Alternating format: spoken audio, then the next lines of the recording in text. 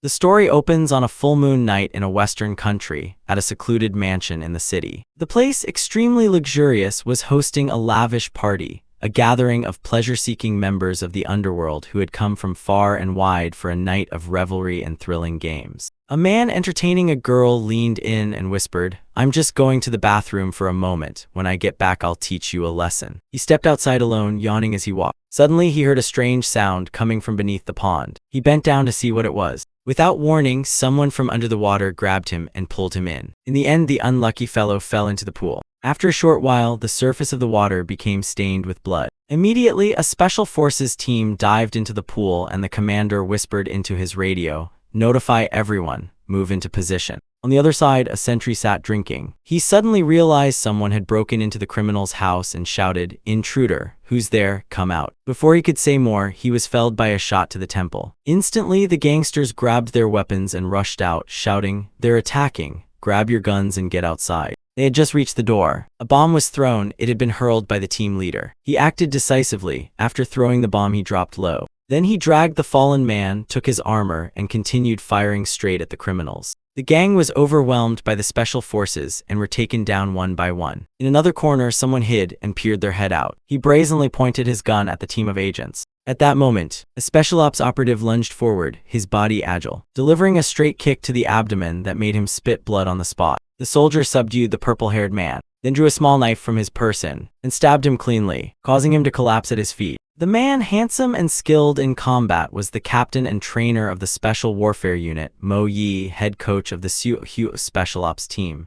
After handling the situation, he reported over the radio, resolved, returning to position. Inside, the group of criminals were relentlessly pressed by the special forces, showing no signs of surrender. The Special Ops team struck without mercy, eliminating each of these particularly dangerous criminals. Shell fragments flew everywhere, the air thick with gunpowder. With every step, the clack of spent casings could be heard, the floor stained with red blood. 10 minutes later, the Special Ops team reported, "Target neutralized. Reinforcements by helicopter will arrive within 30 minutes. At last they could relax, confident the mission was complete. The captain sat back and inhaled his cigarette under the silver moonlight. At that moment, a soldier approached with a bottle of liquor and grinned, "Captain, want a drink? The bastard's booze looks expensive." Mo Yi, cigarette in his mouth, replied with a smile, Hey, wait, drink on the plane. Everyone take it easy and wait for our people to come pick us up." Since Country L was founded over 100 years ago, it has been in a state of war with its neighbor over conflicting interests. Under its new leadership, the L Army has developed rapidly at an astonishing pace, using mysterious weapons to continuously counterattack and gradually reclaim the territories that had been invaded. Of all those weapons, the most famous was the combat squad called Sioux. Finally, the helicopter flew in. Mo Yi's group looked up. "Oh, it's here already. That was fast, weren't we told 30 minutes?" But Mo Yi suddenly felt that something was wrong. No, this sound. The aircraft was still approaching the area at high speed. Before he could finish speaking, a missile was launched down from the helicopter. Mo Yi looked up. A huge explosion erupted. He jumped away and shouted, "Enemy attack." Immediately after came a barrage of fire from the air aimed at Mo Yi. He gritted his teeth. Damn it, how are there enemy reinforcements? This was supposed to be a top-secret mission.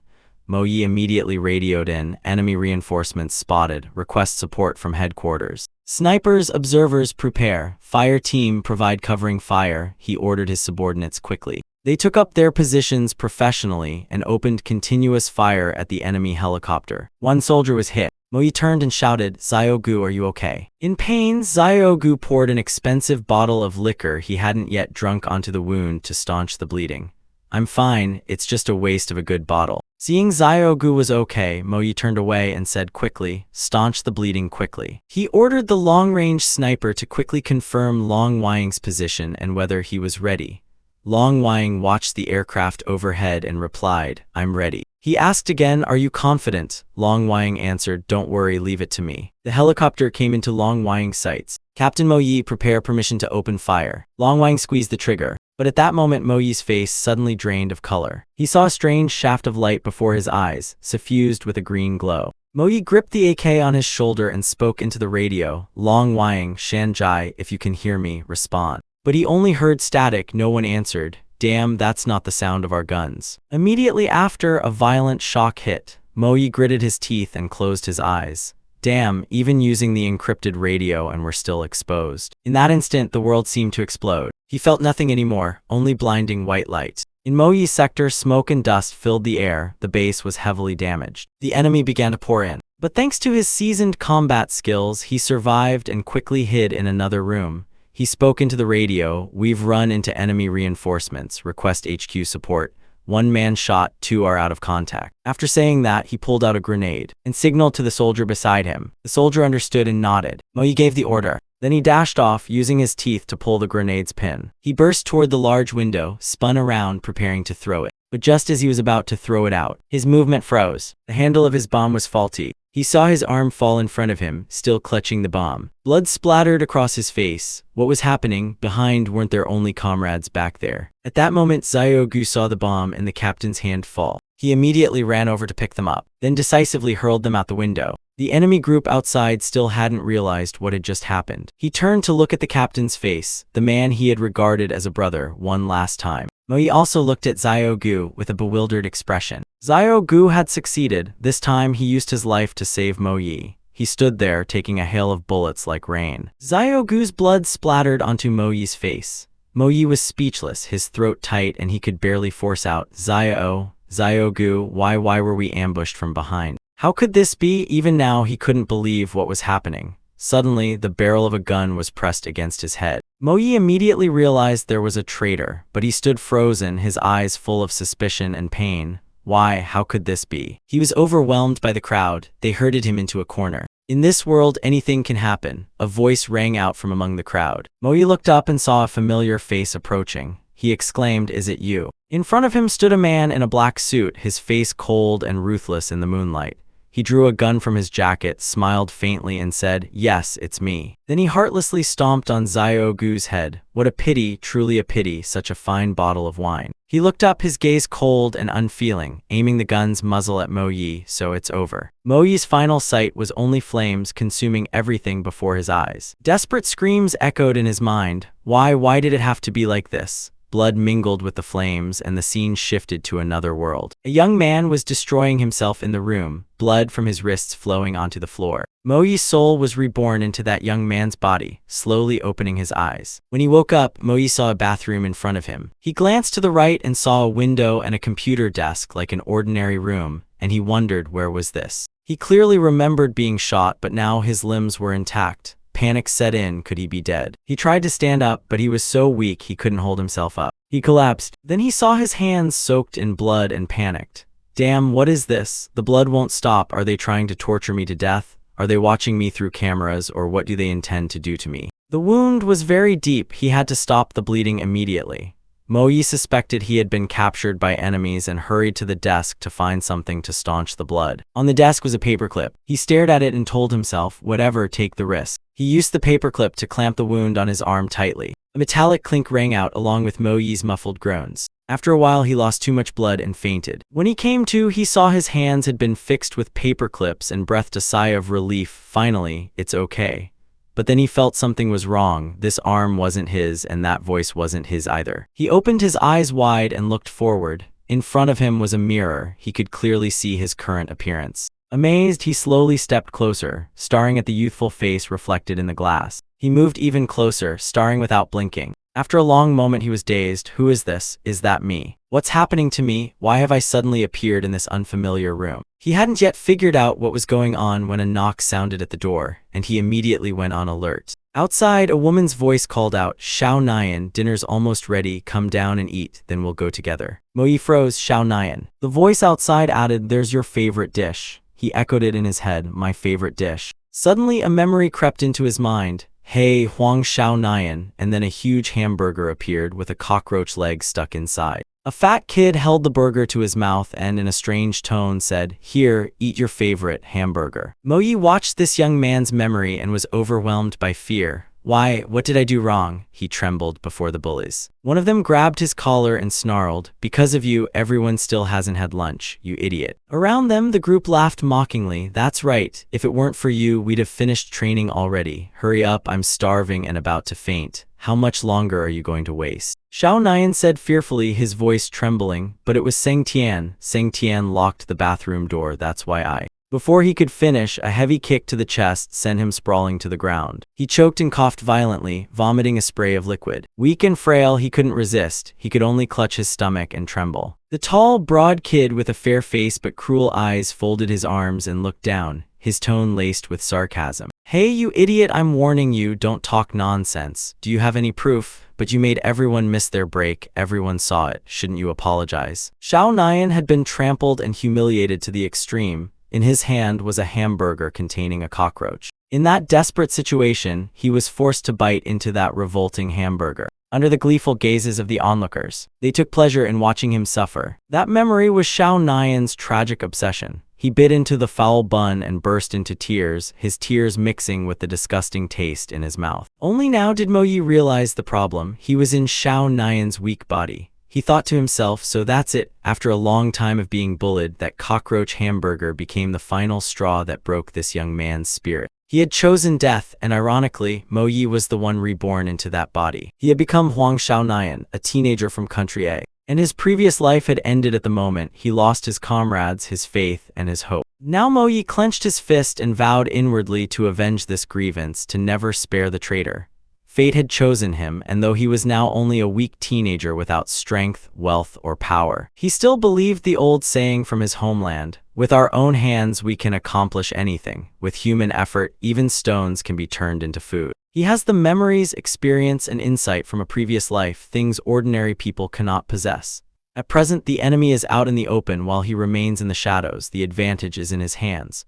The top priority now is to make this body strong quickly, find ways to gather information, stay calm, and wait for the right moment to act. Just then, Xiao Nian's stomach began rumbling incessantly. Mo Yi covered his face and sighed. "Phew, without sustenance you can't stand, an empty stomach is no different." In any case, he first had to adapt to his current identity and surroundings, fix up this miserable appearance, and then it wouldn't be too late to meet his family.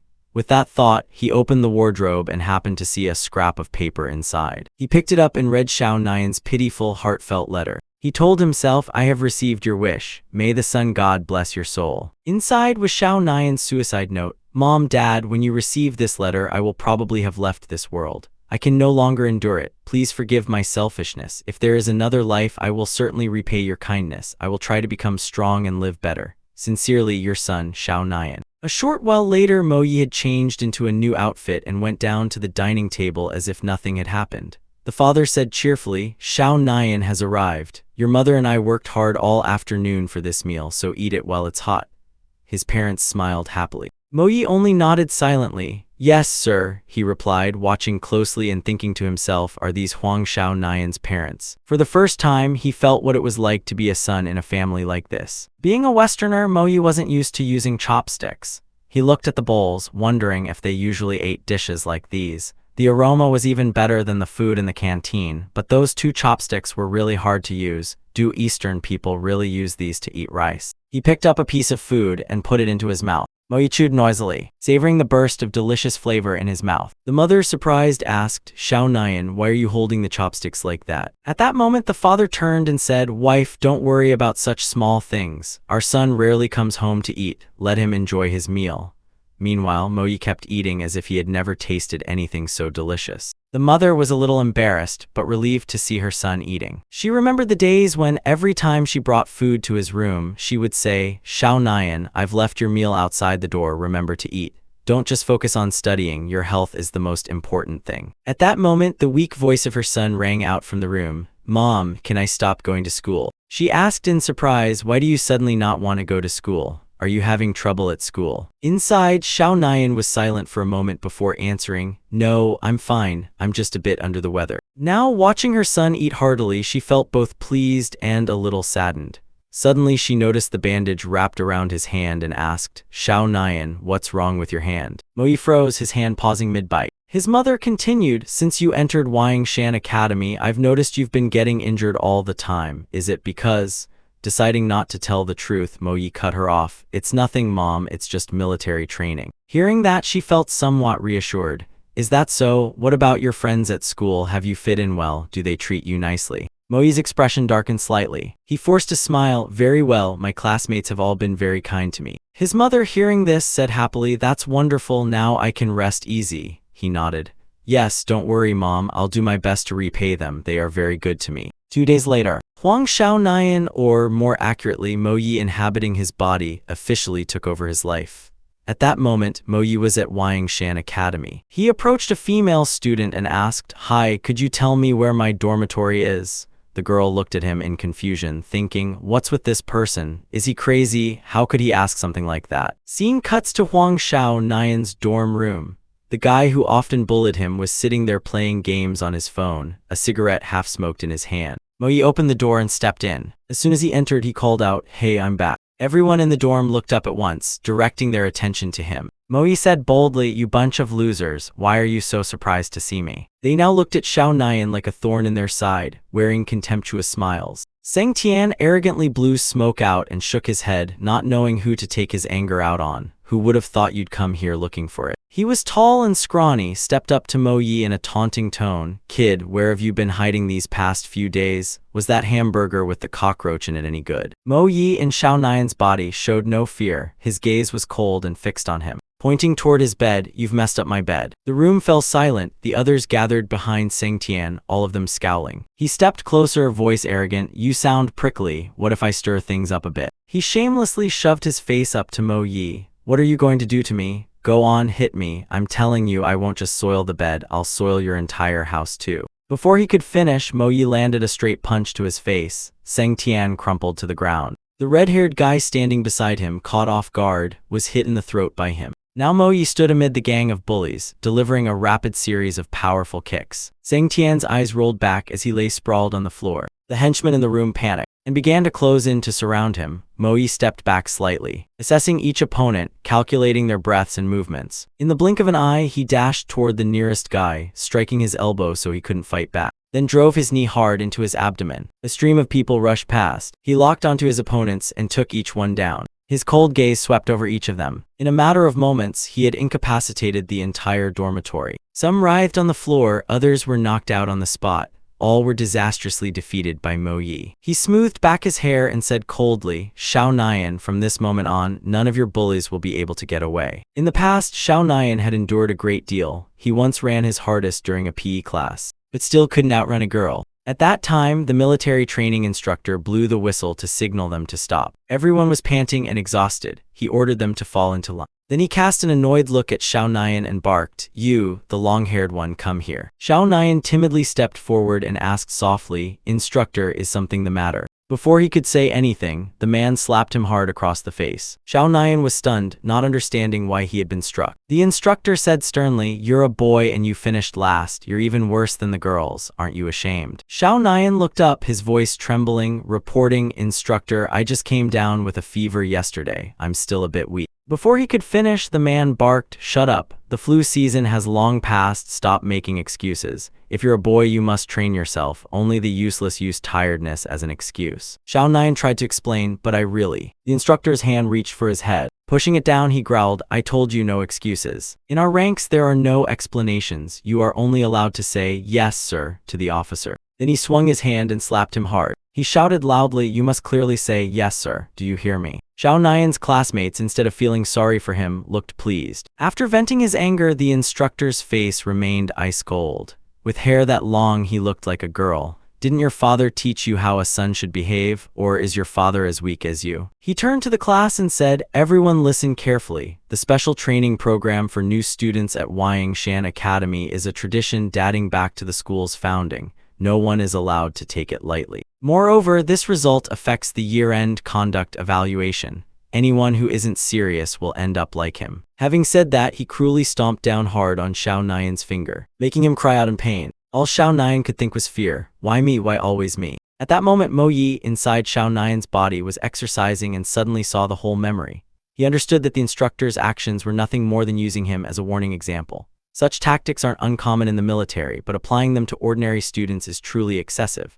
Xiaonayan's memories slowly came into focus. Though still fragmented, the fear remained intact. Mo Yi looked down at his hands and saw the red marks were still there. It felt as if he had just gone through it himself. He pondered, how strange. I still need more time to get used to the environment in this country. Acting hastily only makes everything more chaotic. Moyi was panting as he ran along the street, trying to build up his endurance. Between breaths he said, "This body really is a bit weak. I need more time to recover." His coordination and reaction speed also didn't seem very good. After thinking for a moment, he added softly, "Having this free time is fine. On Monday I'll go see that instructor first."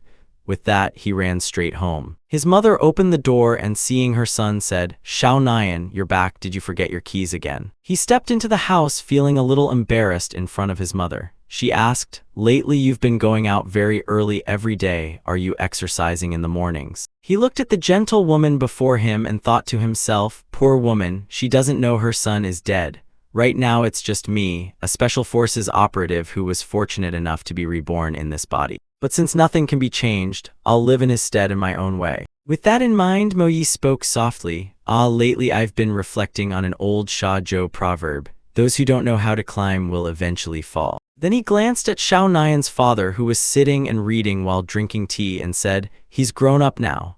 In his heart he thought, "Thank you both for giving me the chance to live again, but I will live in my own way." He stepped forward, patted Shao Nian's father on the shoulder, smiled slightly, and said, "It's about time he became someone who knows how to climb. I was right, wasn't I, Mom and Dad?" Shao Nian's parents looked at their son with proud eyes, feeling happy that he had matured and was thinking more positively than before. Moyi thought to himself, "Rest assured, the humiliations Shao Nian endured, I'll make up for them in full, principle and interest." Autumn, October 21, the final day of the military training program at Shan Academy. In the training room, the training officer was using a computer mouse to view something, his face showing satisfaction. He muttered, "Not bad, students these days are developing quite well." What he was watching were secretly recorded clips of the female students during training. He smiled and whispered, "This tiny camera really is high quality. From this distance, you can even see the sweat on them. I'm really lucky. Getting an easy job like this is all thanks to connections," he sneered.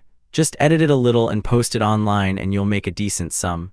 Poor girls, they think they're being trained in hell, haha, it's ridiculous. Oh, this girl has developed well and she's even pretty." The video cut to scene of Shao Nian running. He frowned and said, "It's like a worm spoiling the broth. The most beautiful part of the shot has been ruined by something like that." He curled his lips in a smile. "But to be fair, I also have to thank him. Thanks to him, my path to promotion was smoother and my rise to fame quicker. If not for my background, I never would have been able to wedge myself into Duck Thang Group in this lifetime. You really are my benefactor, Shao Nian." The officer recalled the first time he met Seng Tian, the man who liked to bully Shao Nian. Back then, he was trying to apply for a security guard position at that man's company.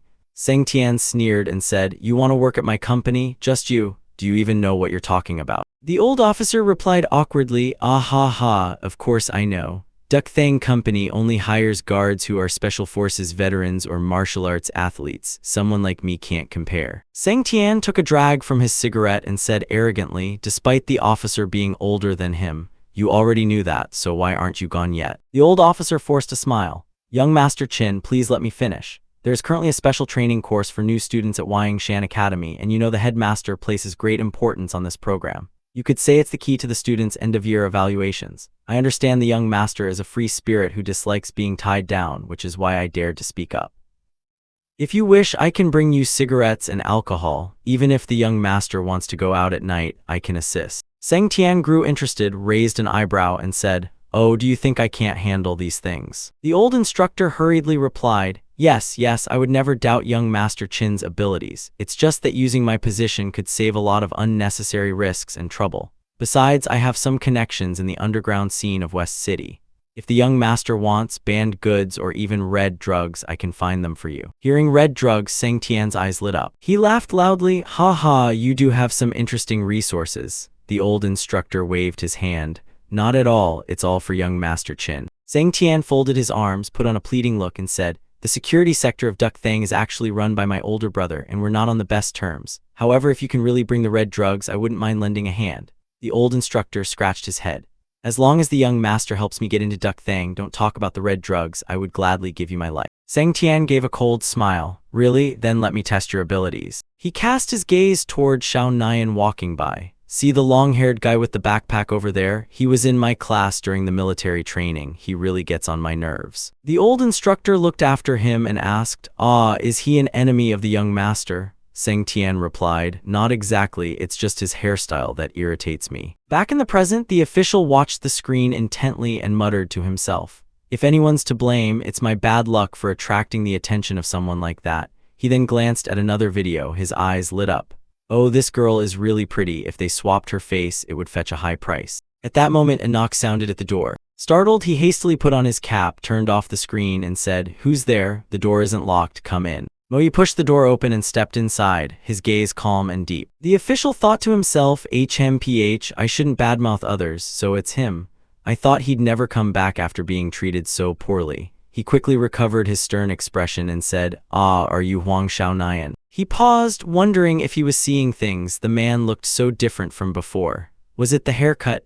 In his Xiaonian guise, Mo Yi had cut off his long, bedraggled hair and now looked neater and more presentable. He glanced to assess the man, about 35 years old, around 1.8 meters tall, weighing roughly 85 kilograms, with a balanced build, slightly sloping shoulders, and a bit of excess fat. He stood with a haughty posture, leaning back and poorly guarded. His right hand was usually placed at his waist, a military habit. His arm bore signs of training, though indistinct, indicating he was no longer in active service. His left hand had a thick callus. He was left-handed. There was no gunshot scar, ruling out the possibility of him being an infantry soldier. In short, an arrogant temperament and low vigilance, likely from a security team with combat skills but lacking real battlefield experience. The old officer extended his hand, his mouth twitching slightly, and said, "Speak, what do you want with me?" Mo Yi remained calm and thoughtful. Even so, he wasn't just an ordinary thug. A direct confrontation would be risky. It would be best to. Thinking that, he produced a phone box. "Officer Zhao, please accept this." The officer frowned and shook his head. "Are you all right? Why suddenly give me a gift? Besides, you've already offended the Qin family's second young master. I can't accept anything from you. Get out of here. Stay away from me." Mo Yi was angry but kept his composure. He said softly, "Officer Zhao, you've got it wrong. Young Master Seng Tian has forgiven me. Now I'm his junior. I only handle a few minor errands." Hearing that, the officer froze. "What? Young Master Qin has forgiven you? How can that be? He used to hate you so much." The old officer thought, no wonder this worthless fellow's temperament changed after his haircut. Turns out he has someone backing him, so now he's starting to act high and mighty. Mo Yi looked up and spoke with a genuinely apologetic tone. The old instructor laughed heartily. "You're pretty good. I didn't expect you'd come to terms with it so quickly. After being bullied so horribly before, I thought you'd be psychologically scarred." He kept patting Mo Yi's shoulder as he spoke, but privately he thought the guy was truly despicable. If it were him, he'd rather die. Is that brat Seng Tian really so quick to lose interest? Mo Yi tried to look at the instructor with sincere eyes. Fortunately, he had followed the instructor's advice. If he wasn't enough, he needed to improve himself. So today he had especially brought a gift to say thank you, hoping the instructor would accept it. The instructor stared at the gift box in astonishment. It was the newly released Pine 17 phone. When it first came out, he had stood in line for 11 hours and still couldn't get one. He scratched his head. It wasn't any great help, just him doing his duty as an instructor. Then he suddenly remembered, "Oh right, someone asked me to ask you." Before he could finish the sentence, Mo Yi unexpectedly collapsed. The instructor looked blank. "Ask what?" In recent days, Mo Yi had often drifted into fragmented memories, Xiaonian's memories, filled with humiliation and pain. He saw scenes of him being bullied by others. On their faces were knowing, insinuating expressions, as if to say, "Xiaonian, you deserve this." However, by the time Xiaonian died, he still hadn't understood anything. At that moment, Mo Yi looked up, eyes serious, and delivered one final line. "He asked me to ask." Then he drove a kick straight into the old instructor's groin. Inwardly, Mo Yi whispered to Xiaonian that there really was no why. It was simply that his weakness had run up against a wrongdoing that was tolerated. The school official was rocked by a stunning blow, and he had to endure intense pain, as if an egg had been cracked. At the same time, cutting to home, Xiaonian's mother dropped an egg from a plastic bag onto the floor. She panicked. "Why me?" has the bag ripped. She picked the egg up, distressed. "My two newly bought eggs," then suddenly thought of her son. "Oh right, I wonder how Xiaonian is at school. I wonder if he's using the new phone I bought him." At that moment, the school official, clutching his injured area in agony and trembling before Mo Yi, swore, "God damn it, I'll have to kill you." Mo Yi fixed him with a cold stare, clenched his fist, aiming straight for the man's throat, then delivered a light but precise strike that sent him sprawling backward. Then added a knockout blow. He thought to himself that by attacking the weakest points on the human body, using weakness to defeat strength would no longer be too difficult. Of course, that was not the crux of the matter. The school official's face was now swollen and disfigured. He sat down in pain, clutching his face and trembling. Mo Yi still didn't relent. He landed another blow to the man's face. His body went limp, surrendered to Mo Yi's attacks, no longer able to resist, and the school official collapsed to the floor. Suddenly, a video he had secretly filmed of the female students at the school appeared on the computer screen. When Mo Yi saw the scene, revulsion surged within him. He opened his briefcase, took something out, and then slowly stepped closer. The scholar saw it and trembled, stammering, "Please, W8, don't come over here." Mo Yi adjusted his tie, his voice icy. "About the earlier matter, scholar, have you given your answer yet? Don't rush, take your time to answer. He and I will listen attentively." In dormitory number 2, Seng Tian's angry shouting rang out. Damn it, Zio Tian," a woman called softly. "Zio Tian, don't get too agitated.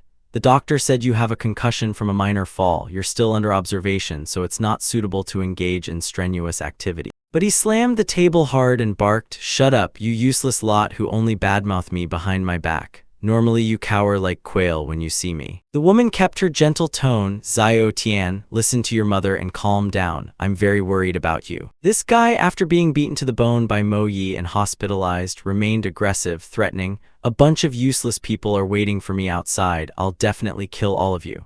Even his mother couldn't stop him. The mother asked, "Zio Tian, what on earth happened? Can you tell me? You're making me so worried." Seng Tian then shouted directly at the old woman, "Shut your mouth, old woman. If you keep talking, I'll tear your mouth open." Even when his mother begged, he didn't budge. She tried to keep her voice gentle. "Zio Tian, I've simmered your favorite soft-shelled turtle soup. Please eat a little." Outside, the two guards heard Seng Tian's voice and were angered as well. A girl from the family whispered, "Senior, has the young master of the Qin family always been this ill-tempered?" He remained silent and didn't reply. She continued to mutter, "So it's innate. No wonder he ended up in the hospital." The person beside her sternly reminded her, "Don't be nosy, just do your job properly." The female guard sighed again, "So boring, just standing here yawning, and the elder won't even let me speak. If I'd known being a guard would be this dull, I would have dozed off a while ago." At that moment, someone spoke up. "Her adaptability is better than I expected." It turned out the man was Qin Sheng, the eldest son of the Qin family and the current CEO of the Duck Thang Group. He appeared more composed than Seng Tian. He smiled, "Very pleased to meet you, Mona Trent." Mona Trent blushed, a little embarrassed, the Qin family's eldest young master. Qin Sheng smiled warmly. "I know, you know me too," he continued. "I currently manage the security team. I remember all the members' information clearly." Just then, Seng Tian's mother opened the door and was surprised to see Qin Sheng there. Mona Trent remained entranced by Qin Sheng's handsomeness. The young madam of the Qin family whimpered, "Zio Sheng has arrived. I'm so sorry I lost my composure. Why didn't you tell me beforehand?" Qin Sheng replied politely, "I just got off the plane and came straight here. Mother, don't be upset. Zio Tian is still young and probably a bit hot-tempered. I'll talk to him later." After saying that, the young madam of the Qin family left. Qin Sheng watched her go. His expression calm, he slowly took out a cigarette. Mona Trent couldn't stop staring at him. "My God, he's so handsome." The guard beside her quietly admonished her, "Hey, be quiet." After the mother left, she immediately went to inform the second miss that Qin Sheng had returned. Qin Sheng entered the room, drew on his cigarette, then said, "Zio Tian doesn't seem to have anything seriously wrong." Seng Tian's face was dark and gloomy. He didn't respond. Qin Sheng turned and said, "Don't blame me for talking so much. You should show some respect to your elders. Your mother didn't raise you easily." "All right, I won't say more. I have to rush to a branch meeting soon, and I only have 10 minutes. Qin Sheng sat on the salon chair and asked sternly, "Before going abroad you said you'd dominate the region's universities for 2 years, so why were you hospitalized in the first month? Be brief. You have 9 minutes and 30 seconds left." Under the pressure of time, Seng Tian looked visibly flustered. Outside, Mona Trent leaned in curiously and whispered, "Since my husband went in, my brother-in-law has become eerily quiet. What on earth happened? I'm a little worried about him." Then she blankly wondered what kind of person Qin Sheng liked, strong or gentle. Did he like spicy food? She said she really liked spicy food. The guard reminded her, "Miss Trent, don't be impolite. After all, he's the one who hired you." Until you understand your employer's personality, it's best not to joke around too much. Mona objected, how could I not understand Qin Sheng? I know him well. At 17, he won the National Lightweight Championship. At 18, he was selected for the World Youth Games. At 21, he won domestic lightweight gold. And over the next 2 years, he fought 57 bouts without a loss, becoming a promising rookie. But at 23, while at his peak, he suddenly announced his retirement and vanished for 6 years. When he reappeared as the fourth largest shareholder of the D-1E9C-TH-1EAFNG group, many assumed he had returned to inherit the family fortune. Few knew that a year earlier he had seized control of Sector 26, becoming its underground king. Qin Sheng heard every word Mona Trent said. He smiled. It seems you understand me quite well. Then grew guarded. He continued, if you ever worked in intelligence, your employer certainly knows how to keep secrets. The bodyguard thought to himself that this man was not to be underestimated, and Mona Trent flinched, screaming inwardly, he's as quiet as a cat, how can he move without making a sound? Qin Sheng offered a gentle smile. If you need time to adjust, that's fine, but there's something I want you to do right away. I want you to investigate someone for me. Mona happily accepted the assignment. Leave it to me. In the room, Seng Tian listened to his brother's conversation. At that moment, Seng Tian was on the phone.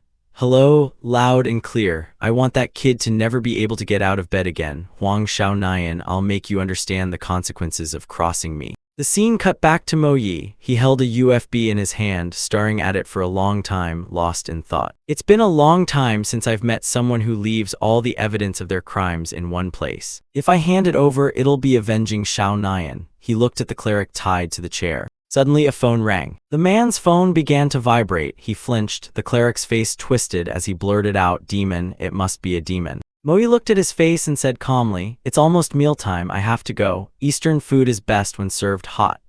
The man continued to sway, his whole body shaking as if terrified, inwardly screaming, he's exactly like that, he really is emotionless while tormenting me, perceiving Mo Yi's cold stare as if looking at a monster. Mo Yi leaned in close to the cleric and said, you're a cleric who failed to fulfill your duty. If people like you existed here, no matter how many I killed, it still wouldn't be enough.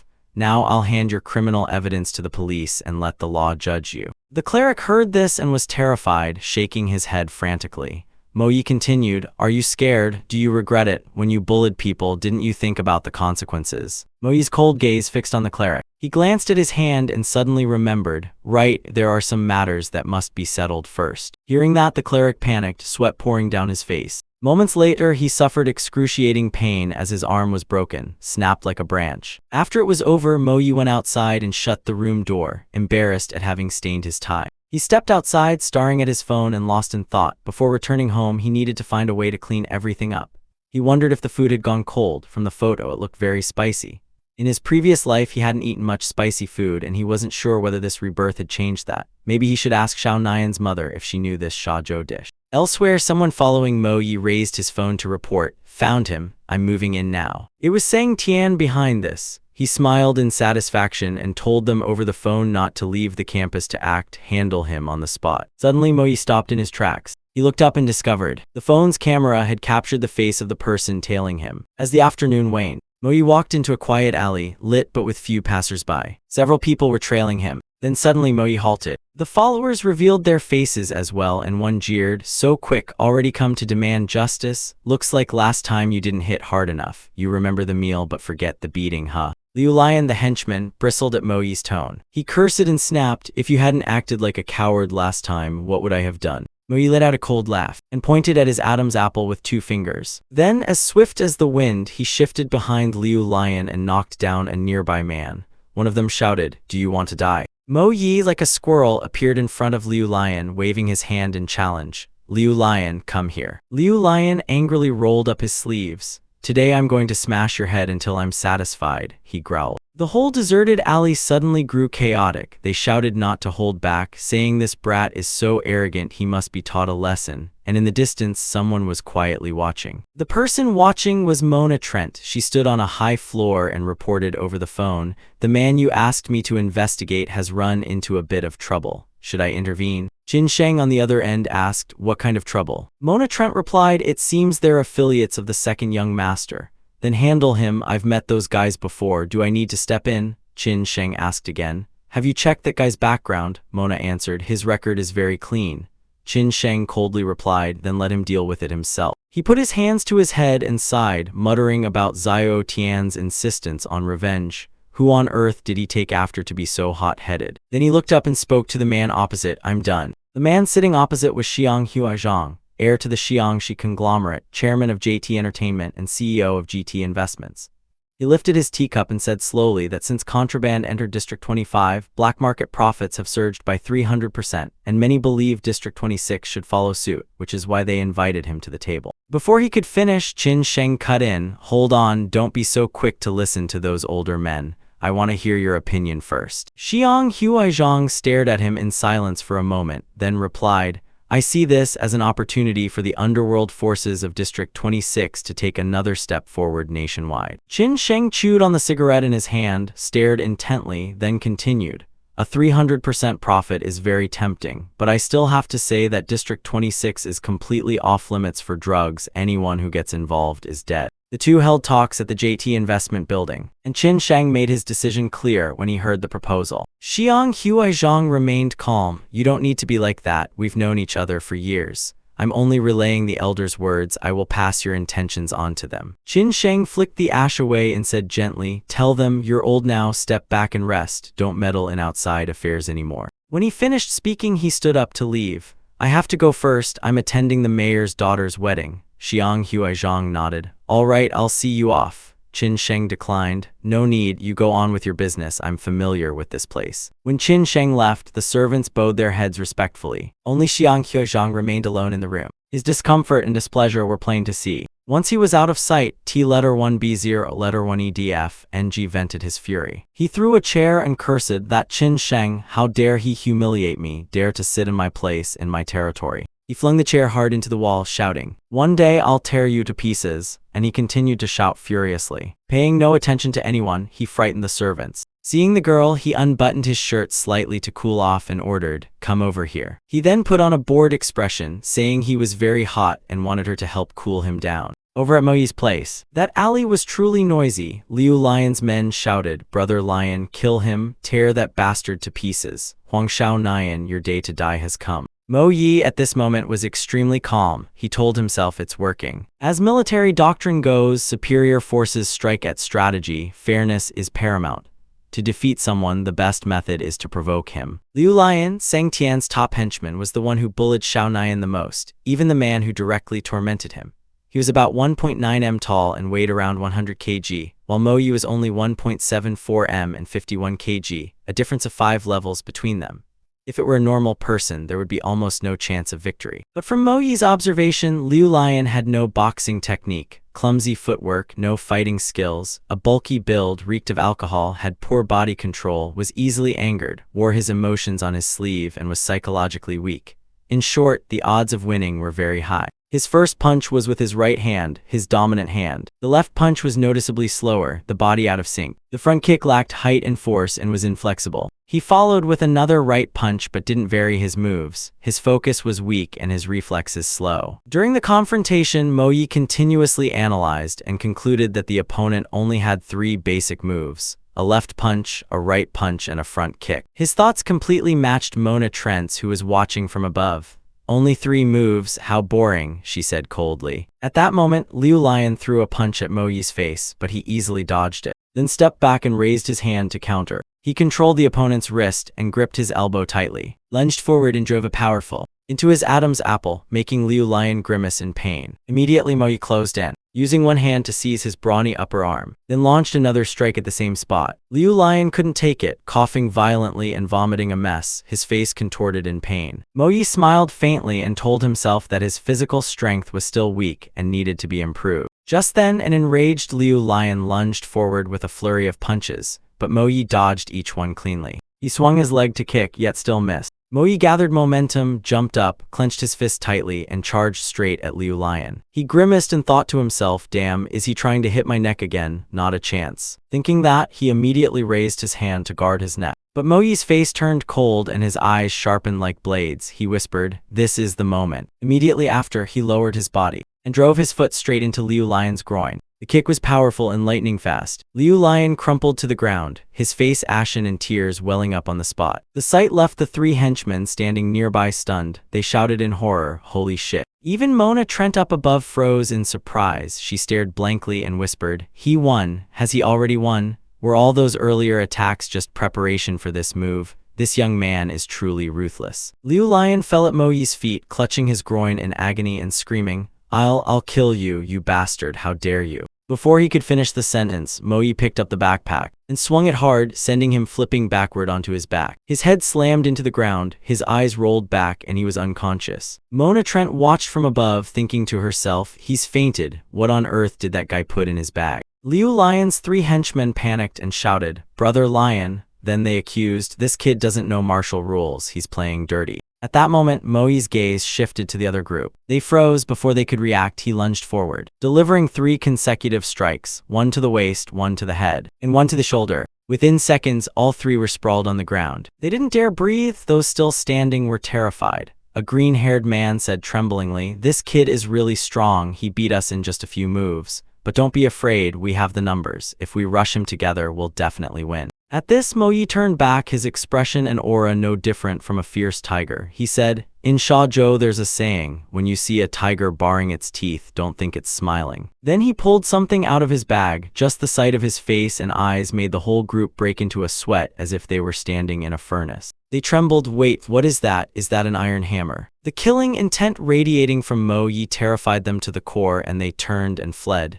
"Crazy, run, he really has an iron hammer. Hurry, he's almost here." The group fled headlong while Mo Yi stood beside Liu Lion, looking at him coldly and whispering, "What a useless bunch. If you had all charged at once from the start, I might not have gotten away so easily. But in the end, I achieved my goal of dealing with the toughest trouble with the least effort." Saying that, he swept his gaze toward Mona Trent and curled his lips slightly. "It seems that after all this time, it's about time she showed up." So it turned out Mo Yi had known of Mona Trent's presence from the start. She wasn't surprised. She brushed it off with a couple of sharp claps, then stepped out of her hiding place, smiled, and said, "I never expected a street brawl to be this entertaining. At first, you used provocative words to isolate the enemy's strongest member. Then you applied the quickest and most effective method to defeat him, creating psychological pressure on the rest, then drew your weapon to increase the pressure and completely shattered their mental defenses.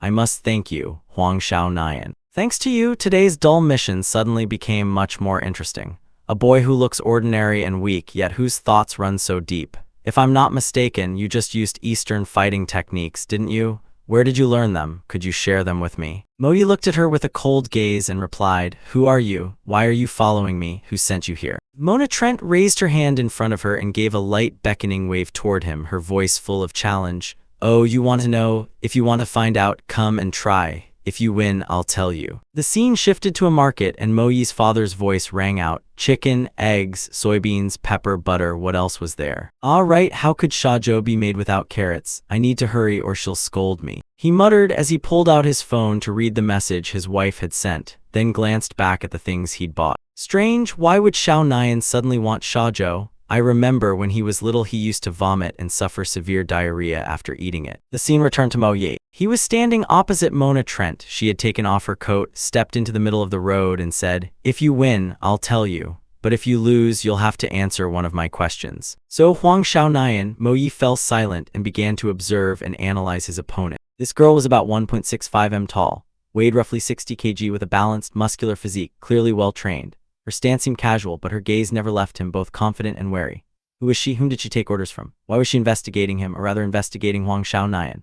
Mona Trent maintained her confident air, stretched slightly, and said, "From what I know, 2 weeks ago you were still like a soft peach that anyone wanted to squeeze. Yet now you've become someone else, and you even know how to use traditional Eastern fighting techniques.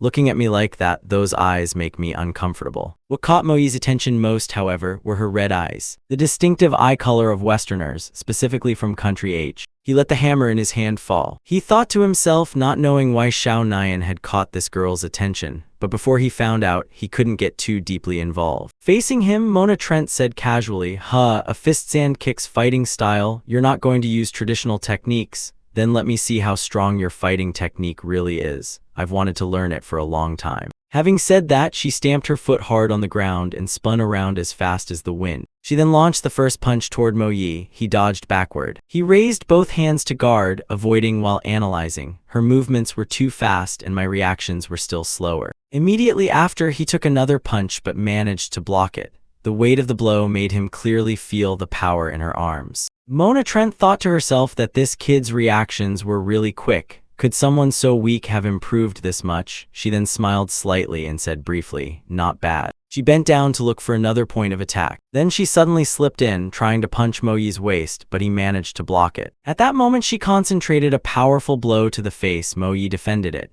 He observed and thought his movements were crisp and decisive. Even when she deliberately held back, each punch was perfectly calibrated in force. While fighting, Mona Trent also noticed Mo Yi's ability and silently praised him, very calm. Even under continuous attack, his defense remained solid.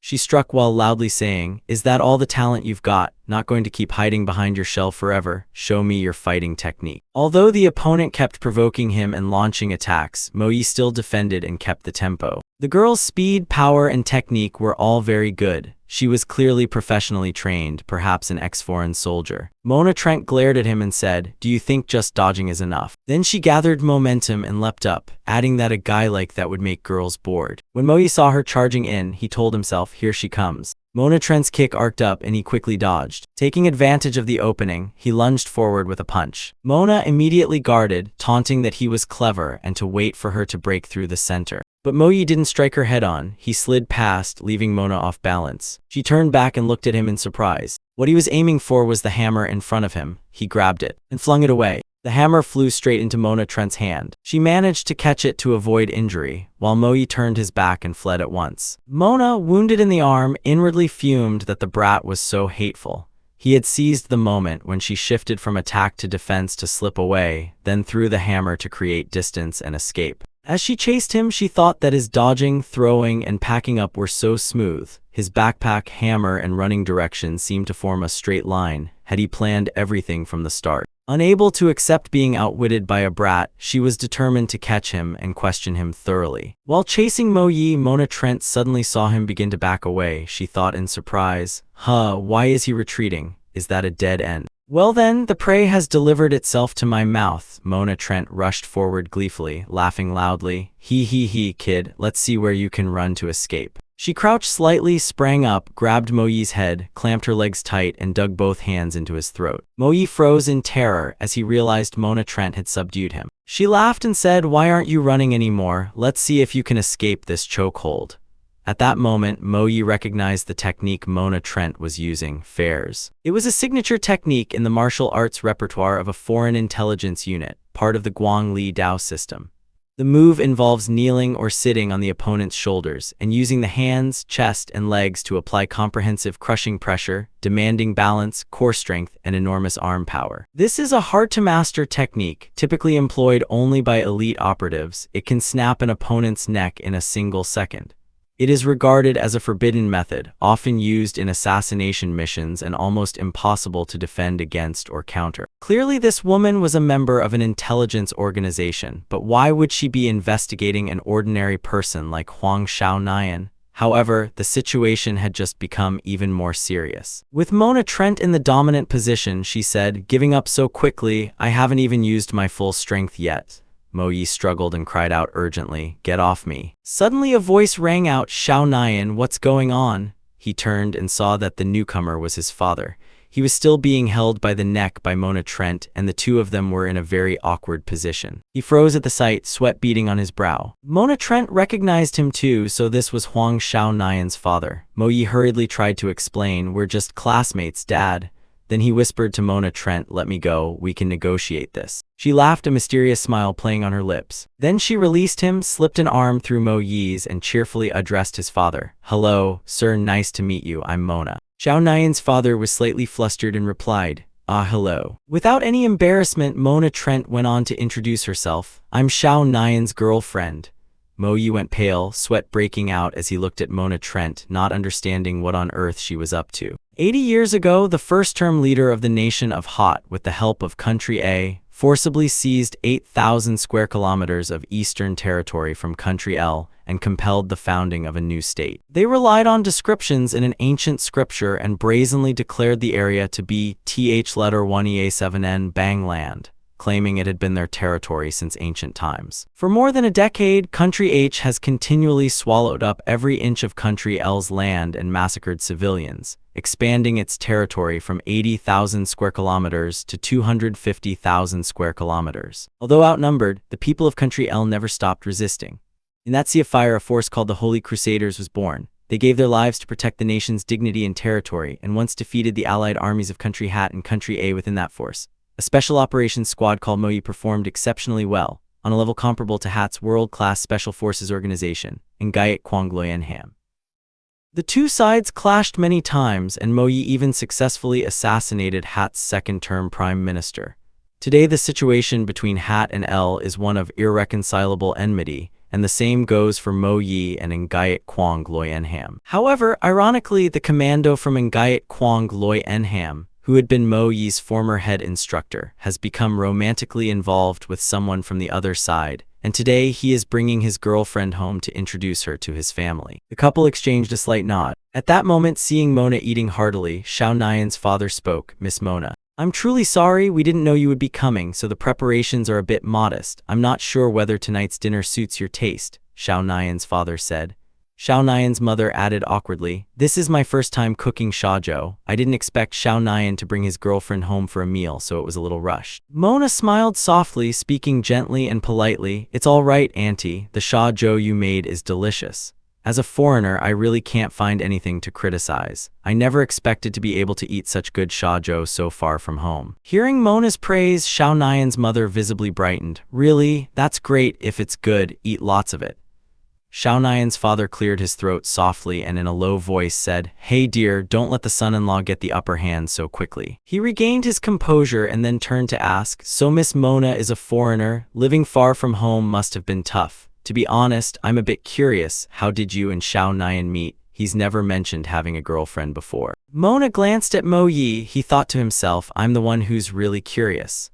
Logically, no one should know about my reincarnation, so why would people from that organization have approached me?" Mona replied calmly, looking back, "It was all fate. I remember the summer of my 3rd year of high school when I was walking along the hallway where paintings were displayed. I was captivated by a magnificent landscape. The scene was of Country A. At that moment, I quietly decided I had to go to Country A and see it with my own eyes.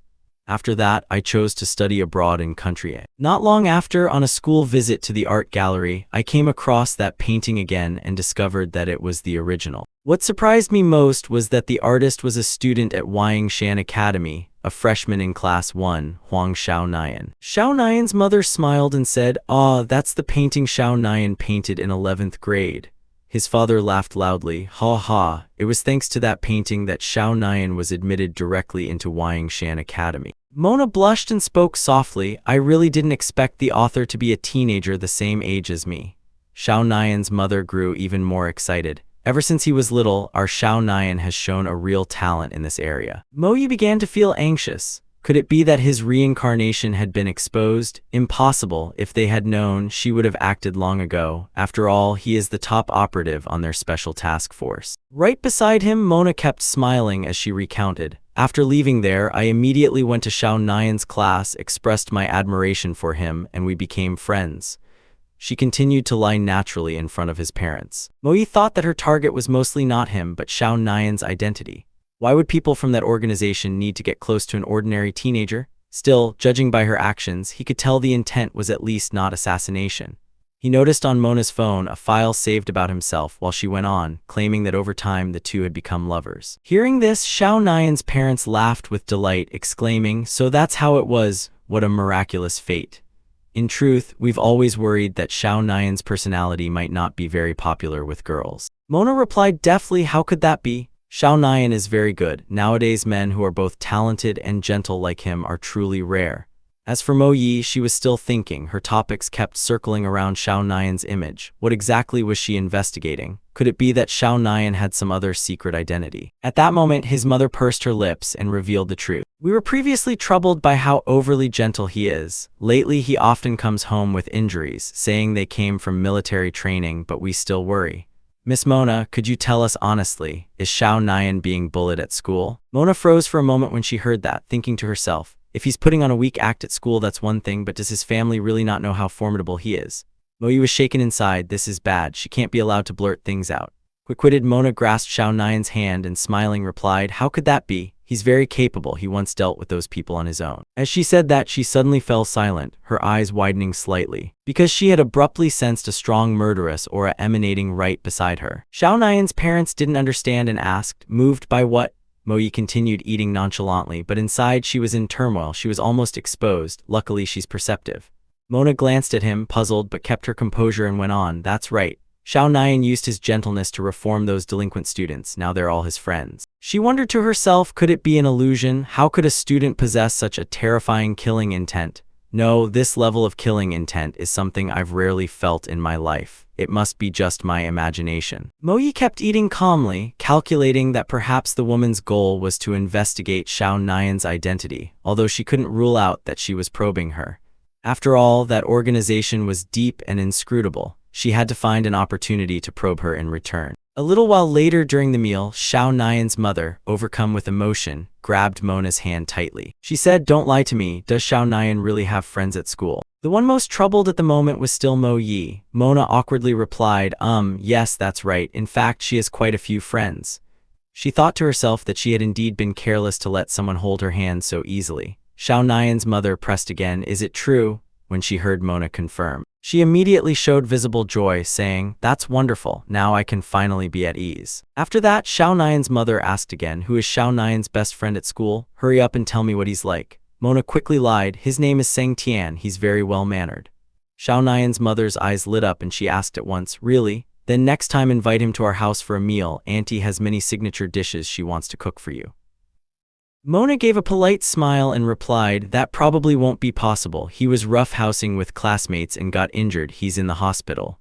The woman asked in surprise, is it serious? Shall we go visit him together? Mona laughed awkwardly, haha, he'd be furious. The situation began to veer off course. Mo Yi pretended to cough a few times and cut in, Mom, Dad, we've eaten our fill. Mona is visiting our house for the first time. Parents, please don't keep asking like that. She'll get scared and won't dare come again.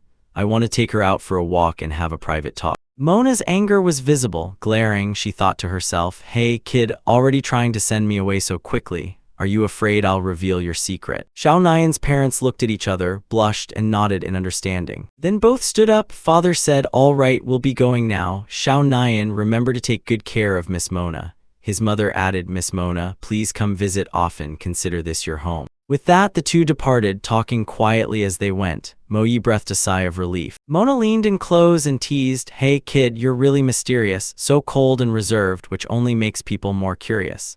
Mo Yi thought to himself that as soon as Huang Xiao Nian's parents left, he'd be relieved. He replied coolly, you appeared out of nowhere, barged into my house and said strange things. Finish eating and then go, don't bother us anymore. Mona raised an eyebrow and shot back, what, kid, you really have no manners. People are attracted to your looks, yet you're so rude. Watch out, the girls will dislike you, you little stinker. Mo Yi sprang to his feet, his voice turning serious. Don't pretend anymore at this point. Who sent you here and what is your purpose? Tell me everything. If I'm in a good mood, I might answer a few questions. Mona refused to be outdone. She lifted her chin and replied, you're the one, stop pretending. You clearly know martial arts but act like a weak scholar. I think your family isn't bad. Did you paint those pictures yourself? Paintings can be faked, but survival instinct and a fighting spirit cannot. Speak honestly to me now. Upstairs, Xiao Nian's parents were peeking down and smiled when they saw the two young people leaning close and talking. He whispered, young people are so passionate. We've only just left and they're already so close.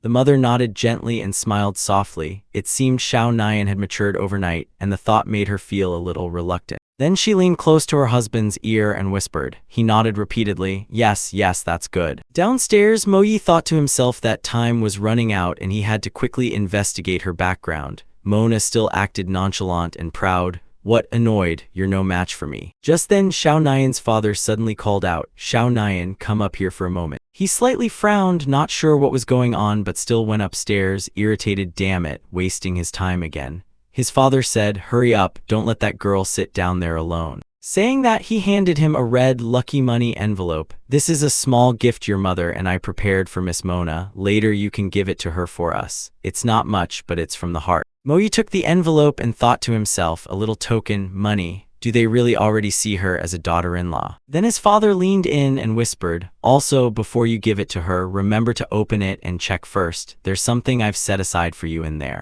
Down below, Mona looked up at the two men whispering on the mezzanine and thought, what are those two doing? Damn it, I don't even understand the language here. Moments later, her gaze happened to land on the red item in Moyi's hand. Wait, that she immediately recognized what it was. From Mona's understanding, her heart thudded. It's an Eastern tradition that when a girlfriend meets the groom's parents for the first time, they give a red envelope as a meeting gift. Great, I didn't expect overtime pay. Country A really does live up to its reputation as a nation of etiquette. With everything settled, Xiao Nian's parents had gone up to their room. Moyi took the red envelope and went downstairs, thinking to himself, don't worry, I'll take care of her, no need for polite formalities. At that moment, Mona was very excited about the red envelope in Moyi's hand. But he didn't hand it over, he calmly shoved it straight into his pocket. He said, cut it out, it's already good that you chased her away, what need is there for a red envelope? This made Mona furious. She pointed at his face and stammering with anger said, Xiao Nian, you little brat, how dare you take money? How dare you take my red envelope money? Moyi curled his lip. Oh, your red envelope money? This was given by my parents to my girlfriend. You're nothing but a fake. Mona choked on the words and ground her teeth. You brat, it seems you always try to provoke me. Do you take me for someone who can be toyed with? He thought to himself. Want to investigate me? Let's see how hard this hunting dog can bite. Then Moyi replied, his tone like pouring oil on the fire. If so, I wouldn't dare. Who knows if you carry another country's forbidden scripture with you and then dare to call me your boyfriend, my parents your parents, my home your home. He thought, let me see what your true face is. He continued, after all, you people have been parasitizing others' territory for decades, yet you hold a heretical scripture and claim you can expand Shen Bang's land. Whose is that really? At that, Mona's face immediately darkened, and she said nothing further. Immediately after that, she moved in a flash, drawing the dagger from her hand. Moyi was instantly on guard, his eyes turning cold, quickly raising his hand to block as the blade neared his temple. Seeing her demeanor, he felt uneasy. Could it be that she isn't a member of NGUY letter 1EC7 T Quan L letter 1E3 INHU letter 1EADN?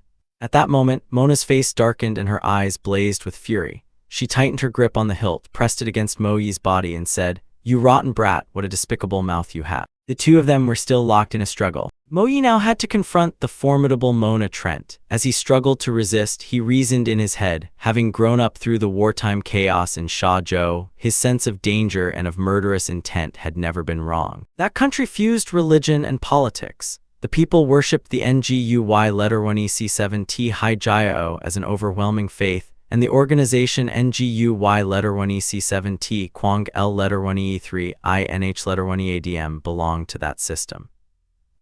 Yesterday, he had investigated thoroughly and learned that the first condition for selection by NGUY letter 1EC7 T Quang L letter 1E3 INH letter 1EADM was that a candidate's family must have followed the NGUY letter 1EC7 T Hai Jiao for generations. The woman in front of him was still holding her ground in the struggle. Moyi studied her closely and sensed that she didn't exactly harbor direct murderous intent. Even if they tried to sway her with the NGUY letter 1EC7 T Hai Holy Scripture, she wasn't the sort to be easily moved. Mona Trent raised the sharp dagger, exultant and taunted, you rotten brat. Although he didn't know what schemes she had, it seemed she'd already achieved her goal. Thank you, I'm very happy today, Moyi thought. Although he hadn't confirmed her identity, at least he could be sure she wasn't an overly zealous follower of the Moonlight sect. He turned his back, walked away and asked, who are you after all? Why are you investigating me? Mona put on her coat, prepared to leave, and replied, you don't need to know this. Knowing too much wouldn't be good for you. We'll meet again. She stepped out the door. Her use of techniques and martial background made Moyi suspect she was connected to the NGUY letter 1EC7 T Quang L letter 1E3 INH letter 1EADM, though not exactly the same. It could be another force that had learned their techniques. The identifying mark was still the Moyi emblem from Country H that he'd seen.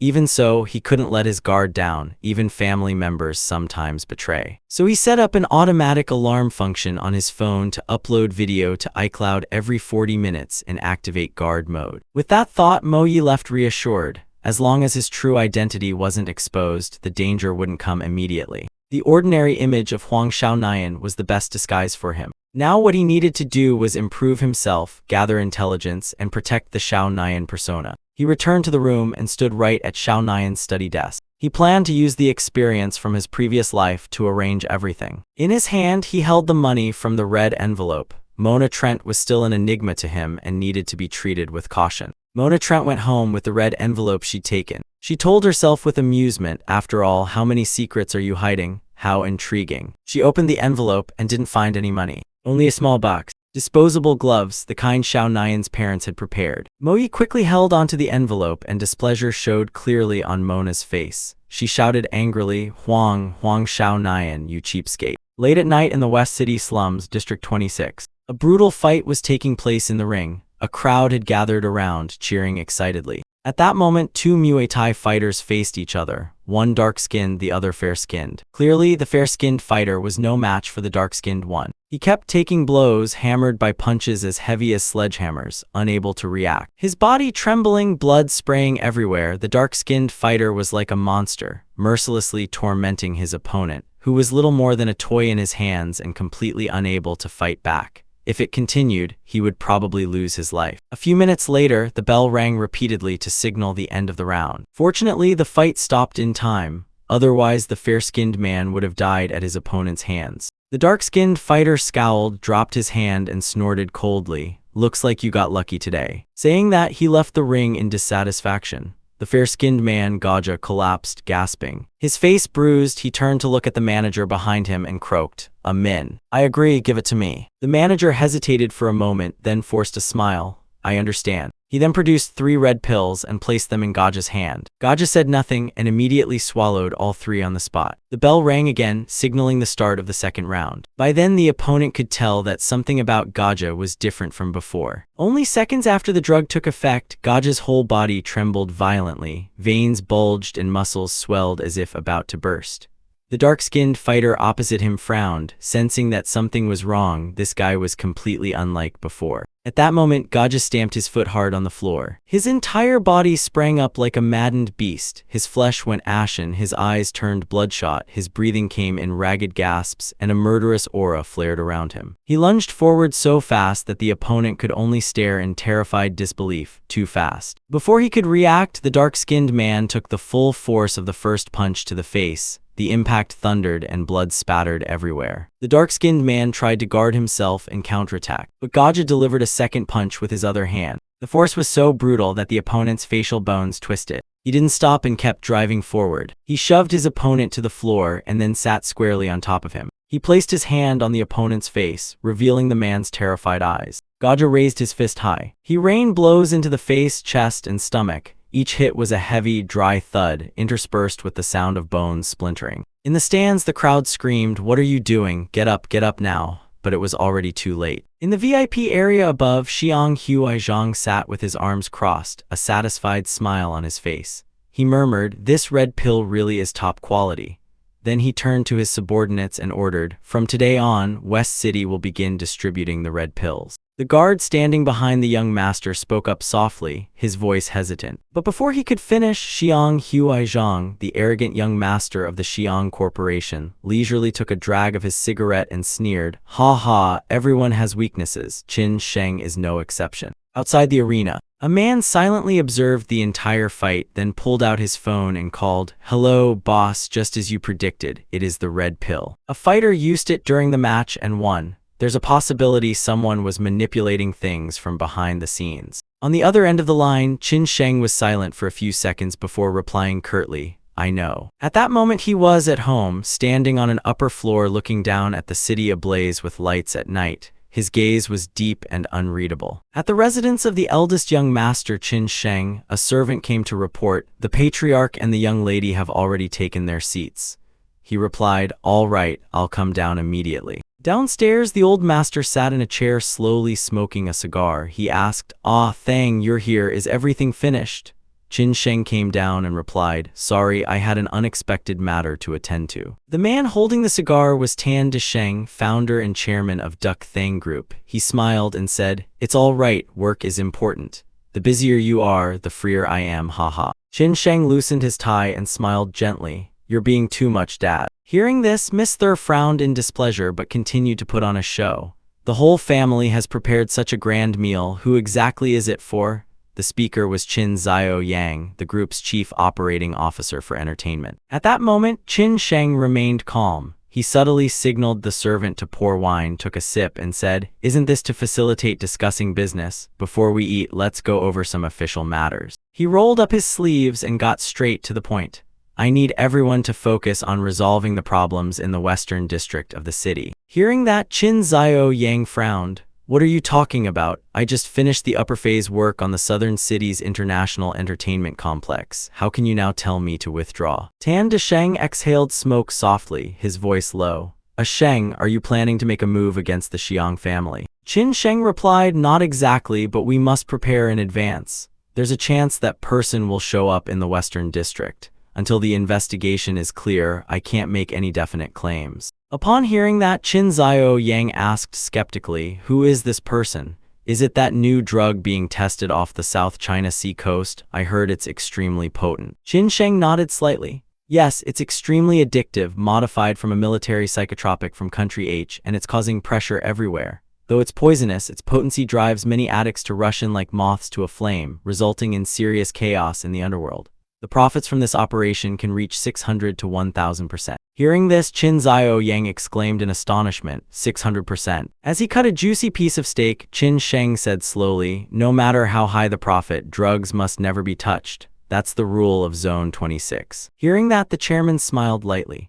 "All right, we'll discuss the details after we finish eating. The beef is a bit tough today, you have to chew it slowly. By the way, Sheng, where's Zhao Tian? Why hasn't he shown up?" Qin Sheng replied, "His stepmother said he's not feeling well." The whole table was surprised. Someone blurted out, "Has he caused trouble again?" The scene shifts to a large karaoke club. It seemed someone had rented out the entire place. Inside, Liu Lion, Seng Tian's trusted henchman, had a cigarette case thrown forcefully at his head by him. Seng Tian shouted angrily, "A bunch of useless idiots, so many people and yet defeated by one man. Even if Fat Horse had stepped on him, it would have been enough to kill him, yet they let themselves be taken down. What utter incompetence." The whole group of underlings hung their heads, not daring to answer. He slammed his hand on the table, his face flushed with anger. "Each of you could have taken him down with a single punch, yet you were beaten into a panicked rout. What an embarrassment." Just then, a voice called from outside the door, "Oh, what's all the commotion?" The person who entered was Xiang Huaizhang, the young master of the Xiangxi conglomerate, with several aides following him. He spoke as he walked, "Quickly clean this place up. Are you treating guests like this?" When he saw Xiang Huaizhang, Seng Tian froze for a moment and hastily stood up. "T letter 1B0 letter 1EDFNG. President T letter 1B0 letter 1EDFNG. Xiang Huaizhang gave a faint smile and shrugged. "Just call me T letter 1B0 letter 1EDFNG. We've been close since childhood." Seng Tian forced a smile. "Ah, yes, T letter 1B0 letter 1EDFNG. Xiang Huaizhang took out a cigarette, lit it, and said, "Was it that difficult?" Seng Tian closed his eyes and sighed. "We only told them to deal with a kid, and yet he got beaten to a pulp. Damn it, what uselessness." Xiang Huaizhang waved his hand and smiled faintly, half teasing, half reassuring. "It's a small matter. If it doesn't work this time, try again. No matter how stubborn he is, there will be a way to bring him down." With that, he signaled an underling to press a control, and the TV screen in the room lit up. "Look at this." On the screen was footage of a brutal fight. The fighter in red shorts was felled by his opponent in just a few blows. Xiang Huaizhang explained, "This is last night's match. Richard, the top champion, was overturned by his opponent and beaten to death right on the ring." Seng Tian stared at the screen in horror, his face draining of color. "What? Richard, the man nicknamed Hell's Head in Country Tea, was killed? It can't be." Xiang Huaizhang chuckled leisurely and reached into his breast pocket. 3 red pills, his voice laden with implication. "In this world, nothing is impossible." Seng Tian saw that, and a flicker of concern crossed his eyes, as if he were pondering something. The scene shifted to the school where Xiao Nian was studying. This morning he looked completely different. The change in his appearance made him stand out and draw the attention of many female students. "Hey, who is that boy? I don't know, he looks like an athlete." No way, I've seen athletes before, none of them look like him.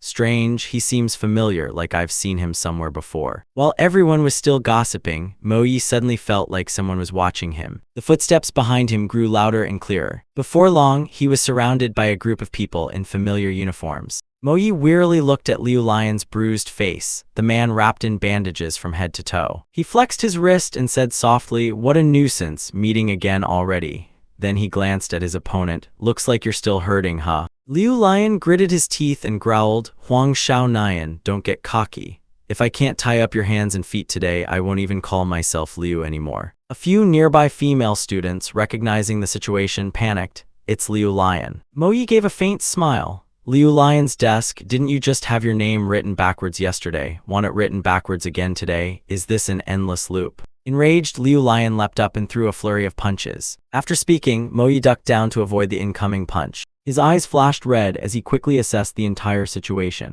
Liu Lian's voice rang out, "Get him for me." Immediately, the four henchmen rushed forward to attack. Mo Yi quickly realized that both the front and the rear had been blocked. This cramped space was completely unsuitable for a fight. He bent slightly and swept the briefcase in a wide arc. They reflexively dodged. Seizing the opportunity, Mo Yi lunged to the side, shattering the glass door and slipping out in the nick of time. They hurried after him, taking orders from Liu Lian. "Don't let him escape, cut him off." One of them darted out, cursing, "You bastard, where do you think you're running?" No sooner had he finished speaking than Mo Yi appeared right beside him, his eyes flashing. In an instant, he landed the first punch square on the man's nose, sending him sprawling. Mo Yi spun and delivered another powerful blow that sent the second man flying back into his comrades. He jabbed two fingers straight forward, striking another man's eye. "Ah, my eye," he screamed in pain, two of them taken out. Mo Yi pressed on. The two remaining men were just about to counterattack when they were hit squarely by a cross-handed strike. Then he landed a hook to the groin of the man in front, slipped aside and slammed the temple of the man behind. Both collapsed to the ground, groaning and unable to get up. Meanwhile, Liu Lian still hadn't realized his men had been almost entirely taken out. He strolled out leisurely. Mo Yi suddenly lunged forward. Liu Lian had no time to react. He raised his left hand to block and swung his right fist straight into the opponent's face. Liu Lian spat blood and collapsed on the spot. Mo Yi stood there, exhaled, and asked, "Why do you keep coming to me and causing such trouble?" "I just want to live peacefully, read books, paint, a quiet life, that's all."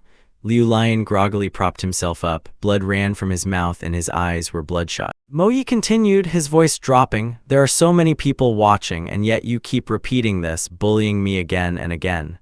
He took a deep breath, telling himself to stay calm and not to reveal his true strength. Finally, he stepped closer and looked straight at Liu Lian. "I hope this won't happen again. I won't stay silent about school violence." But Liu Lian's expression was strange now. Veins stood out all across his face. He charged forward, fierce like a boxer in the rage from the other day. Mo Yi was taken aback by the sheer speed of the attack. He raised both hands to block the blows. At this point, our protagonist couldn't understand why this fat guy had suddenly become so strong. His neck, which had been braced, was ripped free by his own hand, and he wore a grotesque smile. Liu Lian, one of Seng Tian's most capable henchmen, continued to lunge at Mo Yi. He quickly dodged to one side and watched his opponent's movements.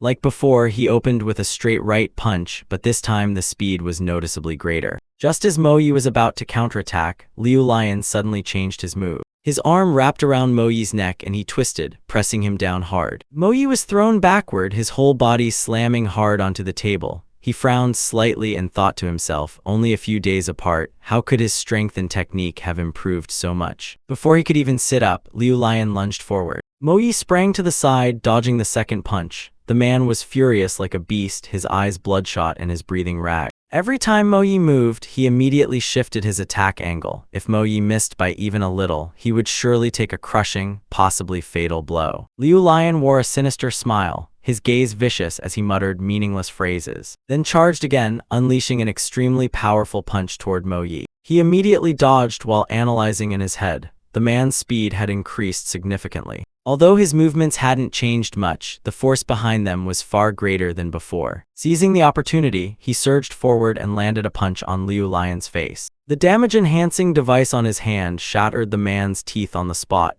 yet strangely he seemed not to register the pain. While still processing this, he was suddenly hit with a powerful kick to the stomach, a sharp pain that nearly knocked him down. During the clash, Mo Yi vaguely saw a red mist emanating from around Liu Lian, accompanied by a foul metallic stench. and due to that momentary lapse, he immediately took a kick to the shoulder. At that moment, Mo Yi realized that Xiao Nian's body, the body he was borrowing, was still far too weak. In its current state, speed, endurance, and strength were all severely diminished. But what puzzled him most was how an ordinary university student like Liu Lian could possess such power.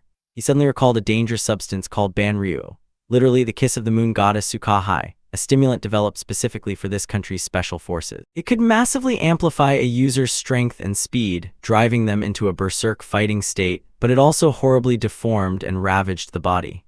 The user would be left twisted, almost half alive and half dead, which is why it was called Banryu. Realizing this, Mo Yi grasped the situation. His opponent had completely lost control. While trying to hold the line, he both dodged and analyzed, seeking to buy time. After being reborn into Xiao Nian's body, he had endured non-stop training and combat. The body was already exhausted to its limits, with ribs broken in 2 or 3 places. If he pushed himself before the effects of Banryu ended, this body would likely collapse completely. Mo Yi clenched his fist lightly, silently scolding himself for being too impatient. Xiao Nian was no longer the person he had been. To fight, he had to proceed more steadily, step by step. Fortunately, the current situation was not completely hopeless. That is why no one understood the weaknesses of a Banryu user better than Mo Yi. This drug can massively boost combat ability, that's its advantage, but it is also its greatest drawback. At that moment, Liu Lian frantically unleashed a flurry of punches. Thanks to his agility, Mo Yi quickly dodged each blow cleanly. As he dodged, he thought Banryu increases endurance and eradicates the sensation of fear, making users reckless and savage.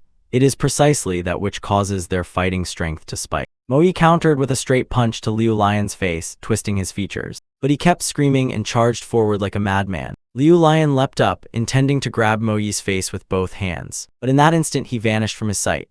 Mo Yi knew very well that over time, a Banryu user's body temperature would keep rising until they completely lost the sensation of pain.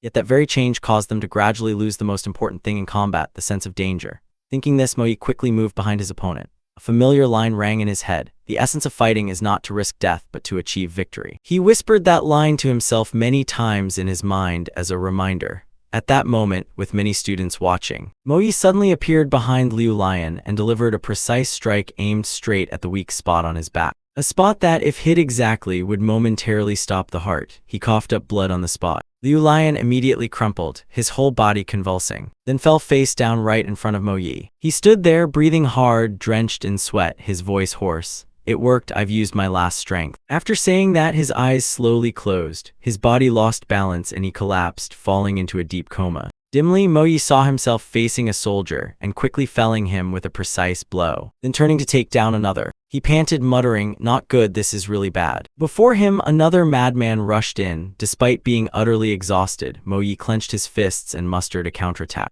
Watching their movements, he realized these people never tired, attacking continuously like machines. One lunged at him and Mo Yi raised his hand to block, then seized the opportunity to snatch the weapon from his hand and strike back.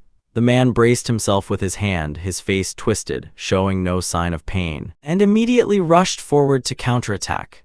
Mo Yi felt as if he were fighting something no longer human, a creature that only knew how to bite and tear madly. A thought flashed through his mind. At this rate, the endurance of both sides would be pushed to the breaking point. At that moment, the words "be alert" suddenly flashed through Mo Yi's mind, and he immediately kicked, sending the opponent sprawling. Mo Yi lost his footing and fell. The opponent seized the opportunity and lunged at him with a knife. The assailant's momentum kept growing stronger and stronger, and Mo Yi no longer had the strength to fight back. Suddenly, a bullet whizzed past his head. It was Mo Yi's teammate who had arrived in time to intervene. Immediately after, a teammate ran over, helped him up, and panting said, "These guys are not right." "Don't tell me you used Banryu too," he said. Mo Yi asked in surprise. "Banryu?" The other replied, "A kind of nerve stimulant that temporarily increases endurance and strength. Perhaps it's their last card." Hearing that, Mo Yi frowned. But before he could react, a cold sensation came from behind him.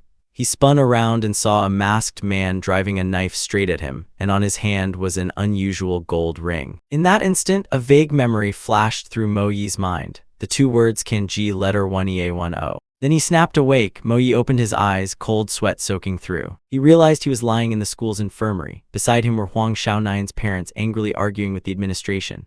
Xiaonian's mother snapped, "Don't try to cover this up. It's obvious my son is the victim. Why are you blaming him? Why are you telling us not to make a fuss?" Xiaonian's father also shouted, "We won't accept this. The students involved must come forward, apologize, and compensate. Otherwise, we won't let this go." The school manager representing the administration tried to lower his voice and reassure them. Please calm down, Mr. Huang, Mrs. Huang. We're investigating this matter. The students involved have been called in to speak with us. Please don't get agitated. The atmosphere in the room was stifling, with only Mo Yi's weak gasps remaining. He still hadn't fully come out of his haze. Although the man in glasses at the back hesitated, he cleared his throat and interjected, if you want to pursue this further, it must be reasonable and objective. After all, as you know, students at Wangshan Academy fall into two categories, either exceptionally outstanding or without any potential. Hearing that, the mother fell silent, her face darkening. Then she looked up, her voice full of indignation. So what are you saying? Are you saying my Xiao Nian is being expelled from Wangshan Academy because our family isn't well off enough? After saying that, she bowed her head and cried, I knew it. Every time Xiao Nian comes home, she's sad and just says she's exhausted from training. She's always gentle and doesn't want us to worry, so she says that. The bespectacled man adjusted his glasses and forced himself to stay calm. Mr. Hong, Mrs. Hong, please remain calm. We acknowledge the school bears some responsibility. Therefore, on behalf of the school, I want to express our goodwill. In future, no one will dare cause trouble for Huang Xiao Nian. If you agree, the school will make an exception and allow him to transfer to the Wangshan Headquarters Academy in Sector 1. At that, the Hong's expressions shifted slightly, but the man continued. Moreover, after Huang Xiao Nian graduates, the school guarantees to arrange a position for him within the conglomerate under Wangshan Academy without requiring any entrance examination. Hearing this, Mr. Hong gritted his teeth, his tone sharp. Do you think you can end this matter like that? What we need is for the person who committed the violence to come and apologize. Do you know how much psychological damage this has done to my daughter? The bespectacled man still tried to remain calm. Once Huang Xiao Nian wakes up, we will offer the most formal apology. But Xiao Nian's mother was angry. No, that's not enough. The kids who committed the violence must apologize too. No sooner had she finished speaking than Huang Xiao Nian's weak voice sounded from the room. Mom, Dad, please don't say any more. The two of them hurriedly turned around. Xiao Nian had regained consciousness. He looked at them, his voice hoarse. They struck first but couldn't take the counterattack and ended up more seriously injured. Follow the school's suggestion, Mom. Before Xiao Nian's parents could reply, he continued, if the school is sincere and the other side is willing to handle it, I don't want to pursue this any further. I just want to finish my university years in peace. Don't make things more complicated. I'm really fine. Just then, footsteps sounded. A woman in a white coat stepped in. She was the doctor on duty, with a well-proportioned figure and a pretty face. Her voice was cold but decisive. Everyone, please step outside so the patient can rest. If you want to argue, take it outside. This is not the place. Saying that, she gave a light shove to herd everyone out of the room and locked the door. Only Mo Yi remained inside. He sat up, loosened the bandages, and murmured, all right, get up, no need to pretend anymore. Facing him, Huang Xiao Nian smiled, or rather, the person inhabiting that body, Mona Trent. She looked surprised, then grinned mischievously, raised her arms, and spun once. Is my new skin pretty? Mona asked. Mo Yi muttered that if she couldn't hide her aura and footsteps, it would be hard to recognize her. He looked at her tense and said, speak quickly, what is it this time? Mona pushed her glasses up and smiled softly. Only been a week and Xiao Nian already recognized me. She pretended to be wistful and continued, I had planned to come see you, but someone else arrived first. The door swung open. The person who entered was Qin Sheng, Seng Tian's older brother. Mona tilted her head in greeting, her voice was gentle. No trouble at all. Mo Yi immediately recognized him as one of Seng Tian's relatives. Qin Sheng pulled a chair over and sat down, looking directly at Mo Yi. Hello, Huang Xiao Nian, I'm Qin Sheng, Seng Tian's older brother. Mo Yi immediately eased his suspicions about Mona's secrecy once he learned she worked for Qin Sheng. I'm here for no other reason. He reached into his vest pocket. He shoved it forward toward Mo Yi with a cold look. Inside was 100,000 yuan. This is my compensation and also an apology on behalf of Seng Tian. From now on, consider things between us finished. He won't bother you again. Mo Yi narrowed his eyes. The corner of his mouth curled slightly. And what if I don't accept it? Qin Sheng's gaze went cold. He stared at him deeply and said nothing more. Then Qin Sheng straightforwardly handed the bank card to Mona standing behind him, his voice calm but firm. There is no other option. She is currently under house arrest by my order. In 3 months, I will personally review everything. By then, Mona will explain everything to you. Facing Qin Sheng now, Mo Yi only curled his lips in a faint, bitter smile. No matter how much money Mona uses to buy my silence, it won't erase this grudge. Qin Sheng glanced at him, his voice turning cold. In 3 months, if I hear you're still playing dirty tricks, don't blame me for being ruthless, and don't even think about involving your family. Hearing that, Moyi curled his lips, a cold look flashing in his eyes. He thought to himself, if it's for Huang Shao Nian's parents, I'll protect them to the end. But your younger brother, I don't intend to let him off either. After speaking, he gave Qin Sheng a slight nod. The other man stood up, turned his back, and left. At the door, Qin Sheng paused and, as a reminder, said, "All right, I've said everything that needed to be said. You stay here and rest. Mona Trent and the hospital staff will take care of the rest." He walked away. Mona Trent stood beside him, lifted a hand in a light wave, and teasingly said, "Take care, young master." When the door closed, she let out a sigh. She then took off her white lab coat and stretched comfortably. She turned to Mo Yi, her voice soft but teasing, "Now it's just the two of us." Mo Yi glanced at her, fully aware that this woman would be difficult to deal with. She gave a half smile. "I'm only trying to help you a little. You leave the money and the password, and from then on we'll avoid each other's business." Mo Yi cut in first. "I won't say it." Mona Trent raised an eyebrow, a touch arrogant. "Oh, is that your idea of a deal? Do you think I'm a bank?" Mona began to flex and bounce with excitement. "So you'd better behave and let me give you a proper beating." Mo Yi only gave a slight sigh, his voice low. "How about I give you 10,000? Mona Trent burst into laughter. She leaned down, close to his face, half joking, half serious. "Do you think I'd obediently do as you ask for that 100,000 yuan? Mo Yi looked up at her, his gaze calm and the corner of his mouth lifting slightly. "No one hates money, right? If anyone does, it means you've chosen the right person." He smiled and spoke slowly. "It's best if we cooperate. Do me a favor, when it's done, all the money on the card will be yours." Hearing that, Mona Trent paused for a moment, her eyes lighting up. She propped herself on the bed and smiled softly. "Oh, that sounds interesting. Tell me, what do you want me to do?" On the rooftop of a building, Mona Trent shouted out training commands, with routines 9, 10, and 11 repeated once more, then ending on 1, 2, 3, 9, 10, 11. Mo Yi started moving. He was training right on the rooftop, performing high jumps. He stood on the concrete ledge, looking down from above with a pensive gaze. From afar, Mona Trent propped her chin and watched Mo Yi's physique. It was clearer than before, his muscles gradually showing. She curled her lips slightly and said lazily, "This kid is incredible. He's improved this much in just 2.5 months. I thought he'd give up on the first day." 2.5 months earlier, Mo Yi had spoken to Mona Trent. "Miss Mona, let's make a deal. You just need to be my private trainer for 3 months and this 100,000 yuan will be yours." Hearing the large sum, Mona replied enthusiastically, "A private trainer?" Mo Yi nodded frankly. "That's right, a special trainer for me to Special Forces standards. But there's one condition. Besides training, you must not restrict my personal freedom." Mona raised an eyebrow. "Ha, do you think I'm stupid enough to believe you? What if you cause trouble for Seng Tian? I don't want to lose my job because of you." Mo Yi immediately raised his phone. A QR code filled the screen. "It's simple, I'll give you something as proof. Scan this code." Mona hesitated slightly but still took out her phone to scan, asking, "A token as proof?" Mo Yi said in a low voice, "All set, you can rest assured now." After scanning, Mona froze. This is." A very large sum appeared on the screen, accompanied by a message. "When the time comes, just tell the police that Seng Tian hired people to beat me." Mona Trent widened her eyes. "Is this guy setting a trap?" Mo Yi replied calmly. "Once you've received the money, just do exactly as I say and everything will end." Mona lowered her voice. "Aren't you afraid I'll take the money and run?" He answered. "Qin Sheng said to use my information to open the account.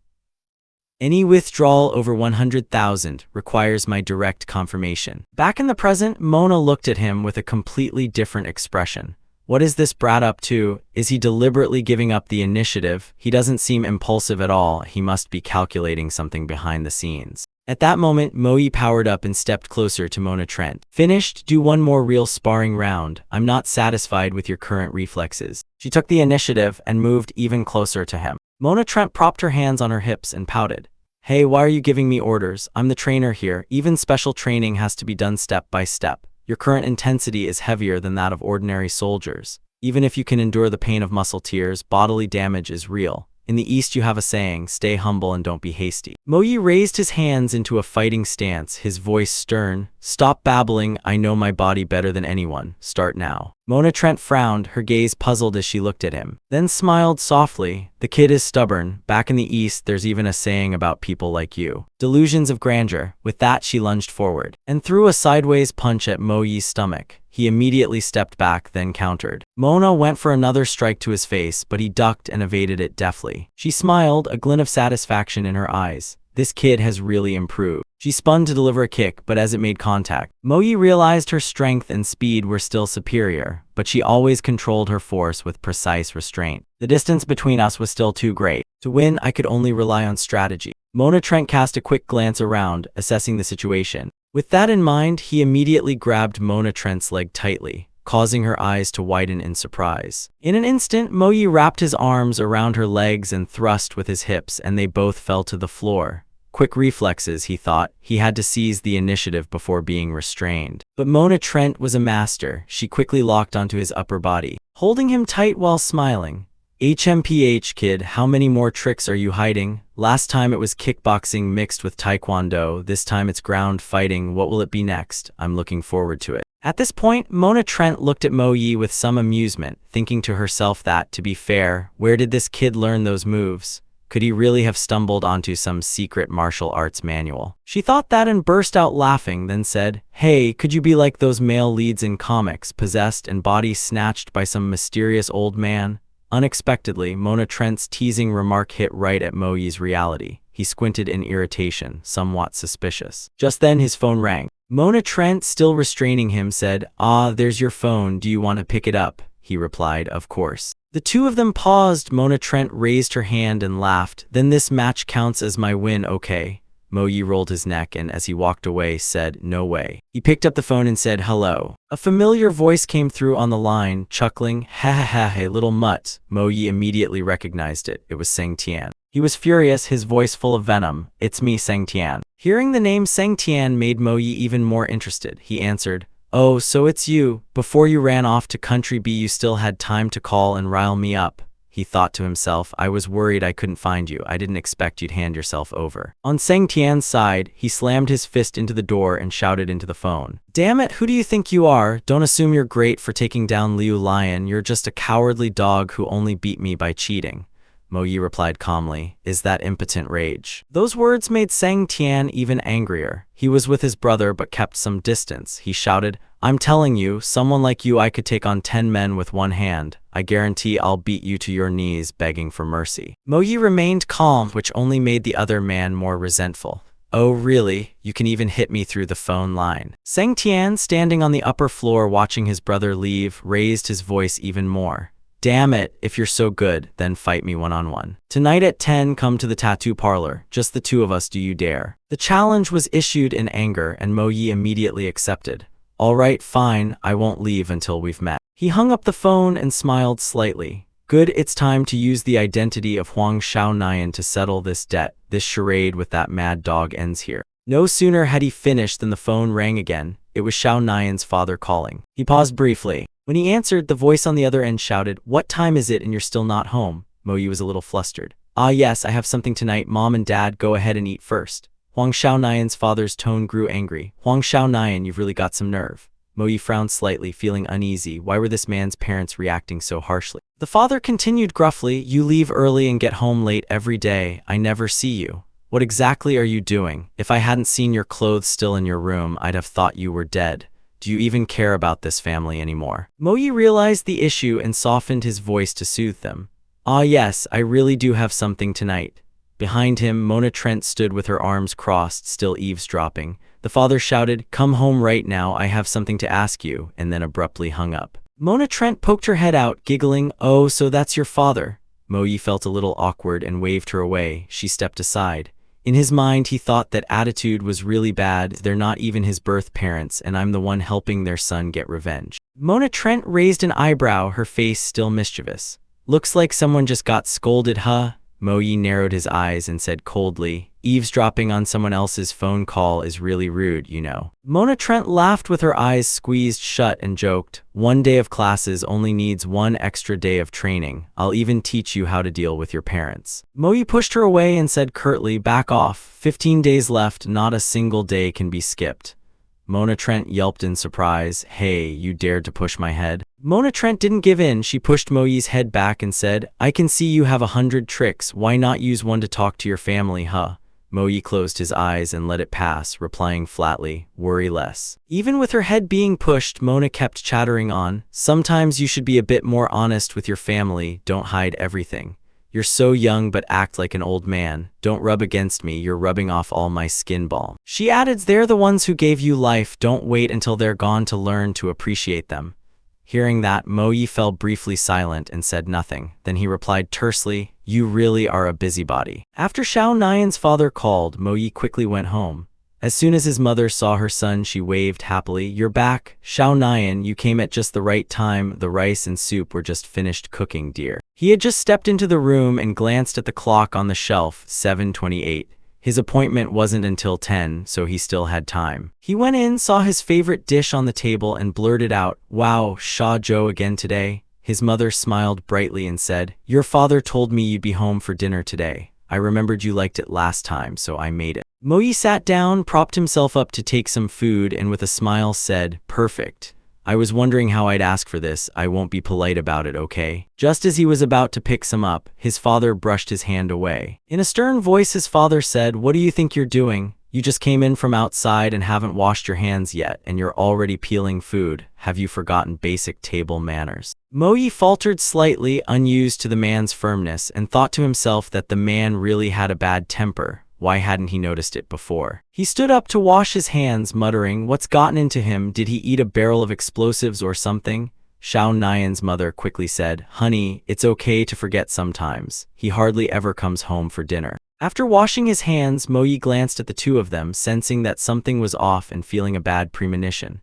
Xiao Nian's father spoke again in a grave tone. A parent who raises a child without teaching them is at fault. His mother frowned and asked, what's wrong with you? Can you explain clearly to me? Mo Yi dried his hands and walked back to the table, thinking that reincarnation had this one annoying aspect, suddenly having to endure two adults being angry. Clearly, he had been reborn into their son, and the two of them even looked younger than those from his previous life. But having said that, recently some strange things have been happening. I often forget some of Xiao Nian's old memories. Could it be that it's not me forgetting, but Xiao Nian's memories are gradually disappearing? People say memories are the meaning of a person's existence. If Xiao Nian's memories vanish, does that mean he's completely gone? Thinking that, I became even more determined to finish Xiao Nian's unfinished business, and the first person I thought of was that bastard Seng Tian. My mother called, Xiao Nian, what are you thinking about? I was startled. No, it's nothing, Mom. My mother smiled kindly. How's the Sha Zhou today? Do you think it's tasty? I chewed as I replied, yes, it's very tasty. She looked at me happily, growing even gentler. That's great, I love seeing you enjoy your food the most. I ate while chatting with my mother, especially praising how delicious the dish was. She smiled happily. Is that so? I added some cilantro to it, the soul of Eastern cuisine. My father suddenly coughed a few times, then said, I'm asking you, what have you been doing lately? You leave the house at 6 every morning and don't come back until after 10 at night. I remained calm, eating as I replied, oh, I'm taking part in a physical training camp to improve my health. My father asked again, really, just training? I held myself back, not wanting to cause trouble, and said calmly, yes, of course. My father then took out a piece of paper, his tone sterner. The report card from the last term arrived today, take a look yourself. When he looked at the report card his father handed him, every grade was poor, the lowest in the class. Mo Yi froze as he looked at it, ha ha ha this. Damn it, did they really send this home? His father had been upset all morning about the terrible results. He said that even art, which was his best subject, had failed miserably, his performance was plummeting, and his participation attendance marks were a wreck. Especially that he had missed 167 days of school. Mo Yi had beads of sweat on his forehead, forcing a smile. Ah, this. Could it be they sent the wrong one? He was in turmoil, not knowing how to get through this. The more his father looked, the angrier he became. He said, Huang Xiao Nian, tell your father the truth. Are you mixed up with the underworld? He asked suspiciously, stepping closer, his eyes full of accusation. Mo Yi stammered, the underworld. In his head, he could only think, what on earth is he talking about? Xiao Nian's mother was also flustered. Honey, what are you talking about? The father slammed his hand on the table. On it lay Mo Yi's combat support kit. He barked, look at this, I found it in the pile of your spare clothes. His mother panicked when she saw it. Xiao Nian, what is this? Mo Yi cursed silently. No wonder I couldn't find it, it had been left mixed in with the laundry. He was soaked in sweat, stammering, this, what is it exactly? Damn it, why can't I even lie smoothly in front of them? He kept hemming and hawing, unable to get a word out. Just as the atmosphere grew increasingly tense, the phone suddenly rang.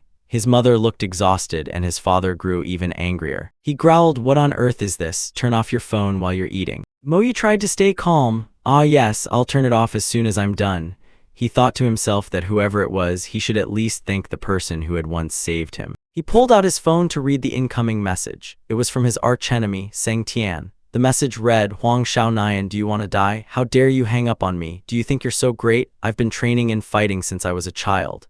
Then came a flurry of abusive messages blaming Xiaonayan for standing him up and leaving him waiting. Seeing him read intently, his mother leaned over curiously. "Who is it, honey, Nana or Mona?" Moyi replied quickly, "No, not them. It's just some idiot. I'll block him." No sooner had he finished than Xiaonayan's father immediately yelled, "Huang Xiaonayan, look what kind of person you've become." He sprang to his feet in anger, slammed his hand on the table and bellowed, speaking belligerently and crudely, "I got you into a prestigious university to study, so what have you learned?" Moyi was at a loss for words and hurriedly said, "Dad, please listen, let me explain." But the more his father heard, the angrier he became. He accused him of making excuses. "Do you think I don't know?" Pointing his finger, he said loudly, "I've already had someone go to the school to ask. There's no one named Mona. And Sang Tian, your so-called good friend, is the third son of Tan Desheng, a major underworld boss." He threw a newspaper onto the table. On it was a photo of the country's wealthiest conglomerate. The room fell utterly silent. Moyi went pale, sweat streaming down, his voice trembled. "No, Dad, listen to me. That girl is making it up. Actually, Sang Tian is." Before he could finish, his father barked, "Enough, don't try to make excuses anymore." Then he launched into a long tirade at Moyi. "Don't think I'm an idiot. I won't comment on everything else, but about this, your clothes reek of cigarette smoke. I can tell you've fallen. You keep going on about Shajo. Do you want to be a mountaineer or join the criminal underworld? Or climb to that place where you're neither human nor ghost?" Those heavy words kept echoing in his ears, each like a blade to the heart. "Indiscriminate killing, like some uncivilized savage. What's become of you? If that's really the case, you should have told your parents sooner. Your mother and I would treat it as if we had never given birth to a son like you." The barrage of insults made Moyi straighten up, remaining silent. His mother called out anxiously, "Xiaonayan." And his father, stern-faced, asked, "What's with that look? Was I wrong about you?" Moyi clenched his fist. A remark Mona Trent had made during training flashed through his mind. "They are the ones who gave you life. Don't wait until it's gone to learn to appreciate it." He sighed. It was infuriating. But he said nothing and simply turned his back. His mother called after him anxiously, "Xiaonayan, where are you going?" He replied in a low voice, "I'm full." She sprang up and called again, Xiaonayan. His father said coldly, "Leave him be, he's old enough." Moyi silently walked straight up to his room. The darkness made him feel even heavier. He pondered for a long time. Rebirth was supposed to be a second chance granted by heaven, yet he found himself bound by ties that weren't his. Now Xiaonayan's grudge was only one step from being avenged. Once he finished these tasks, it would be as if he had repaid the life debt of this body. After that, the world would be vast and open, free for him to roam. He pulled out his phone to check the map, searching for the Hong Thang River Pier. He frowned. How was he supposed to scroll through this? These identical names were really a pain. Only after much difficulty did he find the exact location. There it was, not far. If he left now, he'd still make it. He remembered Sha Zhou's saying, "Don't wait for the storm to pass, learn to dance in the rain." With that in mind, Moyi put on his clothes, put on a baseball cap, and prepared for the battle with Sang Tian. Everything was ready. Now Xiaonayan's reflection in the mirror looked exactly like an assassin. He told himself to fight fire with fire. With that, Moyi left the house through the window, dropped from the second floor, without having to go past his parents. Seen at the harbor, two voices were talking to each other. "Hey Long, you tell me, after this vote, do we have any chance of getting promoted? I really don't want to keep staying in this damn place. I heard the big bosses at headquarters feast every day and even have girls. When will it be my turn? Alright, stop complaining, hang on a few more days and we'll be free. I heard there's going to be a big move up top. District 26 might be about to see some action." The two gangsters stood talking. The brown-haired one said, "Huh, a big move? Who told you that? Is it really that big? Is it as big as technician number 8? The blonde guy took a drag and cursed, "Christ, be serious. Why is your head always full of women?" The brown-haired guy sneered again. Hey, what's the point of life? Money, power, to me, nothing is more practical than women." The blonde glanced over with contempt. "No wonder your nickname is a Chong, like a parasite, got it?" The two continued chatting animatedly at the pier. "What do you know? A man like me is the carefree type. Doesn't matter, after all, I'm just a hired thug, it's all the same to me." They had no idea that a flycam overhead was watching them through its lens. The operator was Moyi. He held his phone, observing and thinking. Although the place was very noisy, their level of vigilance was far too low. Just as your intel said, Seng Tian really did have an ambush accomplice, and these gangsters were all Qin Sheng's men. It's fine. He thought, although they're many, based on his experience, defeating them one by one wouldn't be a problem. His gaze grew dangerous as he looked toward the bald man smoking nearby. Once he killed Seng Tian, everything would fall into place. At that moment, the earpiece in his hand suddenly vibrated. Mo Yi glanced at his phone and frowned slightly. This sound indicated his flying cam had detected another person approaching. The person was on a motorcycle and appeared to be female. The gang lookouts immediately shouted, "Who are you?" Two of them said in unison, "Hey, say something." The newcomer had a perfect figure, wore form-fitting clothes and a helmet that almost hid her face, looking no different from a superhero in one of those Japanese action films. She approached silently. The men immediately closed in to surround her. "Stand still, don't move. You filthy bitch, do you know where you are? Speak up clearly or don't think about leaving here." The brown-haired man put his hands on his hips and shouted, trying to look fierce. There were two other men behind her. The one in the red jacket barked, "Speak up, are you mute?" The brown-haired man, furious, rolled up his sleeves to teach her a lesson. "Quick, raise your hands and kneel for me." Before he could finish, he took a straight kick to the mouth. The woman spun around, planted her hands to gain momentum, then executed a 360-degree sweep, knocking down the entire group surrounding her. She quickly returned to a guard stance while the men tumbled in heaps, screaming. The remaining guys were a little panicked at that, their eyes full of fear. She kept one hand planted on the ground, holding up two fingers to taunt them. Mo Yi, witnessing the scene, shivered slightly. Wait, this move. He immediately recognized who she was, so Mona Trent was involved too. Wasn't she Qin Sheng's? Why would she be fighting on the same side? A man in a black vest lunged forward. "You motherfucker, do you want to die?" Mona Trent replied coldly, "Is that so?" Then she slipped through his punch, grabbed his wrist and used his momentum to slam him hard onto the ground. The second man charged. She only needed a glance to read his intended attack, and she kicked backward, sending him sprawling onto his back. The green-haired guy rushed in, swinging a steel pipe, shouting, "Die." Mona twisted her body to dodge the blow, using the blonde man beside him as a springboard. She planted her hands for leverage and vaulted upward, kicking squarely into the green-haired man's chest and sending him flying backward.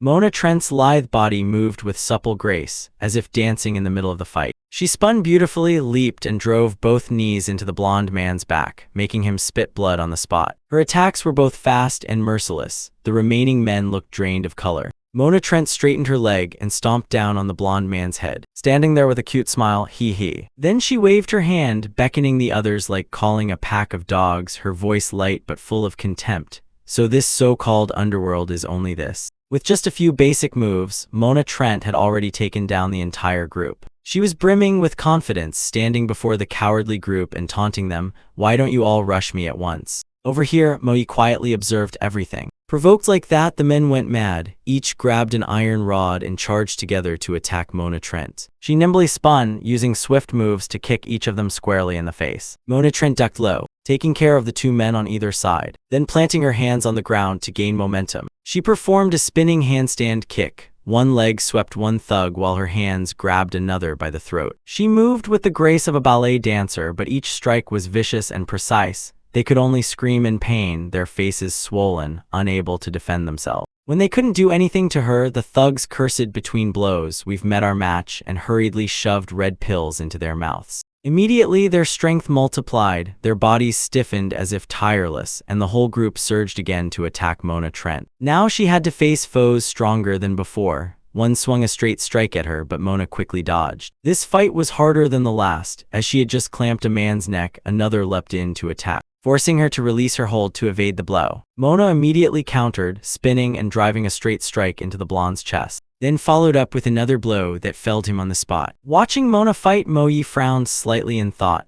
the look of these people, no mistake, they're Banryuo. But isn't Banryuo supposed to be a special drug from country H? How is it so widespread? Could it have been mass-produced and leaked out? While he was still thinking, the battle continued. Mona Trent took down another attacker. His face twisted like a demon's, yet he clung tightly to her leg and wouldn't let go. Above them, another man lunged forward, raising an iron rod to swing straight at her head. But at that moment, a flash of light flared. A crashing sound rang out as a figure appeared in time to come to her aid. Mo Yi. He rushed over and delivered a powerful elbow strike, landing directly on the head of the man who was about to attack Mona Trent. With the situation so sudden, Mo Yi immediately moved to respond alongside Mona Trent. The two of them looked at each other without a word. It seemed Mona Trent still hadn't recognized him. Mona was dealing with a stubborn attacker who had clamped onto her leg. She spun around and asked, "Who are you?" Then she snapped the man's neck, making him vomit blood on the spot, and shouted, "Answer quickly or don't expect me to be polite." On the other side, the bald man still charged wildly, aiming to strike Mona Trent, and yelled, "Give up your life." Moyi quickly rushed over to block him and casually replied, "I'm just a passerby." Hearing Moyi's voice, Mona Trent, still holding several others and striking continuously, seemed to recognize him, while Moyi landed a powerful kick on the man charging in. The two men behind lunged forward crazily, screaming, their faces smeared with blood, "Kill, kill it." At last, Mona Trent recognized the person fighting beside her. She said, "Kid, it's you." Moyi looked at her, quietly thinking that the strength of those on the drug was truly beyond expectation. Then he rushed up to attack the two men who were closing in. They swung their weapons wildly. Moyi bent down to dodge, clenching his fists tightly, then simultaneously struck both men's groins. Even though they'd taken the drug, the blow caused them excruciating pain. Their faces contorted as they screamed in agony. He thought to himself that the pain threshold has its limits and the drug's effect lasted only about 5 minutes. It seemed the drug had been diluted during mass production. They curled up, clutching their stomachs. Moyi took the opportunity to deliver another kick, sending both of them flying backward, their faces distorted in the same way. At the same time, Mona Trent locked her legs tightly around another man's neck. She held his head, set her position precisely, then twisted hard, sending him flying away. A few men were still standing. Mona Trent and Moyi stood back to back. She said, "You rotten kid, what are you doing here?" He replied, "That's a question I should be asking you." Then immediately turned back to attack. "There are 6 left, 3 each," Mona Trent asked. "Did you ever serve at a training base? You're dividing the roles so precisely." He lunged forward as he answered, "Cut the chatter and focus." The gangsters, furious, gripped their weapons and shouted, "Damn it, how dare you look down on us." Moyi on one side, Mona Trent on the other, both surged forward forcefully. In an instant, the iron rods flew through the air in all directions. Both of them had cleared them out. Only weak pleas remained. "I'm begging you, spare me." Mona jabbed 2 fingers into a thug's eyes and interrogated him. "I'll give you one last chance. Where was the shipment supposed to be delivered? If you don't tell the truth, I'll gouge your eyes out." At this point, the brown-haired thug's face was distorted and pitiful. One of his eyes was swollen shut and he had only a few teeth left. He screamed in pain, don't, I tell you, West City, the Brilliant Beauty Bar." As soon as the answer ended, Mona Trent finished off that ugly man without hesitation, slamming his head down onto the tiled floor. Beside them, Moyi spoke up, "The Brilliant Beauty Bar, if I'm not mistaken, that's an enterprise under the Xiang family's control in West City." Mona Trent immediately looked back and signaled him to be quiet.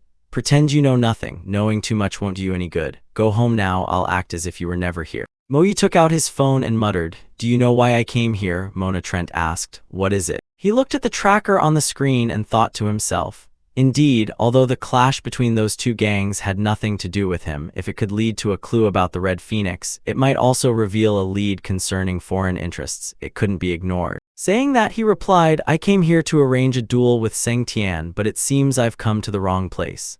I remember Qin Sheng assigned you to watch me to make sure I don't cause trouble with Seng Tian, right?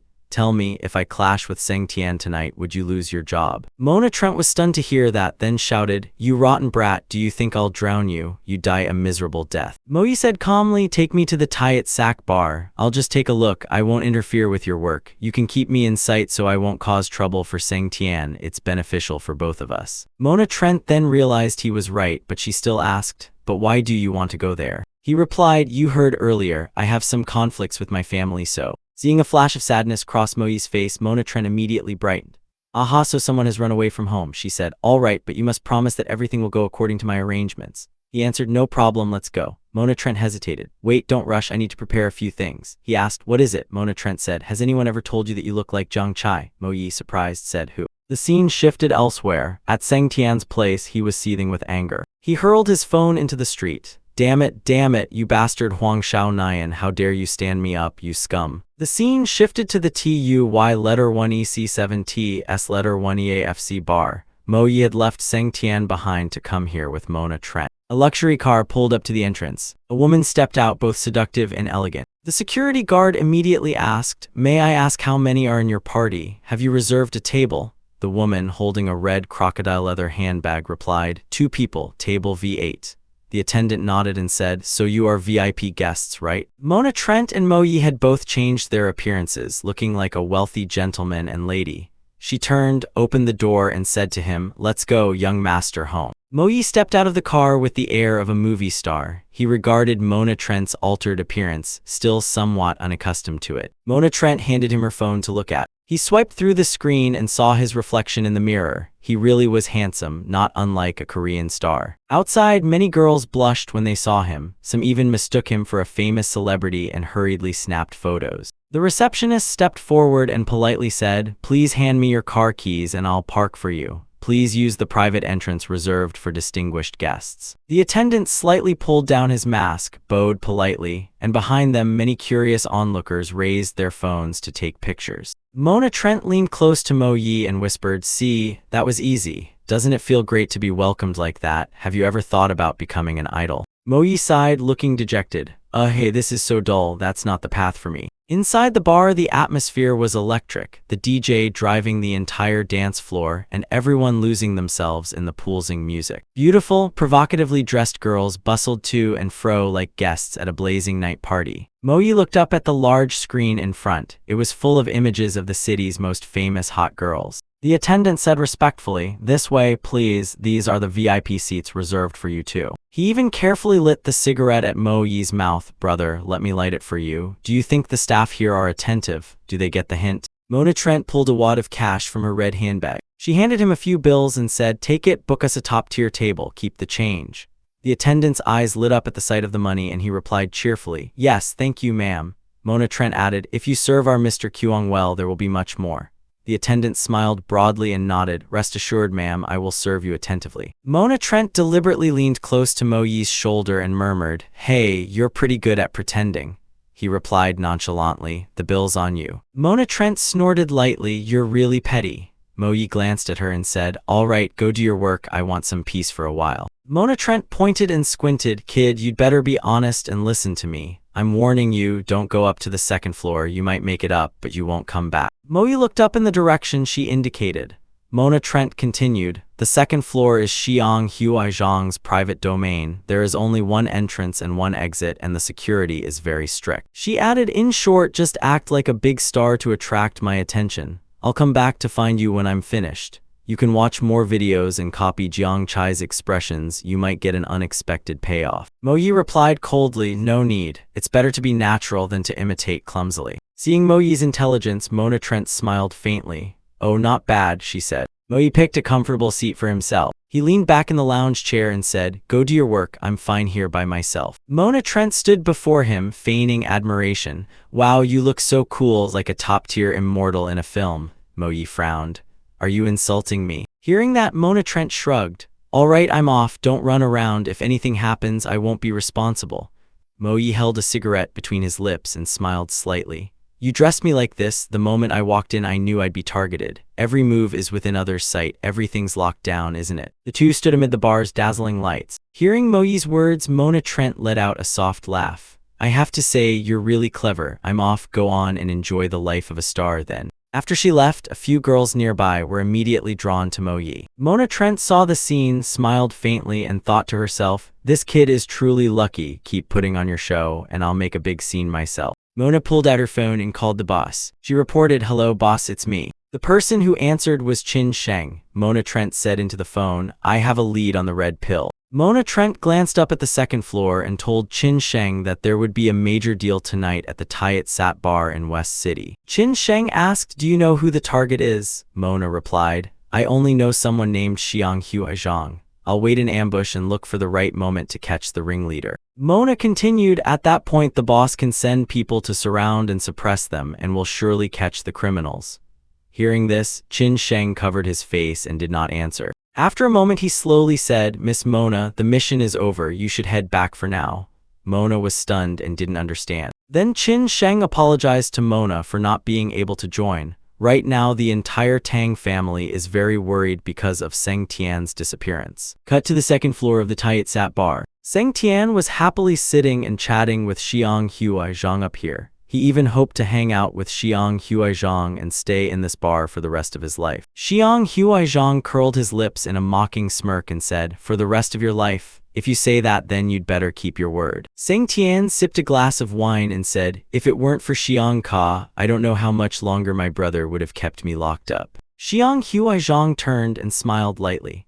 Xiao Tian, you're the brother I care for most. We've known each other since childhood. Seeing you suffer, how could I possibly abandon you? Sang Tian replied, enjoying the moment. Of course, brother Tio has been so good to me, I would never betray him. Xiang Huaizhang asked again, why are you being confined like this? Sang Tian, hatred obvious on his face, said, my brother wants to send me to Country B. Xiang Huaizhang was taken aback. Country B, what's going on? Why all of a sudden? Sang Tian sat up straight and recounted, do you remember I said last time I'd teach some brat a lesson? After that, some unexpected things happened and everything got out of control. Xiang Huaizhang turned, bewildered. Last time, could it be that you took that red pill? Touching on the wound, Sang Tian cried out bitterly. It was that time that idiot Liu Lion brought people to deal with Huang Shao Nian, and yet in front of everyone he used drugs and was utterly defeated.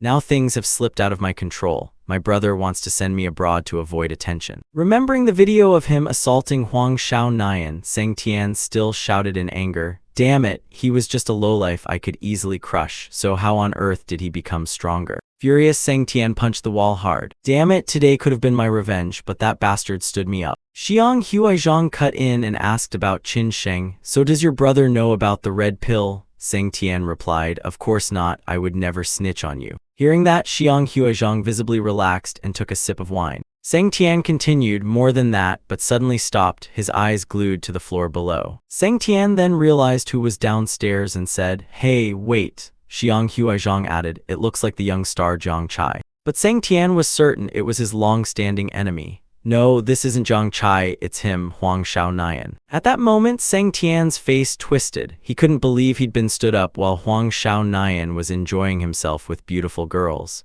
He ground his teeth and said, ha, I never expected to run into you here. Then Sang Tian turned to Xiang Huaizhang. Xiang Ka, help me catch him. I want a death match with him. Do you still have any red pills? Give me one, even if it means cheating, I won't accept taking a loss. At that, Xiang Huaizhang gave a faint, crooked smile. Calculation and malice showed on his face as he said, fine, notify downstairs and add a little extra spice. Notice that Xiang Huaizhang wore a gold ring on his hand, exactly like the one in Mo Yi's dream the day before. The girl sitting next to Mo Yi received a notification through a hidden earpiece.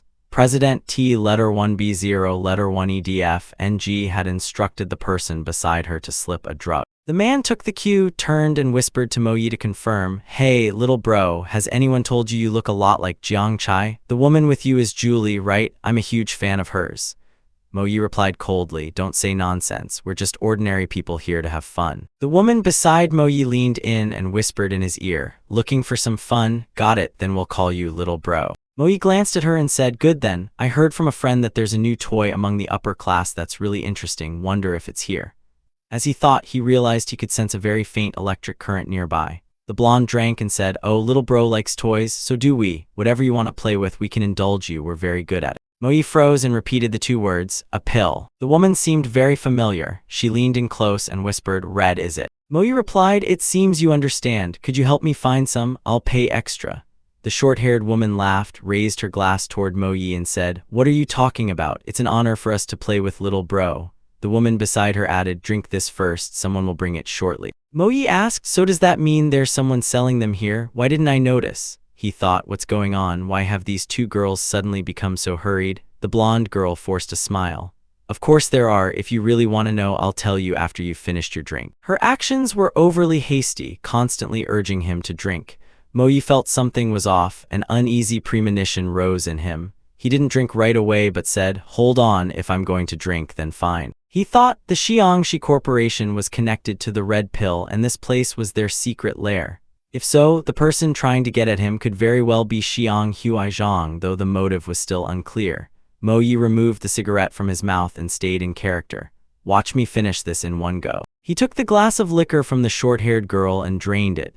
She clapped and praised him. Wow, impressive, such strong liquor and you finished it in one gulp. It's the first time I've seen that. The girl beside her urged him to, drink mine as well. I want to see you finish this one. Mo Yi looked at the glass and thought to himself, as the West says, you can't catch tiger cubs without entering the tiger's den. In his vision, the girl's figure began to blur. He heard her ask, "What's wrong, little brother? Are you feeling unwell?" He thought, if his intuition was right, this was a crucial step toward his revenge. To get vengeance, even a witch's poison was worth trying. His eyes slowly closed. Darkness gradually descended. A voice screamed, "You mongrel, I'll teach you a lesson." Finally, Mo Yi came to after a bucket of water was thrown straight in his face by Seng Tian. He was now tightly bound hand and foot to a chair. His gaze was fixed straight on the person in front of him. The man who had bullied him before was standing there with his hands in his pockets, grinning triumphantly. He said, "Haha, you've finally fallen into my hands, Huang Shao Nian." But Mo Yi had been taken elsewhere. Outside, Seng Tian's triumphant laughter still rang out. "Ha ha ha, this is killing me.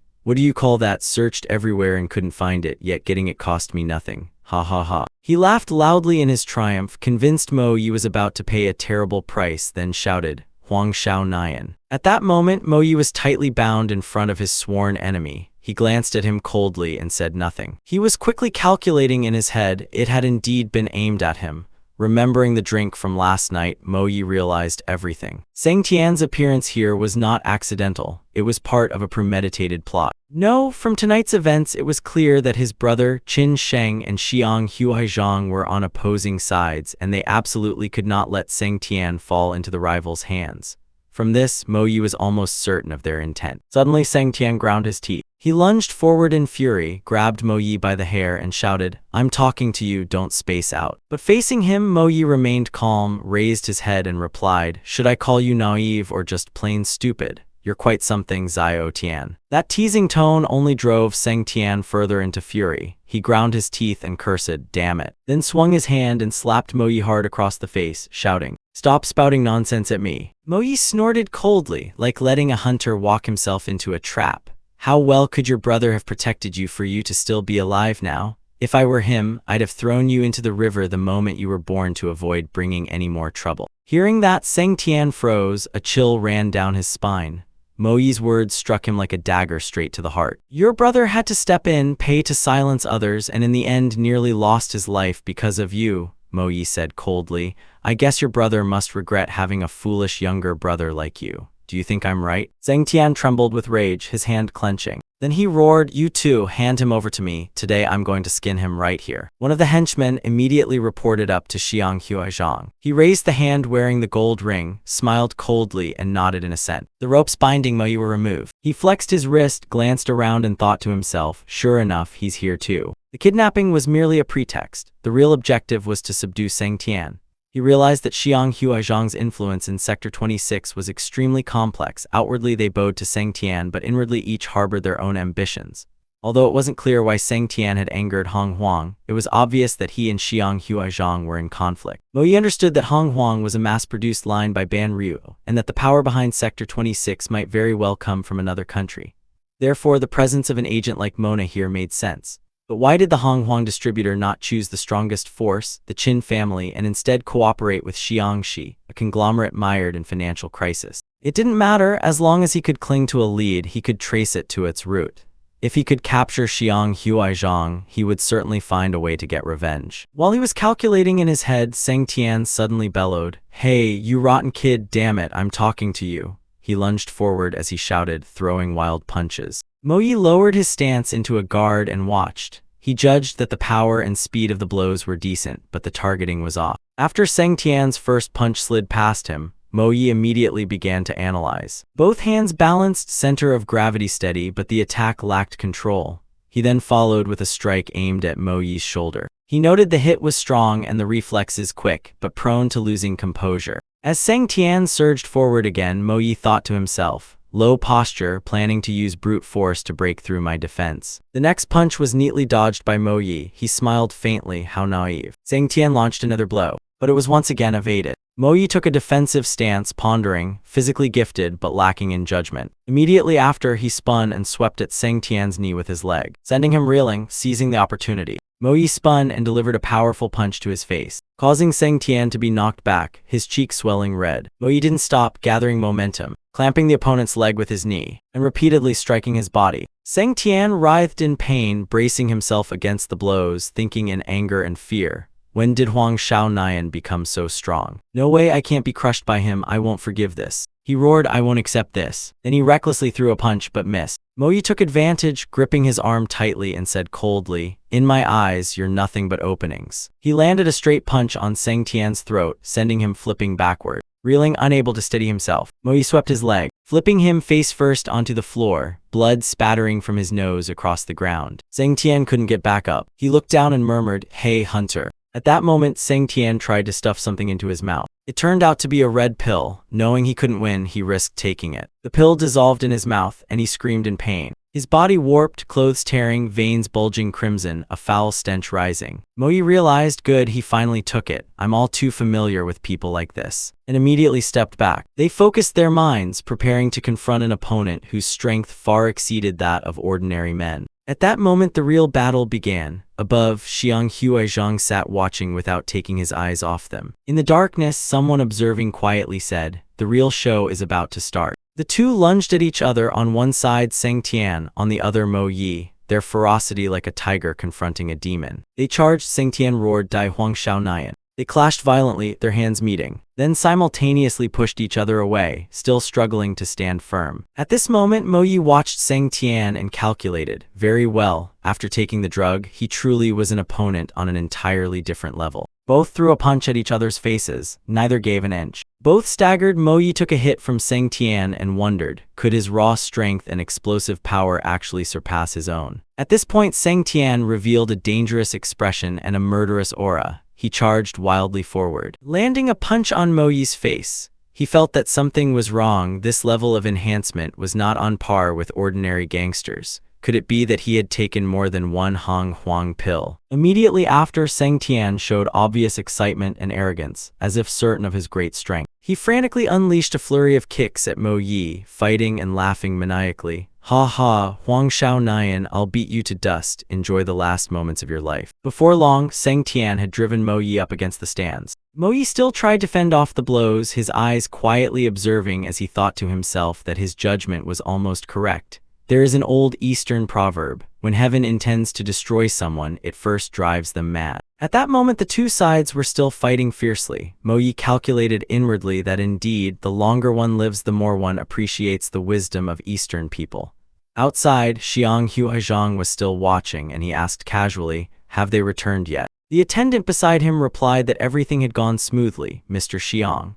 Xiang Huaizhang watched the fight with a triumphant smile and said, excellent. This is the key to taking down Qin Sheng. I've already decided on the news headline. The younger brother of a famous businessman overdoses on drugs and beats a classmate to death. He sneered, propping his chin on his hand, and continued, Qin Sheng, let's see how long you can keep protecting that useless brat of yours. You will surely die at my hands, at Xiang Huaizhang's hands. Inside, driven by a petty grudge from school, Seng Tian was pouring all his strength into punching Mo Yi. He shouted, Huang Xiaonan, weren't you arrogant? Fight back, why aren't you resisting anymore? Weren't you so strong? Why are you silent now? Go die, just die for me. As for Mo Yi, at this moment he was forcing himself to endure Seng Tian's frenzied attacks. He narrowed his eyes and thought to himself, good, his strength is no longer increasing, the drug's effect has reached its peak. Just as the pain escalated, when Seng Tian unleashed his final finishing punch, Mo Yi leaned aside to evade, his momentum carrying him into the fixed rope lining the edge of the ring. Then he slipped to one side. Seng Tian, having missed his strike, roared in anger, you little brat, don't even think about running. The fence's elastic rebound had pushed Mo Yi forward. He launched a glancing punch and dropped his body low,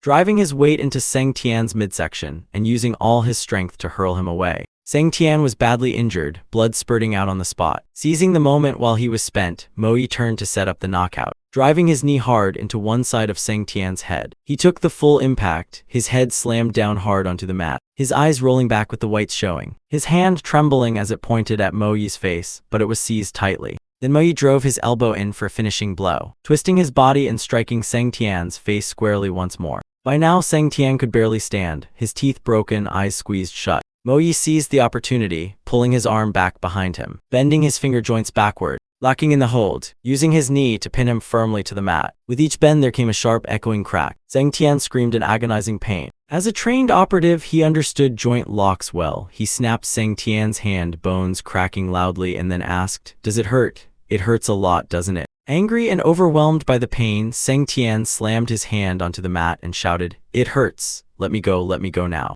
Mo Yi lowered his eyes and said calmly that the effect of Ban Ryu is to enhance bodily functions and the pain threshold, giving a person an almost invincible illusion. But when the level of damage exceeds the limit, that effect backfires and the whole body will suffer anaphylaxis. If I'm not mistaken, you certainly didn't take just one pill, did you? Which means that now you'll have to endure double the anaphylactic reaction. Having said that, Mo Yi twisted Seng Tian's arm several times, making him scream miserably, and he said in a cold voice, "Truly a marvelous double-edged sword." At this point, Seng Tian was completely subdued at Mo Yi's feet. He howled, blood welling in his eyes, and Mo Yi stood before him like a fierce demon.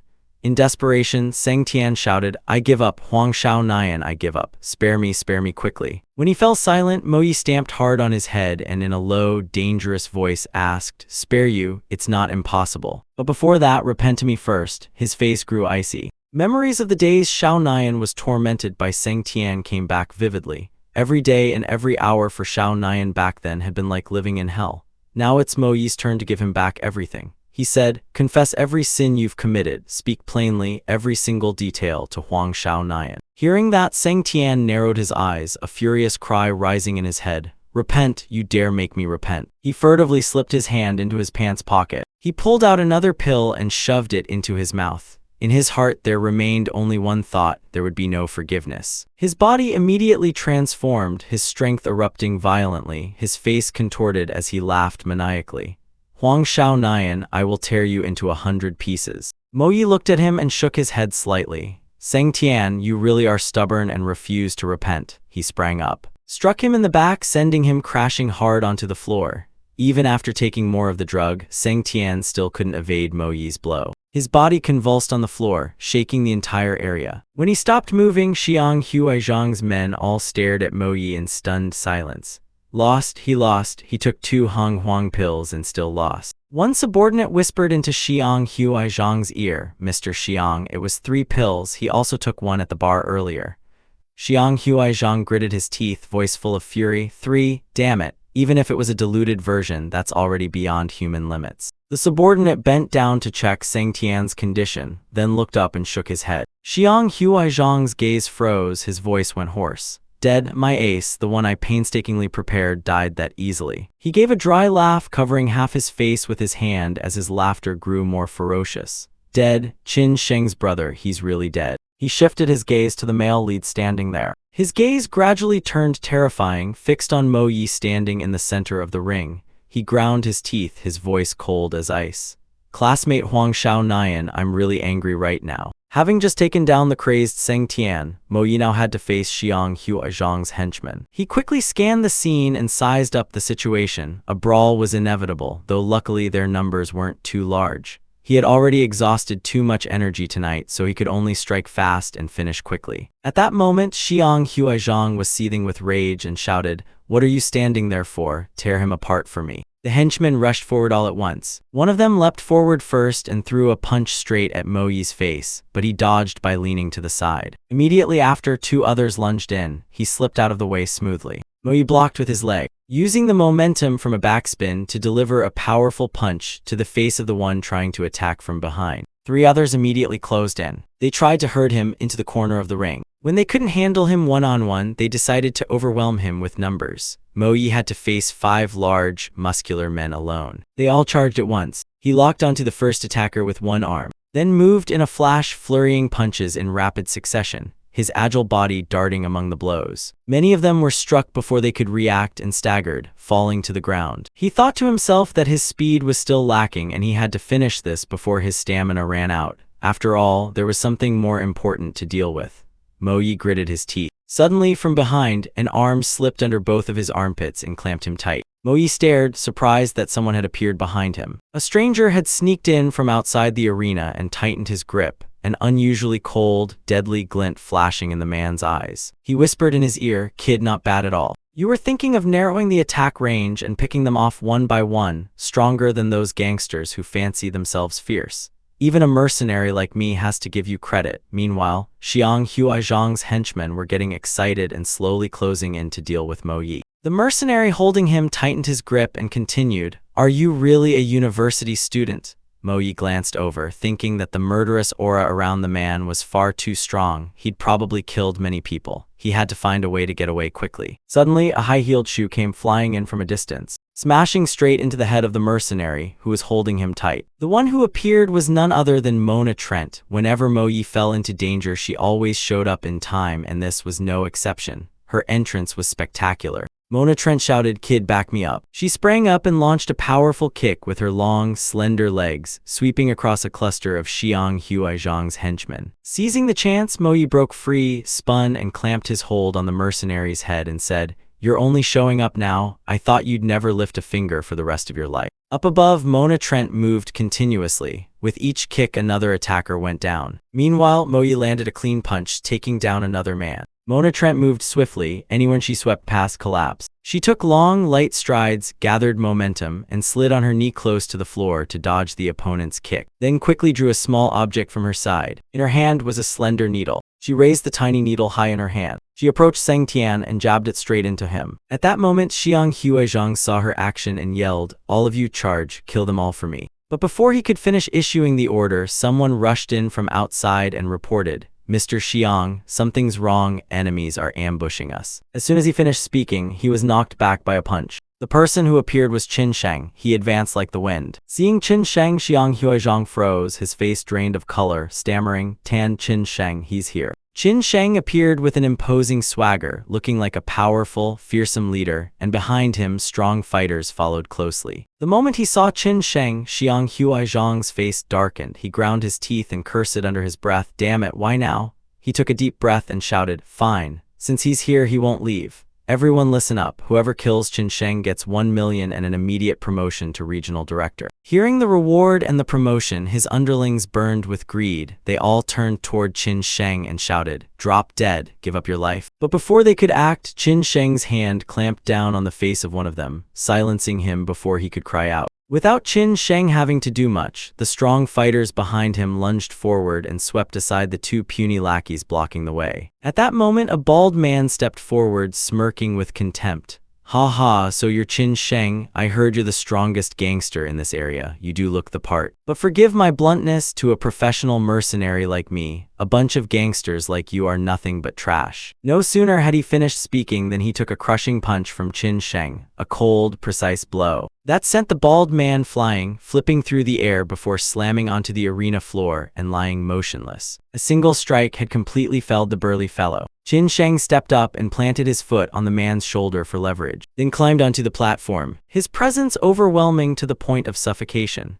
Xiang Huaizhang's men began to panic. "My God, even a Zuzhu mercenary was taken down by a single punch. How strong is he?" one of them said in a trembling voice. But Qin Sheng's gaze was fixed only on Xiang Huaizhang standing in the far corner. Xiang Huaizhang's face immediately drained of color when he met that icy stare. Even without saying a word, just a slight frown from Qin Sheng was enough to make others feel an almost suffocating pressure. Xiang Huaizhang, terrified, turned and fled, shouting loudly, "No matter how strong he is, he's still human. Everyone charge, kill him, 2 million more as a reward, promotion on the spot at headquarters." Hearing that, his henchmen began shouting. Despite their fear, they rushed forward recklessly. "Risk it. Charge together." They all changed direction at once and attacked Qin Sheng. Mona Trent then turned and said quickly, "I need 3 minutes." Qin Sheng tightened his gloves, his face still icy, and replied, "Zhao Tian, I'm counting on you." With everyone's attention fixed on Qin Sheng, Mo Yi finally felt a bit more at ease. He glanced over to see Xiang Huaizhang fleeing while screaming wildly, "Kill him, we'll share the spoils, die Qin Sheng." Mo Yi's gaze gradually turned icy, and he looked at him with an expression that made people's skin crawl. Qin Sheng struck with blinding speed, causing Xiang Huaizhang's henchmen to take blow after blow. Some were struck in the face, while others were hit squarely in the temple. Qin Sheng's movements were truly swift and dangerous. He lived up to his reputation as a world champion. Xiang Huaizhang's henchmen watched in terror as their comrades fell one after another. In the blink of an eye, everyone had been taken down.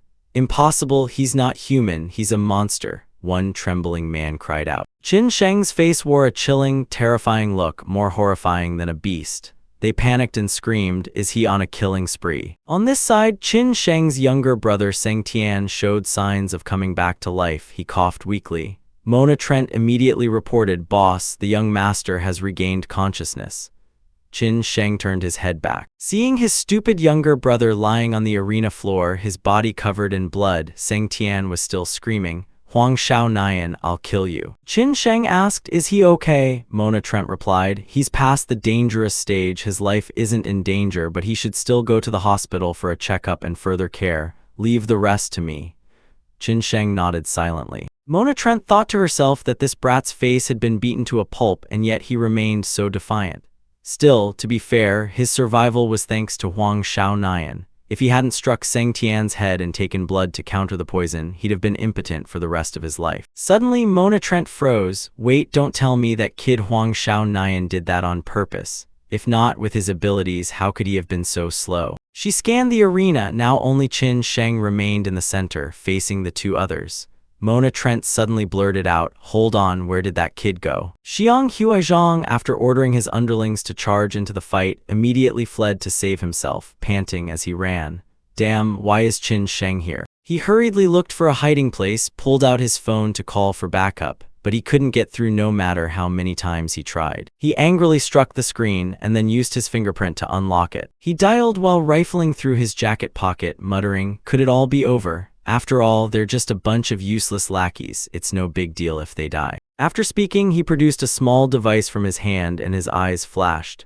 "Qin Sheng, he's nothing but a small fry. As long as this item stays in my possession, I, Xiang Huaizhong, can still return." He stared at it, his expression turning sinister. Then he burst into loud laughter, unaware that right behind him Mo Yi had appeared, holding a leather belt. Xiang Huaizhong kept shouting, "My power is not something Qin Sheng can measure, ha ha ha." While he was still laughing madly, Mo Yi had already crept closer without him noticing.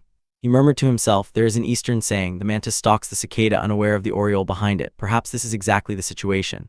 Seng Tian's appearance had caused a butterfly effect, forcing every plan to change. He knew Qin Sheng had arrived. This place was likely completely surrounded. He had to get out quickly. Gathering intelligence would have to wait. As he moved to strike, Mo Yi suddenly froze. He saw the gold ring on Xiang Huaizhong's hand. Wait, this ring. A memory from his previous life flashed in his mind. The traitor who had betrayed his comrades, his country, and even him also wore an identical gold ring. The image of that man, Tommy, came into sharp focus, along with the moment he had pressed a gun to his head. Both rings were engraved with the same emblem, a dark, ominous serpent. Mo Yi clenched his fist, his heart full of doubt. Strange, why does the Black Path have a ring identical to Tommy's? Could they all belong to the same power in the Black Country, the government, the Moon Bureau, or the Moonlight Sect? He gasped. If he had 5 more minutes, could he squeeze any more information out of Xiang Huaizhong? Thinking that, he prepared to move. Whatever happens, if there's a chance, take this guy with you and interrogate him later. The scene shifted to Qin Sheng. His subordinates were dealing with the 2 remaining men in front of him, one after another. A punch, a kick, clean and decisive. One of the group ground his teeth and said, 11 down. On the other side, a tall, scar-faced man had also just finished his fight. He laughed. I'm a bit weak, only took out 7 tonight. What a bore. If I'd used a little more force, they might all have been killed. He then looked up at where Qin Sheng stood. The leader is formidable, finished 5 in under a minute. If he hadn't held back, it would have been over in an instant.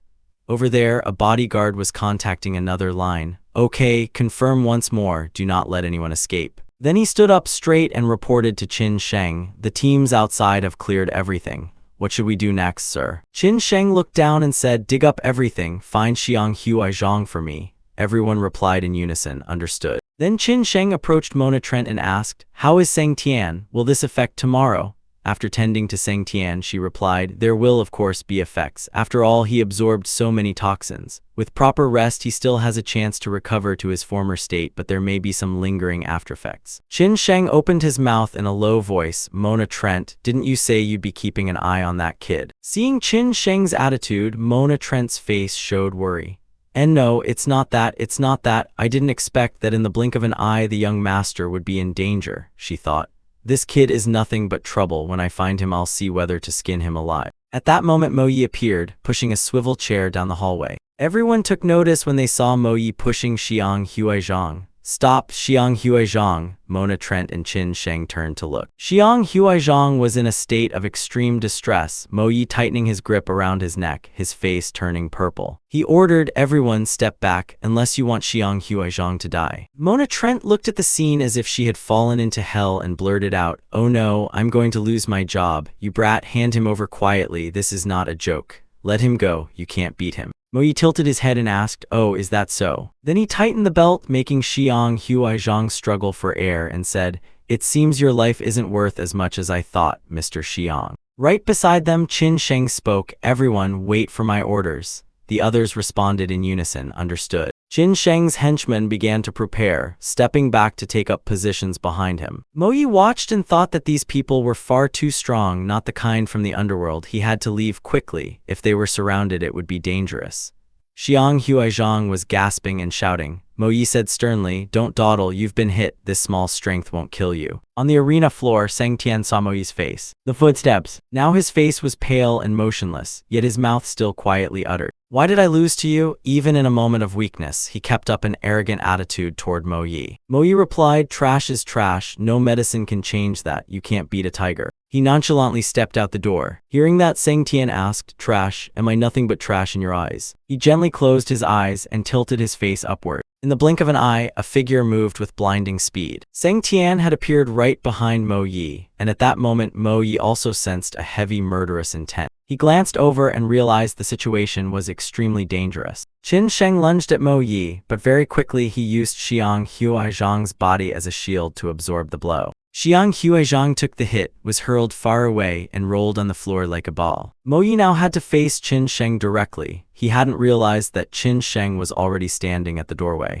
Mo Yi stepped back, looking at Qin Sheng with cold eyes. Had Qin Sheng miscalculated, or did he not care about Xiang Huizhang's condition? Qin Sheng's cold face terrified everyone, and he stared straight at Mo Yi. Then surged forward, launching a rapid succession of punches and kicks. Mo Yi raised his hands to defend, constantly blocking Qin Sheng's strikes. But he sensed Qin Sheng like a killing machine, attacking in an unrelenting barrage. With Qin Sheng's current strength, Mo Yi judged that even dodging would be difficult, let alone counterattacking. He was driven into the corner, exhausted after fighting through the night, making a counter-strike nearly impossible. He recognized the fierce fury in Qin Sheng and understood that if he didn't fight back immediately, this might end right here. At that moment behind Qin Sheng, Xiang Huizhang slowly got to his feet. Harboring a deep grudge against Qin Sheng, clutching a sharp club, he shouted, Qin Sheng, go die for me. He lunged straight toward where Qin Sheng was attacking Mo Yi. Mona Trent, worried, yelled, watch out, as Xiang Huizhang charged forward with the sharp club.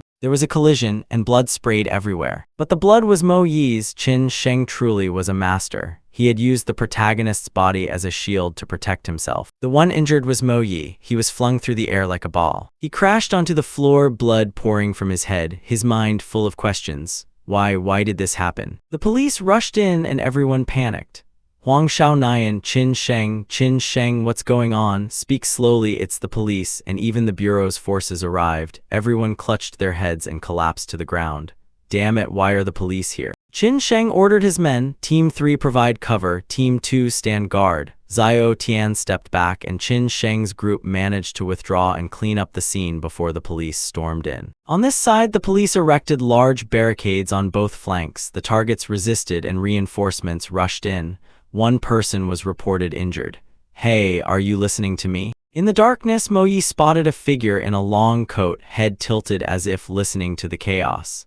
The injured person was unconscious and had been reported to the emergency center. After the catastrophe, when he opened his eyes, Mo Yi found himself in a hospital. The first voice he heard said, "You're awake." He sluggishly opened his eyes, looked around, and asked, "Is this the hospital?" Sitting nearby was Qin Zhao Yang, Sang Tian's sister, perched with her legs crossed and a haughty air. She said, "Huang Zhao Yue, don't worry, this place is safe. I'm Qin Zhao Yang, Sang Tian's half-sister and Qin Sheng's biological sister." He then realized she was the woman from his memory who had appeared with the police. Qin Zhao Yang continued, "All the wounds have been treated. There are only a few mild brain injuries. In the short term, there may be some abnormal symptoms, but they're nothing to worry about." Mo Yi asked wearily, "Are you a cop? It hurts so much. A cigarette right now would be wonderful." Qin Zhao Yang replied, "Not exactly, just some tactics. You're very clever, so I won't beat around the bush. Huang Xiaonayan, the secret key that was in Xiang Huaizhang's possession is with you, isn't it? Mo Yi thought that meant Xiang Huaizhang was either in the hands of the police or with her, and Qin Sheng hadn't taken Xiang Huaizhang away. What was his purpose in attacking the drug ring? He asked. What are you talking about? What secret key? He remembered the key in the small box, but he still wondered what that important item was. He hadn't said it aloud. Qin Zhaoyang stepped closer and said, Huang Xiaonayan, you don't need to play dumb. Xiang Huaizhang has confessed everything. You were the one who took that thing, but when we searched you, the key wasn't there. Mo Yi moved his limbs as he thought, oh, so this key is quite valuable, even the police want it. But why did they know it was with Xiang Huaizhang and wait until the incident to look for it? Qin Zhaoyang sat closer and said, we searched the entire area but found no trace. How did you manage it? Mo Yi turned and said, sorry, I don't understand what you're talking about. Give me a cigarette. Hearing that, Miss Qin turned away, her face displeased, and said, I've investigated. You were drawn into this because of my younger brother who had nothing to do with you. That item is important. A student like you can't handle it. Hand it over to me, she continued, her tone more serious. Go back to being a good student and don't get involved in this anymore. It will bring disaster on your whole family. Mo Yi said nothing, revealing a murderous aura like a fierce tiger. He asked again, what are you going to do with my family? Qin Zhaoyang turned back, astonished and slightly fearful because of the murderous aura. Stand up straight, cough a few times. Don't get me wrong, I am not that kind of person. The aura emanating from Mo Yi terrified her. She didn't even dare to look him in the eye while Sang Tian remained uncertain. She told herself, what's going on? It felt like being stared at by a savage beast. Her spine went cold. Mo Yi asked, what do you mean, using Qin Sheng's name to do as you please? What will he do to me? Qin Zhaoyang replied, I don't know. A scumbag like him could do anything. And it's not just him. If the news leaks out, you'll become a thorn in the side of every noble circle in District 26. Mo Yi noted that she had called him scum. Qin Zhaoyang added, since you can guess I have police connections, you should understand that handing that over to me is the best choice. Don't waste any more time. At her urging, Mo Yi simply spoke calmly. Hey, Miss Tan, perhaps you don't fully understand the situation. She'd been lecturing from the start, talking to herself and not letting others' words through. Qin Zhaoyang looked at him tense. Mo Yi stood up, not to mention that I have no responsibility toward you. Even if I did, why would I give it to you? She stepped back, intimidated by his imposing presence. But Mo Yi remained firm. Why should I trust you, Miss Tan, or more precisely, Sang Tian's sister? The bodyguard behind spoke up. Hey kid, what are you doing? Move aside. Mo Yi whispered. What if she takes it and then changes her mind? Such an important secret key, you can only be in control when it's in your hands. Even if it must be handed over, why wouldn't I give it to someone more capable? Maybe I could get a nice payout. He stepped closer to Qin Zhaoyang, his gaze sinister. What about Sang Tian, for example? Mo Yi's eyes widened, leaving her speechless. The guard charged in angrily. Damn it, are you out of your mind? He struck at Mo Yi, but he dodged. In a calm voice, all right, so in the end you still plan to use force to make me submit. The Qin family really is something else. Qin Zhaoyang couldn't answer. While the guard fumed, you bastard, don't let me catch you. After a moment, she finally spoke. Enough, stop it, she said, angrily clutching her designer leather bag. The guard turned away, flustered. Miss, give me a little more time and I'll catch him. She snapped, get out right now. The guard bowed his head and left the room. Mo Yi leaned to the side to watch and added, close the door, thanks, started up. Mo Yi's sharp tone left the guard helpless. While Mo Yi seemed to be taunting him, he slammed the door shut. At some point, he had taken Qin Zhaoyang's e-cigarette. He took a drag and exhaled. Finally, I can have a proper puff. She was startled. Wait, when did you? He pointed and sneered. Ha, Miss Qin, it was only a hypothetical. Don't take it to heart. That secret you mentioned really isn't in my hands, so please leave. She was furious but forced herself to hold back. She said stiffly, Hong Thi letter 1 EBF UNH letter 1 EONC. You'll regret this. Mo Yi's eyes flashed with dark malice. Go slowly, I won't see you off, remember to close the door. The image of the traitor from his previous life resurfaced in his mind, making him wonder what the secret key was. He had never heard of it before, but it clearly involved the interests of many parties. The Xiang family, the Qin family, the police, and other hidden forces, even that man Tommy. Everything seemed strangely linked from before. Mo Yi's intuition told him this could be the linchpin for carrying out his revenge. Nothing was more important than revenge. At the hospital parking lot, when they arrived, someone had already opened the door of a luxury car, waiting for Qin Zhaoyang to step in. Inside the car, a man sat waiting, phone in hand, asking for news. Back already? How did it go? Is it in our hands yet? Qin Zhaoyang bowed her head and replied, not yet. He refused to hand it over. In fact, it's possible that that thing wasn't on him. The man put his hand over both of Qin Xiao Yang's hands. He stepped closer from the shadows and said, "No, the secret key is definitely in his hands. Whatever it takes, we must get it.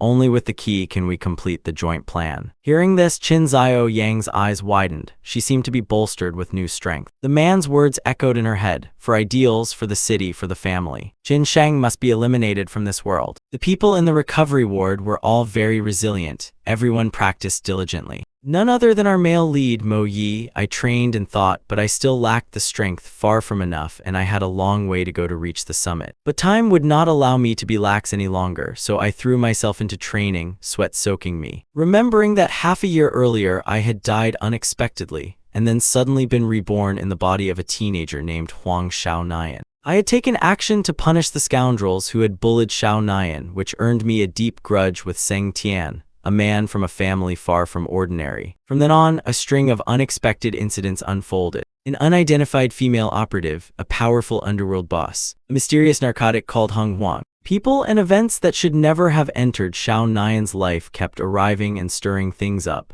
Circumstances changed faster than I had expected, yet what I gained also far exceeded my hopes. It seemed I was drawing closer to my goal of revenge. Drugs were being produced on a large scale, with the underworld standing behind it. Failed missions, a close friend's betrayal. All pointed back to the same source, a ring and the secret hidden inside it. Was it a person, a cult, or a colossal organization? I didn't know, but my intuition told me it wasn't something I could reach in my current state. I had to become stronger and quickly. All signs indicated that Sector 26 was stirring. A massive whirlwind was waiting to erupt there.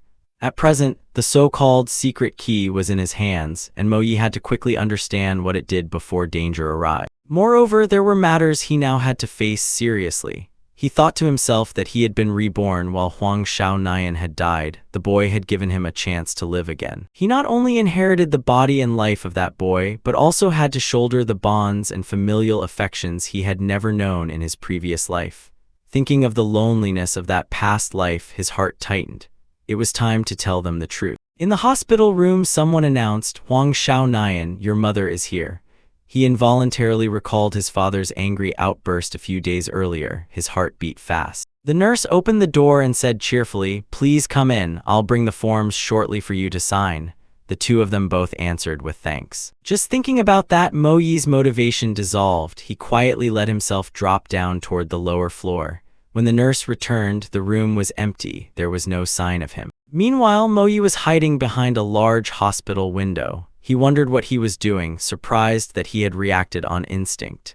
Was he avoiding something? When had he become so hesitant and indecisive? He decisively jumped down to the lower floor. He scolded himself. Since when had he become so soft when handling relationships and life's matters? Unexpectedly, in the room downstairs, two people were engaged in something shady, their clothes strewn all over the place. Mo Yi caught sight of the man's clothes, picked them up and put them on for the time being. It was a little ridiculous, but it was better than nothing, he told himself. Never mind, go find something to eat first. Once I'm full, I'll figure the rest out. So Mo Yi wandered the streets, looking every inch the bona fide bad boy. He walked along laughing and shouted freely in the street, "Dumplings, dumplings, I have to eat my fill first." At that moment, someone was following him. The man made a call and said, "I found him." Mo Yi remained unperturbed, went to a dumpling shop and ate heartily. "Boss, steam me another order," he said. His appetite astonished the owner. "Good heavens, kid, your eating capacity is terrifying." Mo Yi ate with a smile. "We in the East have a saying, nothing beats dumplings." The owner laughed and replied, "I didn't expect a second person to complete the 70 dumpling challenge. Today's meal is on the house." At that moment, the shop door opened and a man walked in. Mo Yi, excited, cried out, "Really? Thanks. Is there someone else who managed to eat 70 like me?" The owner chuckled, "Yes, you really can't underestimate others." Then he turned to the newcomer and asked, "Same as usual?" The man replied, "No, today I've only come to talk." That person was none other than Qin Sheng. He tilted his head to look at Mo Yi and said, "We meet again, Huang Xiaonian." Mo Yi wearily closed his eyes and clicked his tongue. "Here to avenge your younger brother." He calmly continued eating dumplings. Qin Sheng lit a cigarette, white smoke drifting hazily through the restaurant. "I've thoroughly investigated the matter between you and my younger brother. Xiao Tian was indeed in the wrong, so I won't pursue it. But the fact that you shattered his state of mind, others may not notice, but I can see it clearly. It really bothers me. Mo-yi replied in a low voice, if you want to protect him, go home and protect him. If you want to express your feelings, keep a diary. Whether you're upset or not is none of my concern. His words angered Qin Sheng's bodyguard. Hey kid, do you know who you're talking to? Qin Sheng raised a hand to stop him. It's fine. Then he ordered, go outside and wait for me. The bodyguard bowed his head and replied, yes. Mo-yi snorted softly. What a good dog. Qin Sheng looked at him, his tone turning cold. Then I'll be blunt. Huang Xiaonayan, that thing is in your possession now, isn't it? He took a drag of his cigarette and continued, or have you already handed it over to Zai Yang? Mo-yi closed his eyes and replied softly, I don't understand what you're talking about. Qin Sheng's face grew cold, his voice sharp. Huang Xiaonayan, don't play games with me, my patience has its limits. Mo-yi gritted his teeth and replied, I told you I don't know, even if you try to rough me up, it's useless. What isn't there simply isn't there. Why can't you people understand? His hand clenched. Qin Sheng continued to smoke calmly, then leaned back in his chair and said, Huang Xiaonayan, I'll give you a piece of advice. That's not something a child should have. You can't stir up the waters in District 26. Mo-yi tilted his head. Oh, what are you trying to do? Qin Sheng's face went stern, his gaze annoyed. It seems you don't understand the situation. I'm not here to negotiate. Then he stood up. This is the ultimatum. Be honest and sincere. Don't think only of yourself. Think of your family. This is the one time I'm telling you, and it's the last. Here you have no choice. Mo-yi's expression darkened. At the mention of his family, murderous intent instantly flared up in him. If even a single hair of my family falls, I will surely take your family's lives. Qin Sheng glanced at the searing murderous aura blazing behind Mo-yi. But he still stepped out coldly, leaving behind a single line, just wait and see. Outside at the car, Qin Sheng told his men, let's go, return to headquarters and switch vehicles. They bowed their heads and answered, understood. Inside the cafe, Mo-yi cursed silently in anger. How many times have I been bullied with that line? The Qin family, the Xiang family, the police, and other powerful people all want the secret key. Its value may be greater than I thought. Damn, this could be the linchpin that brings me closer to revenge. What if I don't hand it over? Thinking of his parents, Mo-yi felt uneasy. After all, they were innocent. He wandered the streets after finishing his meal, walking and thinking. To be honest, getting in touch with his family right now is the best option. But the man now was not only Mo-yi of the past, but also Huang Xiaonayan, their son. He looked up at the sky, bewildered and not knowing what to do, when he suddenly received a call from Xiaonayan's father. He intended to tell the whole truth. When the person on the other end panicked and asked, where are you? Come home quickly, your mother has been taken. Hearing the news, Mo-yi was stunned. He stood in the middle of the street shouting, what did you say? Where? On the other end of the line, a friend at the hospital gate reported, your mother and I had just gone downstairs to look for him when a group dressed in black stepped out of a vehicle and dragged your mother into the car. Immediately, Mo-yi thought of Qin Sheng, the man who had attacked his parents. He was convinced it was him.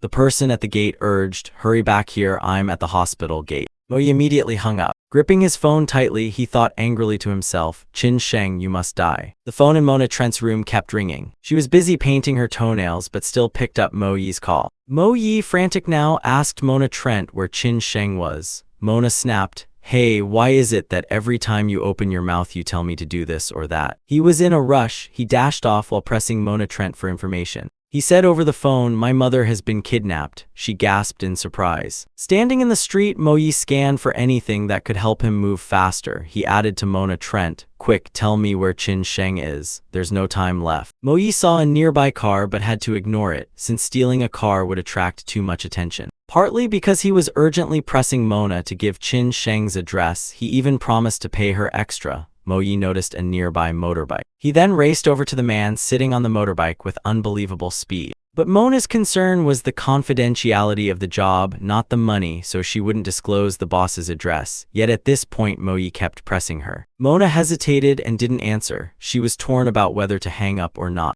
On his end, Mo-yi shouted, Mona Trent, and she suddenly felt very awkward. Meanwhile, Mo-yi was confronting the car's owner and repeatedly urging him to reveal Qin Sheng's whereabouts. On the other end of the line, after hesitating, Mona Trent finally disclosed Qin Sheng's location, and Mo-yi immediately set off. Mo-yi immediately asked for Qin Sheng's exact license plate number. Mona pulled out her computer and checked. She said she didn't know how many people there were, that the accompanying vehicles were a red car and a gray car, and the license plate was A26KUN1998. Having obtained the information, Mo Yi thanked Mona, slammed the accelerator, and sped off. He hung up abruptly, leaving Mona alone in the room with tangled thoughts, unsure if she'd done the right thing. She muttered to herself, well, that's fine, the mission is almost complete, we're about to leave. 15:25 on the Ducknam Highway. In the car accompanying Qin Sheng, the driver said to the team leader, the boss has had a lot to handle lately, constantly rushing to City Hall. Could something big be about to happen? The man sitting beside him replied, to be honest, if something isn't for you to ask about, then don't ask. The driver asked again, but why did we have to switch to an unmarked car to go to City Hall? The other warned, if you want to keep your job, watch your words, follow orders, and don't get involved in unnecessary matters. Suddenly the thunder of a motorcycle roared up, and in the rearview mirror appeared the silhouette of Mo Yi chasing after them. The two people in the car were stunned. What? How could this happen in broad daylight? They stared intently at the thing rushing toward them. The driver grumbled, clearly annoyed at those reckless kids tearing through the highway, then stuck his head out and shouted, are you crazy? Do you not want to live? Before he could react, the driver gaped. As Mo Yi lunged at the car door, he ducked his head inside and Mo Yi reached in. Immediately a pileup occurred ahead, cars braked and jammed together, and Mo Yi told himself, good, I've lost my tail. He switched lanes and thundered down the highway, overtaking a large vehicle. In Qin Sheng's convoy, the brown-haired driver reported, leader, it looks like the convoy behind has had an accident. Should we stop to check? Qin Sheng glanced in the mirror, saw the convoy was being blocked, and said, keep driving, do not stop. He felt a bad premonition for a moment, then entrusted his henchmen, activate the control system, intervene, and accelerate. They replied, understood. Mo Yi looked back and thought, I haven't checked inside the car. Recalling the two previous meetings, Qin Sheng always made the same gestures, handing over a bank card, holding a cigarette. With a cold, murderous bearing, everything indicated that he had his own rules, selfish and stubborn. Having decided, Mo Yi accelerated, overtaking the large yellow car. The people inside panicked as he swerved to slip past, pushing the yellow into a black car, causing an accident and blocking Qin Sheng's vehicle. Qin Sheng's henchmen lost control, and the car lurched violently, then lunged into the roadside guardrail. Qin Sheng stayed calm. I'm fine, someone is clearly targeting us. The AI system switched to explosion-proof mode. The man adjusted his posture, looking annoyed as he said, let me see what's happening. Counting down 10, 9, 8, Mo Yi drove the motorcycle up close, popping the front wheel up, his expression dangerous. When the system counted down to 6, he slammed the throttle. The speed peaked as he prepared to stand on the seat. Inside the car, Qin Sheng looked out. The vehicle system warned, high-speed object detected. Mo Yi jumped off the bike, clutching his head. The system hit one and the motorcycle collided with Qin Sheng's jeep. Mo Yi lunged in. One hand clamped tightly around one of Qin Sheng's hands. The other hand snatched up a shard of broken glass, then held it up to his throat in a threat. Even so, Qin Sheng coldly recognized, so it's you, Huang Shannan. Rage over anyone touching his family flared in Mo Yi. He snarled, Qin Sheng, I told you, if you dare touch my family, I'll destroy your whole family. I'll start with you. Mo Yi had now got into Qin Sheng's vehicle. Kai Huan, the driver up front, turned and shouted, you brat, get out of the way. Mo Yi tightened his grip on Qin Sheng and in an utterly terrifying tone warned, if you move even 1 millimeter, I'll cut your artery. Seng Tian remained utterly calm and said softly, it's okay, even while the shard of glass was still lodged in his neck. After that, Seng Tian gently turned to Xiao Nian and said, do you mean your family member is in danger? You've got the wrong person. This has nothing to do with me. Qin Sheng turned to look at Mo Yi's serious face. Mo Yi, still unconvinced, said, cut the nonsense, Qin Sheng. I'm giving you one last chance. If you don't want to die, calmly let her go. After saying that, Mo Yi pressed Qin Sheng down, pinning him against the side of the car, and continued coldly, don't be delusional. I won't just cut your artery. I can shove this shard of glass into your left ribs within 5 seconds and crush your heart. Faced with Mo Yi's threat, Qin Sheng showed no fear. He scoffed, ha ha. Well, I'd love to do as you say. How could I possibly let her go when she's not even in my hands? Those words made Mo Yi even tenser. He squeezed Qin Sheng's hand and said, you won't be naive enough to think I don't dare act. To me, killing you is no different than stomping an ant. I won't feel any guilt. Tell your people at once to release my mother. Saying that, Mo Yi pressed the shard of glass up against Qin Sheng's neck. Still very calm, Qin Sheng replied, my people? Ha ha, it seems you've realized there isn't anyone here you're after. If you came looking for me, you must have miscalculated the timing. Immediately means this happened after you and I met on the tour. Qin Sheng said that he had always despised cowardly tactics, and if he wanted to capture someone, he could do it with a single word, so there was no need to attack so loudly like that. Hearing that, Mo Yi felt Qin Sheng's words made sense and slowly froze. Mo Yi gradually realized and pulled out the shard of glass that had been embedded in his body. Taking advantage of the opening, Qin Sheng moved extremely fast and lunged forward to restrain one of Mo Yi's men. While Qin Sheng, dangerous like a monster, charged with terrifying strength, Mo Yi squinted and urged himself on. Thus the mano-a-mano fight between Mo Yi and Qin Sheng took place right on the back seat of the car. Mo Yi lay back on the seat and used his legs to lock around Qin Sheng's arms and neck. Once he had Qin Sheng subdued, he gathered force with both hands preparing to stab. But Qin Sheng was very quick, using his elbow to land a blow that dazed Mo Yi. Mo Yi felt annoyed by the opponent's stubbornness. He struggled up, but Qin Sheng tried to hold him down. Mo Yi yanked the car seatbelt tight, then instinctively used it to wrap tightly around Qin Sheng. The reaction came so fast it took Qin Sheng by surprise. Mo Yi used agile, special forces-like skills to control Qin Sheng inside the car, squeezing his neck. Qin Sheng grimaced and gritted his teeth as he glared at Mo Yi, cursing silently at the opponent's skill and surprised at being held down so long, so he forced himself to react. At that moment, Qin Sheng used his strength to control Mo Yi's head. Mo Yi took a painful hit but still couldn't cut his throat. He really was a fearsome opponent, able to exert so much power even with one hand. The distance between them grew increasingly intense. Mo Yi figured that if he couldn't kill him, he would have to withdraw since there were still many obstacles. At that moment, Kai Huan, the driver up front, drew a knife and cursed, "Die already." Mo Yi felt that something was wrong, angry that being driven by emotion was wasting precious time. Suddenly, Qin Sheng shouted loudly just as the driver was about to make a move. Qin Sheng hurriedly ordered Kai Huan not to act. Kai Huan was surprised, not understanding why his master would behave that way, but he obeyed and sat still.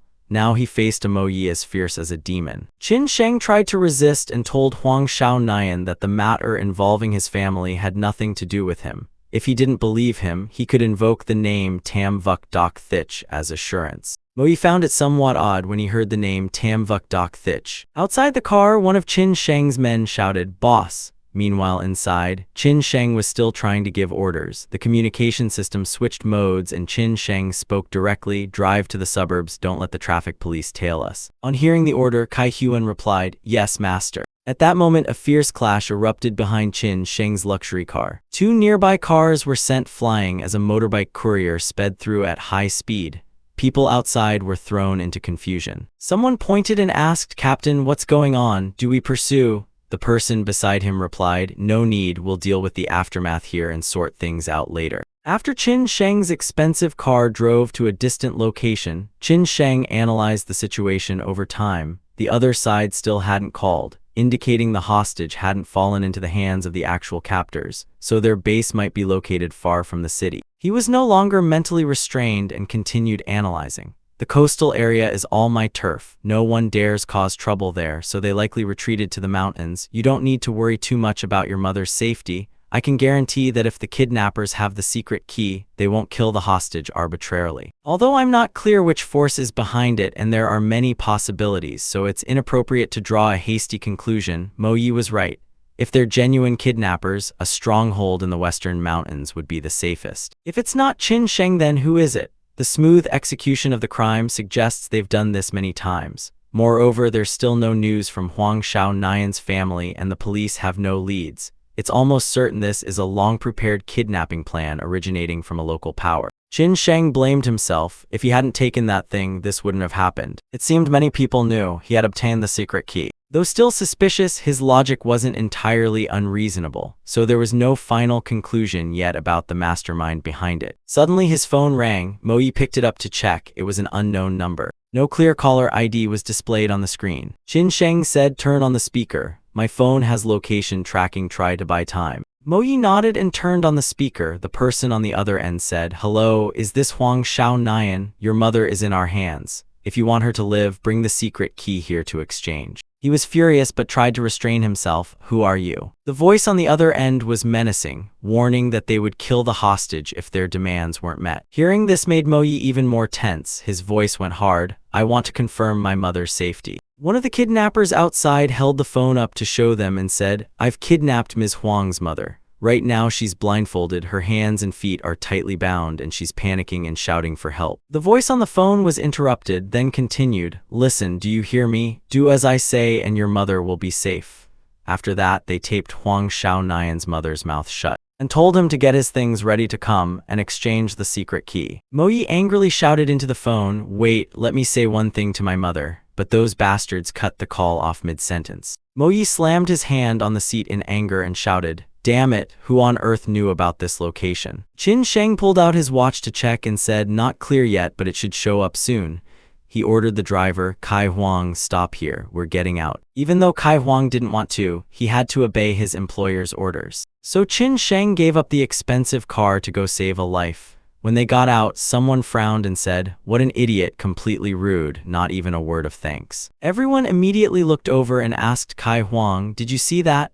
Kai Huang replied, "I did, it's strange, a kid reacting to our tri-border area. The way he broke the window looks like foreign special forces techniques. It's not something someone his age should have." Qin Sheng felt regretful inwardly. Indeed, whether in bravery or in capability, I've never seen it in someone of that age. If she later becomes a figure of significance, it would be understandable. Kai Huang felt unsettled. Should we just let him go? Qin Sheng pondered. He has qualities I desperately need. To achieve our goals, we can use any means. Right now, we're short on people. If we can recruit him, he could be useful in the future. Meanwhile, he bandaged the wound on his hand and drove with grim determination.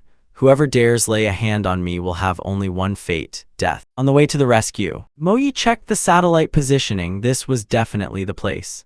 The area was completely sealed off, making entry and exit very difficult. It looked like devices had been installed around to jam phone signals. Inside, there was almost no reception. The premises were strictly guarded. Thanks to that car, however, finding this place wasn't as hard as it otherwise would have been. The trunk was full of military gear, uniforms, belts, gloves. Apart from the oppressive atmosphere, it contained nearly everything. This convinced Mo Yi that Qin Sheng truly had ability and was backed by the tri-border area. Myanmar, Thailand, and Laos, the armed organization that runs rampant in the Golden Triangle, is rumored to be linked to narcotics.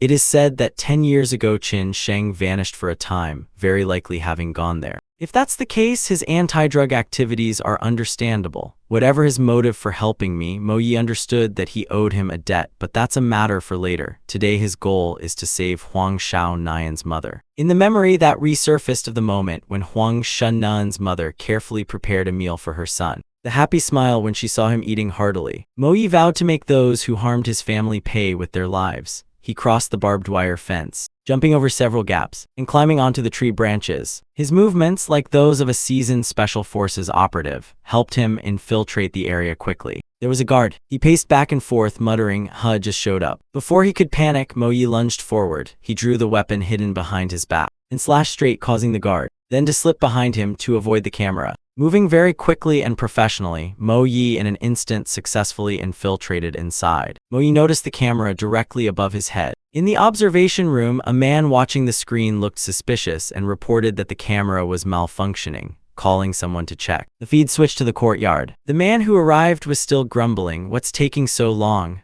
when Mo Yi suddenly struck, taking him down with a killing blow, piercing straight through the neck, killing him on the spot. At that moment, a nearby man saw that his comrade was not okay. Right after that, he finished off a nearby man, and as another turned back, the walkie-talkie went silent. Before he could react, Mo Yi threw this one into the other, and the two went tumbling. The other man then rushed in a different direction, ran to the rear, and added another slash. That took both of them down. Before they could even identify the attacker, Mo Yi had already knocked them over. He went to his knees. With lightning-fast skill, he twirled the knife artfully. Mo Yi immediately shoved the knife forward. He stepped closer and whispered into one man's ear, "Listen carefully. I'll only ask you one thing. Don't try anything. You have only one chance." Inside this base, it's all people from the Xiangxi Corporation. An old man sitting in the middle row angrily ordered, "No matter what, you must get that thing before tomorrow." The people lined up on both sides replied in unison, "Understood." Someone spoke up, "Foster father, rest assured, I've sent people to monitor your father. If he tries anything, we'll arrest him on the spot."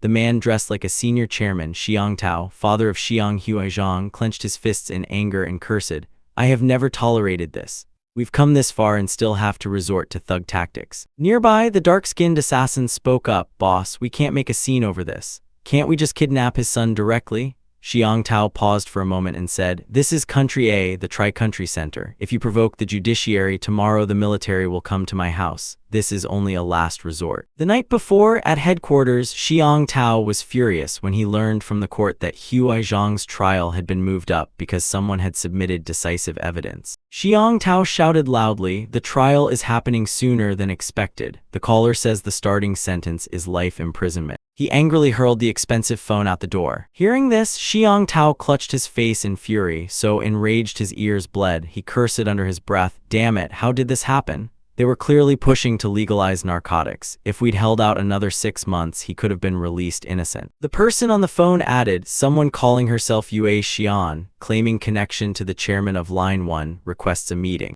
On hearing that, Xiang Tao gritted his teeth and said, "They're clearly going all out to seize the T-letter 1EA7NG family's son. He's the only one who opposed legalizing narcotics." At that moment, someone called Xiang Tao's henchman, who immediately reported back to his boss, and the caller said there was a way to save Hua Zhang. Xiang Tao turned and shouted, "Give it to me." The man on the other end didn't introduce himself and spoke arrogantly, "Who I am doesn't matter, you only need to know I can save your son."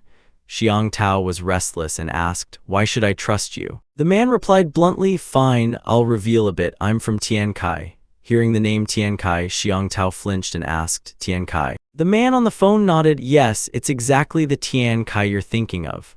At that, Xiang Tao softened his tone, "Name your terms. As long as you save my son, I'll do whatever you ask." The person on the other end got straight to the point. "Good, I need you to retrieve an item, a document specifically kept in the safe to your right." Xiang Tao started and turned to look.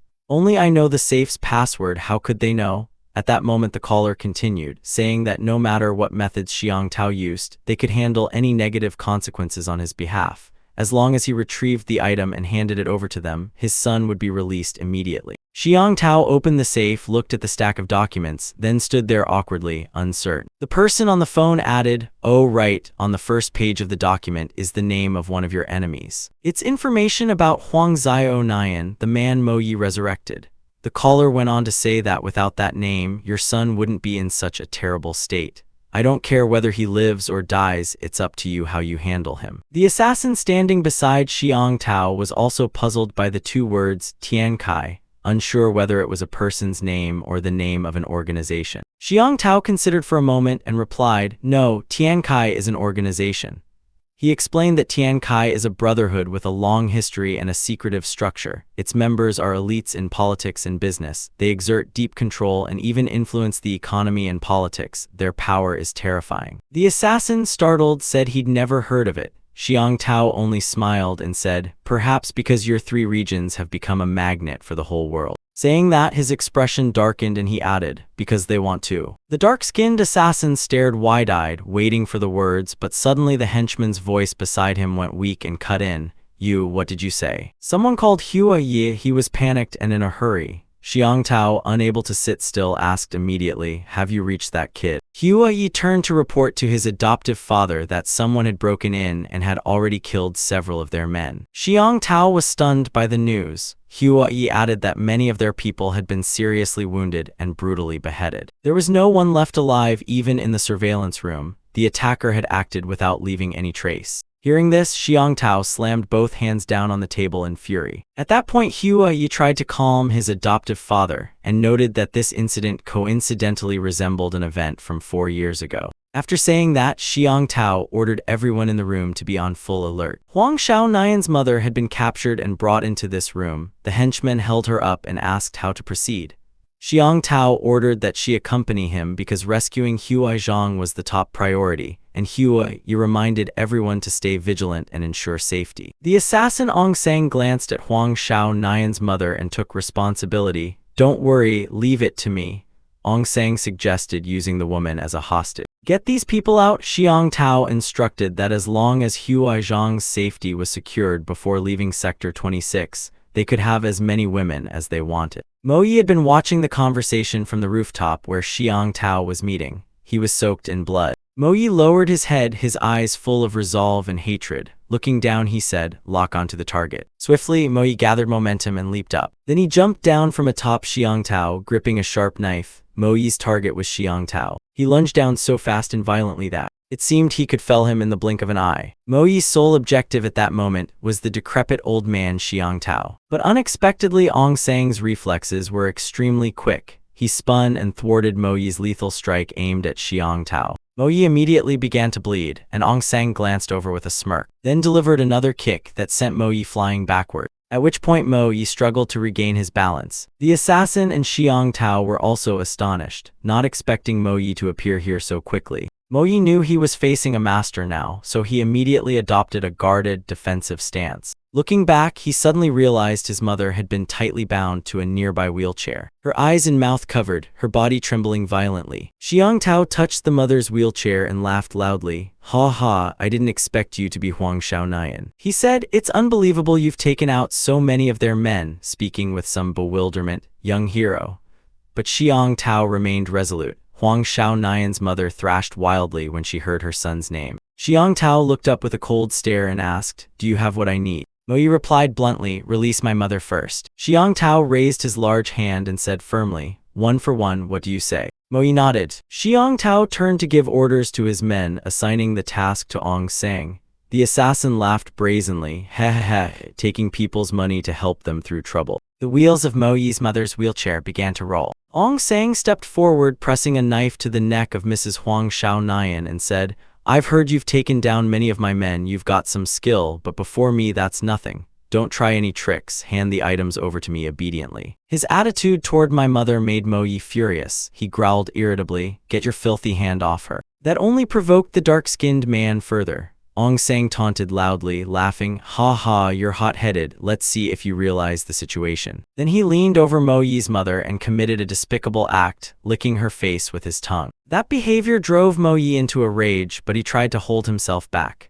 Meanwhile, Ong Sang continued to provoke, "Look at your obedient son, he almost killed my boss, my reputation and my seized goods were nearly destroyed. It's all because you didn't discipline this insolent brat, so I have to punish you severely." Mo Yi, furious, bellowed like a savage, "You damned monkey, dare to touch her again and I'll destroy the key." Seeing Mo Yi's tense expression, even Xiang Tao began to worry. He called urgently, "Ambassador and Gangsun, hurry up, time's critical." Ong Sang grew serious again and said, all right, hand over the keys, don't make a fuss," then grumbled about the sly ones. Mo Yi raised the knife. A man said, "Put the knife down, I'll count to 3 and then we'll talk."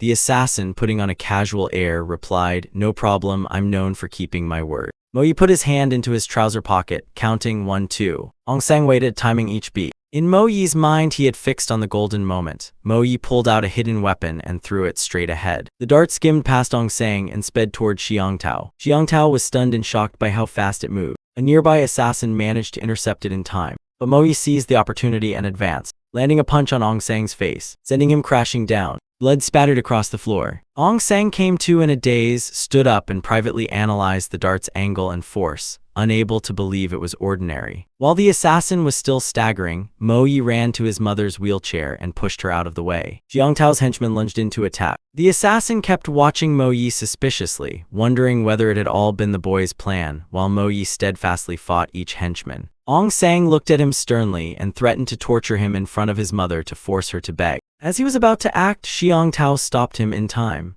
"Wait, don't get excited, let me talk to him." Xiang Tao stepped up to Mo Yi and loudly said that he acknowledged the young man as strong, respected him, and was willing to give him a chance. "Just hand over the key and he will spare everyone, erase all grudges between your son and him, give the family a large sum of money, and cause no more trouble." He told him not to rush into an answer and to ask his mother's opinion first. Huang Xiaonayan looked at his mother, bound to the wheelchair, knelt down, gently removed the tape from her mouth, and apologized for being late. His mother trembled, urging him to flee out of fear, and because she didn't understand what was happening. Huang Xiaonayan gently told his mother not to be afraid, and he explained to her that when they blindfolded her it meant they didn't want us to survive. Upon hearing this, his mother's tears streamed down. She bit her lip, her heart aching. Then, ignoring everything, she screamed that her son should listen to his mother. If he could, he should run away and not worry about her, my child. Mo Yi stood dazed, for in his previous life no one had ever treated him with such love or accepted sacrificing themselves for him. He closed his eyes tightly. He raised his hand and gently used the black cloth to blindfold his mother, then whispered to her, "Don't worry, mother." She was yelling out of panic, "Huang Xiaonayan."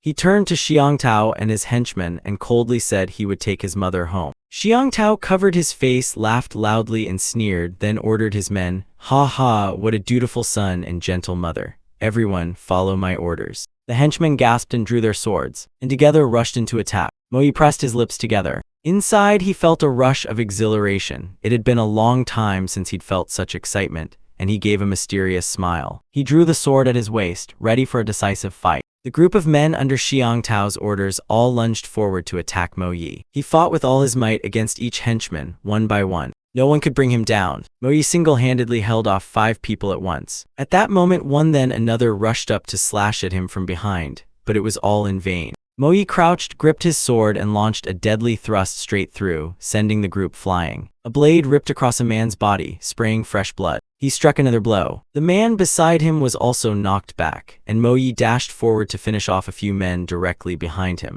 Then several more surged forward at once, but before long they all collapsed at his feet. Mo Yi's skill was extraordinary. No one could so much as touch a fingernail on him. Suddenly, a man lunged in to slash at his shoulder, but Mo Yi managed to block. The swords rang together and sparks flew, and that lackey's life ended in an instant. Xiang Tao's henchmen were thrown into panic at having to face a master like Mo Yi. Even amid the battlefield, he remained calm and handled everything neatly. Though the enemies were numerous, they were quickly wiped out. Ong Sang watched the sword in Mo Yi's hand, the bearing and the blade, and murmured, "Impossible, in just a few minutes. Not human, definitely a monster." Mo Yi smiled. He lightly wiped the blood from his mouth. The swarthy assassin ground his teeth and in a hoarse voice spat, "You worthless trash, then I'll have to face you myself." Then he strode between the men and advanced toward Mo Yi. He drew 2 swords and prepared to duel Mo Yi one-on-one. Lunged forward with a terrifying expression, shouting that he hated those pretty-faced types above all and wanted to tear his opponent apart. Mo Yi raised his sword to parry, observing the attacking style and the opponent's advantage in close quarters. Realizing he had to keep his distance while looking for an opportunity to counterattack, Ong Sang lunged in as well, swinging his sword with great force. Mo Yi retreated to the right, astonished by the strength of this ugly assassin. At that moment, Ong Sang surged forward with brutal killing intent. He both slashed and howled, threatening to tear his face apart, to sever the tendons in his arms and legs so Mo Yi would be forced to watch his mother being tortured. He leapt and flailed the knife wildly. A barrage of cuts streamed onto Mo Yi, blood flowing continuously. Mo Yi endured the pain, watched his opponent, and thought to himself that his power and speed were among the best he'd ever met. With such a rapid tempo, you couldn't take chances. Defense had to be steady. But when an opening appeared, delivering a killing blow would be the wise choice. Hua Yi, standing behind Xiang Tao, spoke in a solemn tone, "The pain is too intense," then continued his analysis. It turned out this was Viletter 1EC7 Vuong Bai, the person they had paid a huge sum to hire to guard against Qin Sheng's assassination. Ong Sang was a Burmese assassin, inherently brutal and used to killing, hence internationally wanted. Born violent, he especially took pleasure in torturing women until they stopped breathing before finishing them off. According to records, more than 40 cases had been linked to him. The reason he killed was that he enjoyed hearing his victims' screams and cries, so the underworld called him the Wailing Devil. Hearing Xiang Tao, Hui also flinched. It truly was a double-edged sword. If it weren't to guard against Qin Sheng failing to uphold his obligations, he wouldn't have hired such a pervert. But pervert or not, the protection task in his hands had never failed and was more than capable of dealing with that brat Huang Xiaonayan. Right now, Mo Yi was facing a terrifying assassin. He anxiously shouted out to check on his son, "Xiaonayan, can you hear your mother?" He still tried to reassure his mother, "I'm fine," even as he endured a relentless barrage of attacks. Ong Sang went mad, hurling crude insults and taunting his mother, vowing he wouldn't touch her until he was satisfied. Mo Yi dodged a strike, his eyes gradually adjusted to the rhythm of the fight. Ong Sang kept swinging his knife, spinning around, but Mo Yi deftly avoided him and occasionally countered, analyzing the distances and movements to find an opening. Ong Sang struck ever harder, shouting and threatening to tear his face apart and cut the tendons in his limbs for him to see. A series of slashes covered Mo Yi's body and blood flowed, but he endured it, bravely searching for an opportunity. Then Mo Yi seized his opponent's exact opening. He shot a determined glance and steeled himself. The bait had been taken. Meanwhile, the assassin continued to slash at Mo Yi like a madman. Suddenly, Mo Yi unleashed a slash straight into the assassin's face. The man curled like a mantis shrimp. The man perfectly read Mo Yi's intent. He grinned, stuck out his tongue in a mocking gesture, and taunted, "Ha ha, do you think I don't know what you're planning?" After saying that, he stomped down hard on the ground. He turned and struck several powerful blows at Mo Yi, who then tried desperately to fend him off. Ong San, truly a top-tier assassin, lunged like lightning and delivered another heavy slash at Mo Yi. At that moment he revealed a triumphant, exhilarated expression, sneering, "You're beaten now, watch how I'll tear out your organs." Then Mo Yi received a heavy slash to his left shoulder. He cried out in pain but tried to endure. His foot struck a nearby body. As the assassin rushed forward with a face full of killing intent, he relished the thought of hearing Mo Yi's dying groans. Mo Yi's foot stepped on the corpse beside him.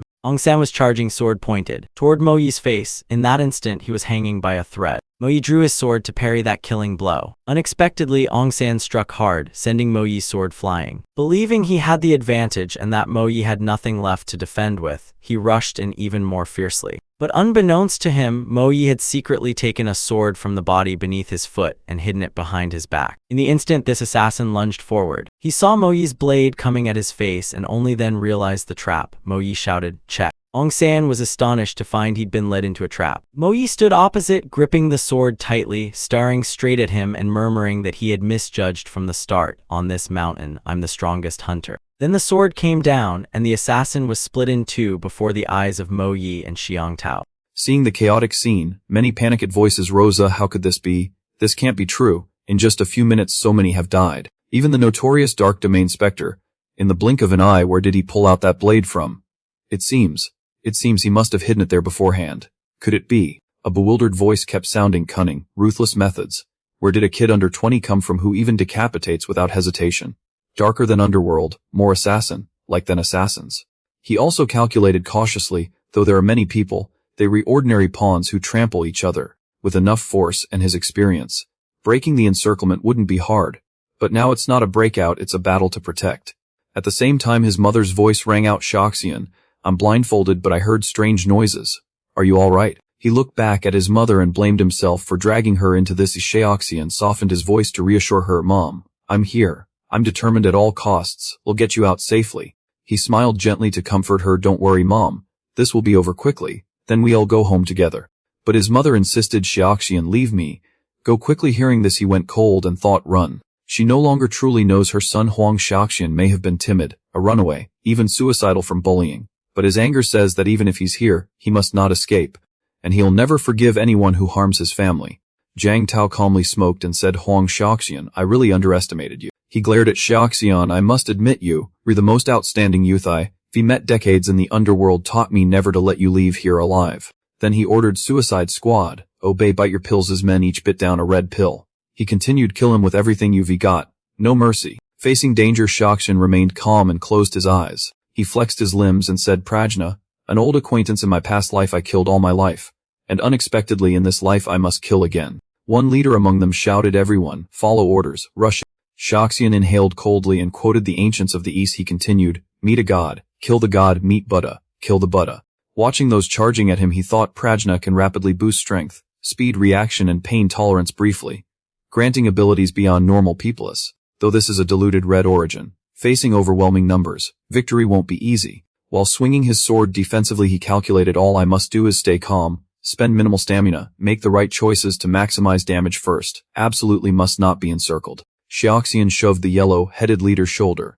He grabbed another by the neck. "Create chaos. Once chaos occurs, the enemy's attacks scatter, strike, and withdraw. Use movement to make space and try to attack only one side."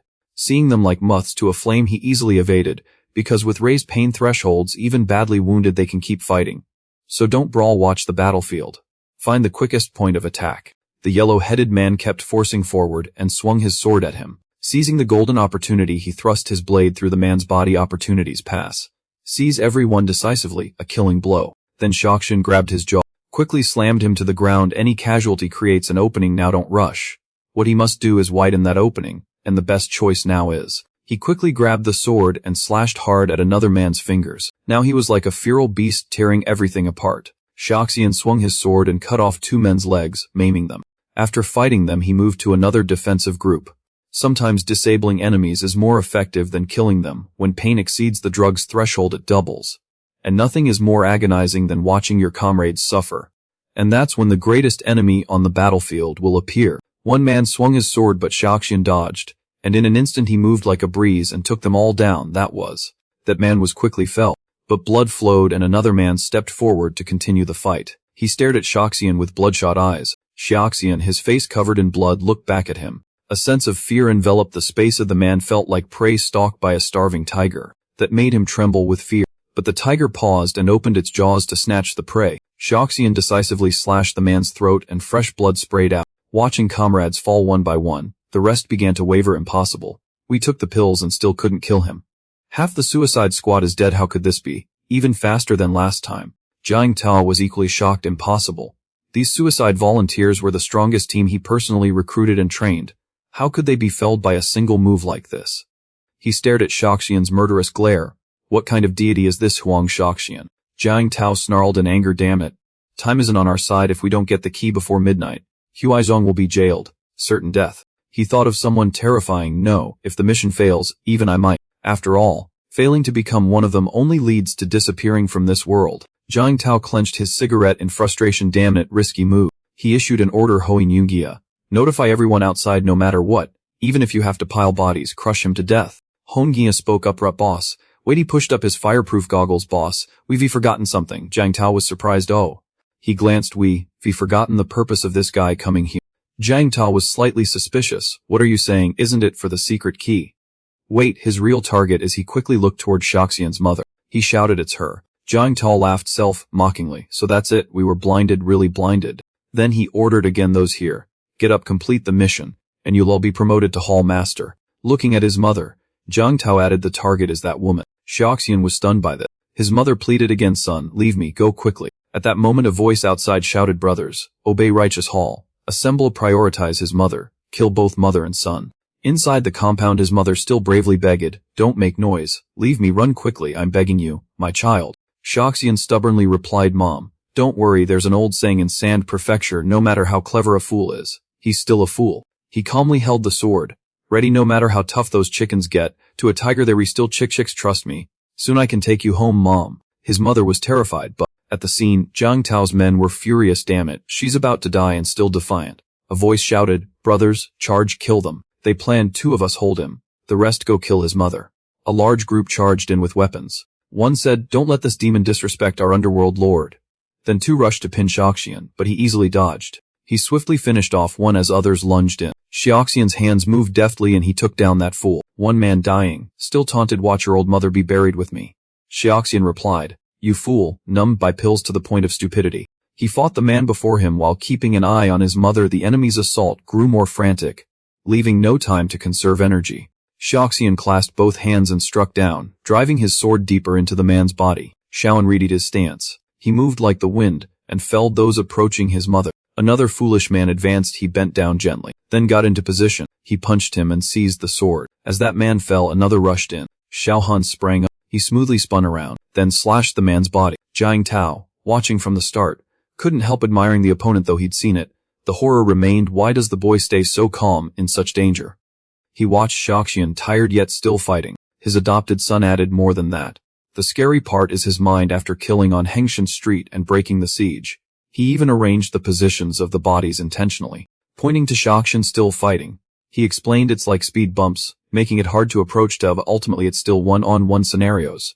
Jiang Tao grew impatient indeed. If this young man could work for me, too late now. Hoi Nia, think of a quick solution. If he isn't dead, we'll suffer heavy losses. Hoi Ingia stayed calm. There is a way if it's guns. He pushed up his glasses and explained, no, Godfather. You misunderstood me. This gun is not that kind of gun. Watching Shaoxian fight, he clarified, if the person is the gun, then the blade is the bullet. Huang Shaoxian's mother is the target, right? Jiang Tao realized, right, if we throw weapons at them and he dodges, his mother dies. If he doesn't dodge, he'll be stabbed. Then he ordered, if that's the case, everyone follow orders. He commanded, spread out in 4 directions and gather all the blades on the ground. He said, preparing Shaoxian angrily, all ready, obey my command, throw them at those people. His mother, still unafraid, said, don't, son, hurry and hide. Then she fainted. The men shouted, understood. Shaoxian bent over, concerned, looking at her. She's fainted, poor thing. Jiang Tao continued, fine, aim carefully. Shaoxian still used 2 swords to defend. Damn, can't deny it, the wit of a fool can be tricky. His voice rang out and his men readied themselves. 3. They prepared to throw the blades. 2. Jiang Tao's command came. 1. Kill them. They hurled the swords with force. Shaoxian prepared to block. He quickly sliced them away. But unfortunately one struck him. Jiang Tao praised, very good, keep going, full force, do it again. Another blade lodged in his shoulder, causing him pain, but he still tried to endure. Shaoxian struggled to stay upright. He faced the enemy as if nothing had happened. Yet inside he felt relieved. Damn, he made it through. Jiang Tao taunted again. This boy, so brave, smiling in this situation is just an act. He's panting. Won't last long. He waved and ordered the men behind to continue. Today, I'll watch those two be turned into a beehive. Instead of fear, Shaoxian smiled and said frankly, Mister, I'm curious how lucky you had to be to reach your position. He angrily snapped, Brat, you think taunts like that work on an old man like me? I admit you're brave and exceptional, but I've roamed the world for years. What storm haven't I seen? Any final words? Having achieved his aim, Shaoxian's smile widened. He bit down on a sword in his hand and said, Guess why I wanted to behead you at first, then stay to wear you down in a war of attrition. Jiang Tao was tired of arguing, trying to stall to recover strength. Pointless today, you can't escape even if you sprout wings. Hoa Nia, fetch the hidden knives from my room. I'll sharpen this one on him. At that moment Hoa Nia spoke up, Godfather, can't reach them. He snapped irritably, can't reach them. What do you mean can't reach them? Footsteps sounded again. Qin Sheng called out, Didn't I tell you not to rush? Why are you prickly now, Huang Shaoxian? Shaoxian replied, If you had been a bit later I'd have killed them all. We're just here to reap the benefits. Right, Qin Sheng? Looking at Qin Sheng's imposing stance before him, Jiang Tao was astonished. Tan Qin Sheng. Why is Qin Sheng? He yelled furiously. Qin Sheng, what do you mean? This is my private residence. Do you want war? Qin Sheng remained calm. What do I mean? I should be asking you, why did you allow Huizong to transport drugs in District 26? What's this about? He said sternly, weren't you at the last Underworld Assembly? Didn't Righteous Hall declare drugs banned in District 26? Whoever touches them dies. Jiang Tao was stunned. No, impossible. Huizong would never betray me. Qin Sheng spoke softly but menacingly, when you two gather in hell, argue it out down there. He ordered, Team 1, today lift the restrictions, kill them. Earlier that same day, from the car a voice called out, my driver, go, your location will show on the screen. Chihuan, stop here, we'll get out. Understood, leader, another replied. Xiaoxian asked cautiously, why are you doing this? But Qin Sheng remained silent. After a moment he closed his eyes and answered slowly, why? I can't say. Maybe my brother dragged you into the underworld, or maybe I admire your talent. Besides, I can't help you. Anyone who uses this tactic to threaten me is probably someone I dislike. He affirmed, I don't want to associate with low-level underworld types.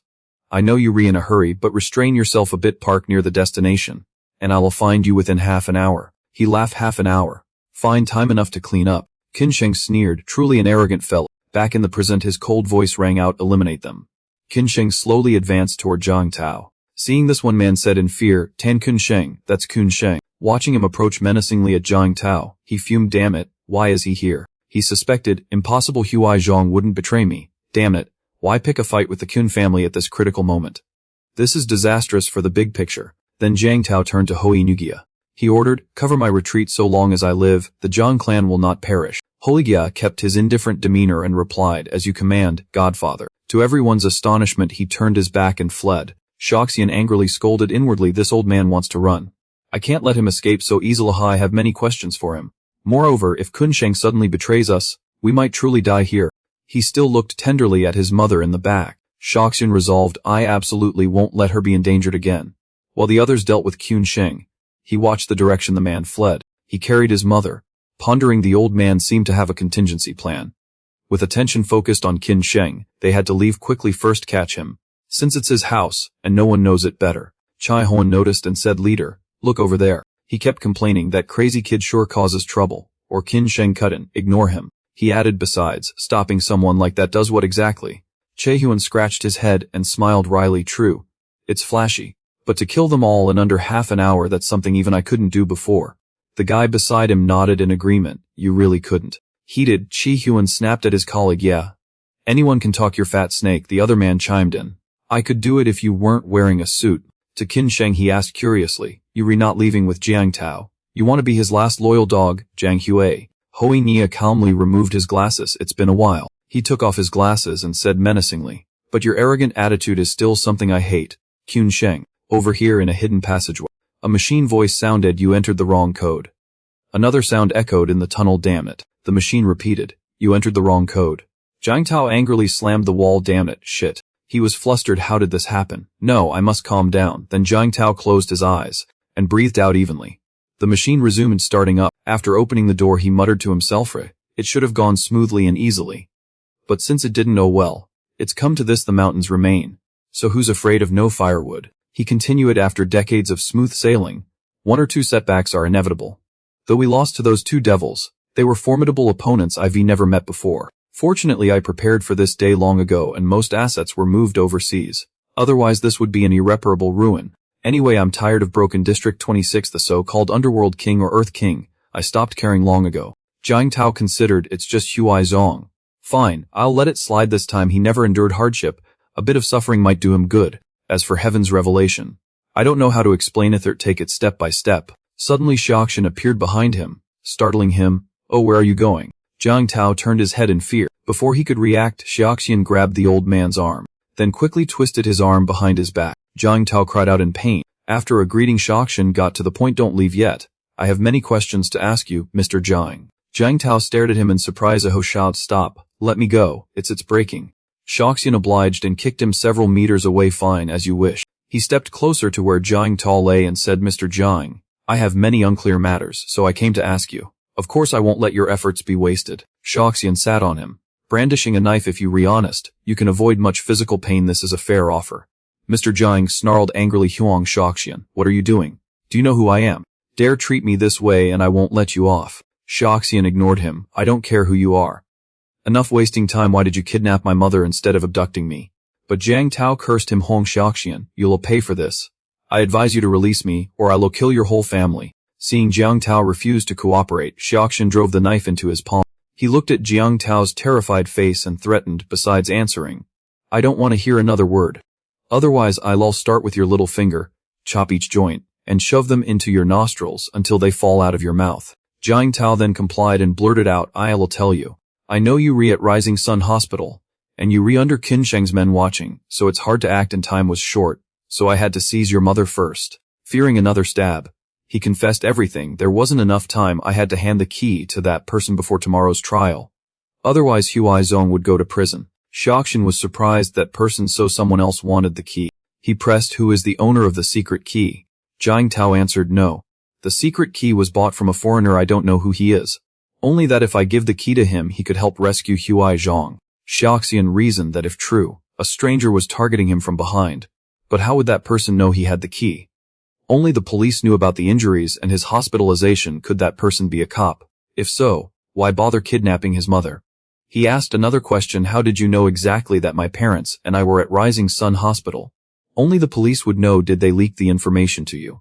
Jiang Tao answered fearfully at once, sir. No, not the police. It's the Tan family who told me. That's why I knew Qin Sheng's men were surveilling, so I kidnapped your mother. Xiaoxian queried the Qin family. He quickly deduced, right, besides the police. The only person who knew we were at the hospital was Qin Xiaoyang. But Qin Sheng also knew where we were. Did Qin Xiaoyang tell him? Aren't they rivals? Maybe my assumption was wrong. Xiaoxian then demanded threateningly, who is this person? He voiced his speculation. Could it be Tan He? A mechanical voice sounded from somewhere, shattering the tense atmosphere. He startled and went on alert. Someone might be coming.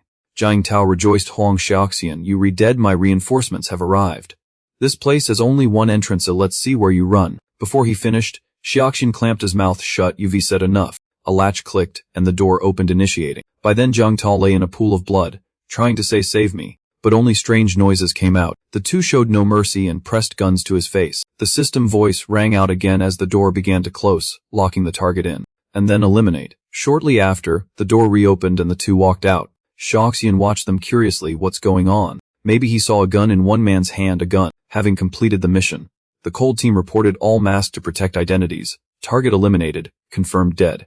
Orders received. Proceed to the main hall immediately. From behind a large wall, Xiaoxian watched them leave and breathed a sigh of relief. Good, they left quickly. Otherwise we might have died there. Their decisive, swift method made him suspect. Underworld here isn't shy about guns. The accent didn't sound local. It was an outside force. Looking at his unconscious, limp mother made him ache. Their target was Jiang Tao. Could they be Qin Sheng's men? No, if so they'd have done it in the hall. Never mind him, my goal's achieved.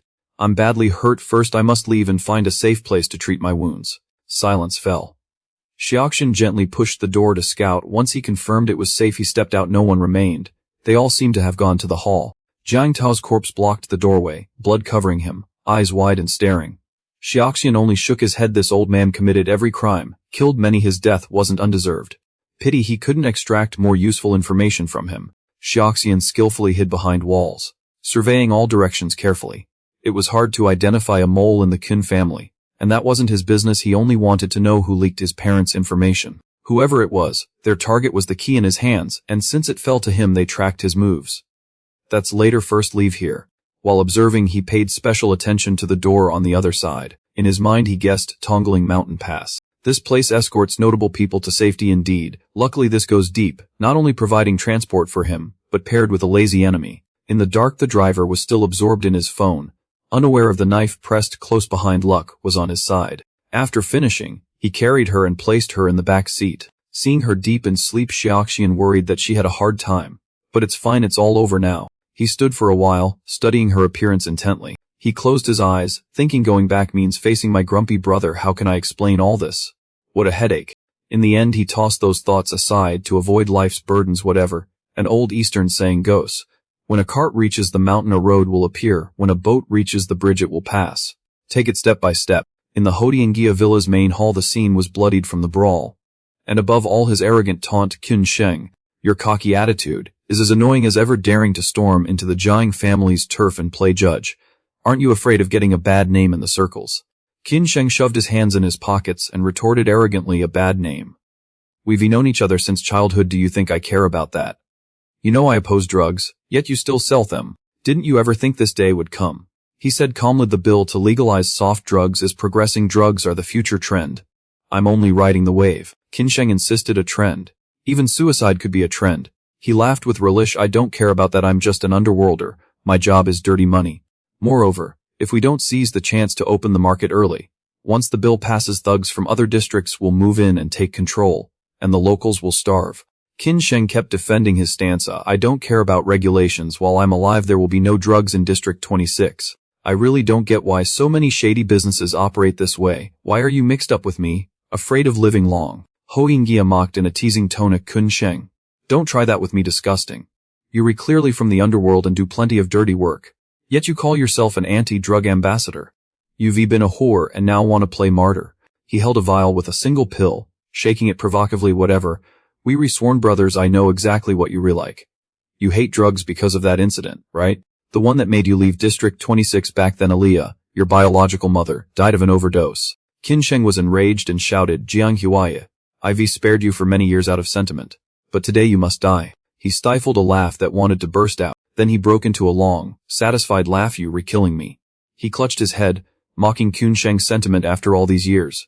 You dare talk of friendship? Before you returned District 26 was our Jiang family's paradise. You came back with outsiders, pillaged, and pushed the Jiang clan down to third place. Did you ever consider that so-called loyalty when you did this? His face darkened, not amused by the taunt. Shut up, Jiang Hue, your death day has come. He pretended to look worried. Oh really? I don't know if my death day has come, but yours and Zhang Tao's has cause of death. Bang. A thunderous series of sounds rang out around them, throwing everyone into confusion. Chai Huan gritted his teeth. Leader, that sound is gunfire.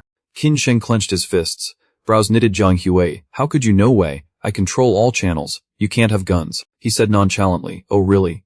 Ho Yinghia loosened his tie and mocked Qin Sheng. I've always thought you clever, the greatest enemy of Zhang Hue. I didn't expect you to be as stupid as Zhang Tao. Can you really control everything? But fate has it today was supposed to be the day Zhang Tao and his suicide squad died. The gangsters began pulling guns and pointing them at him.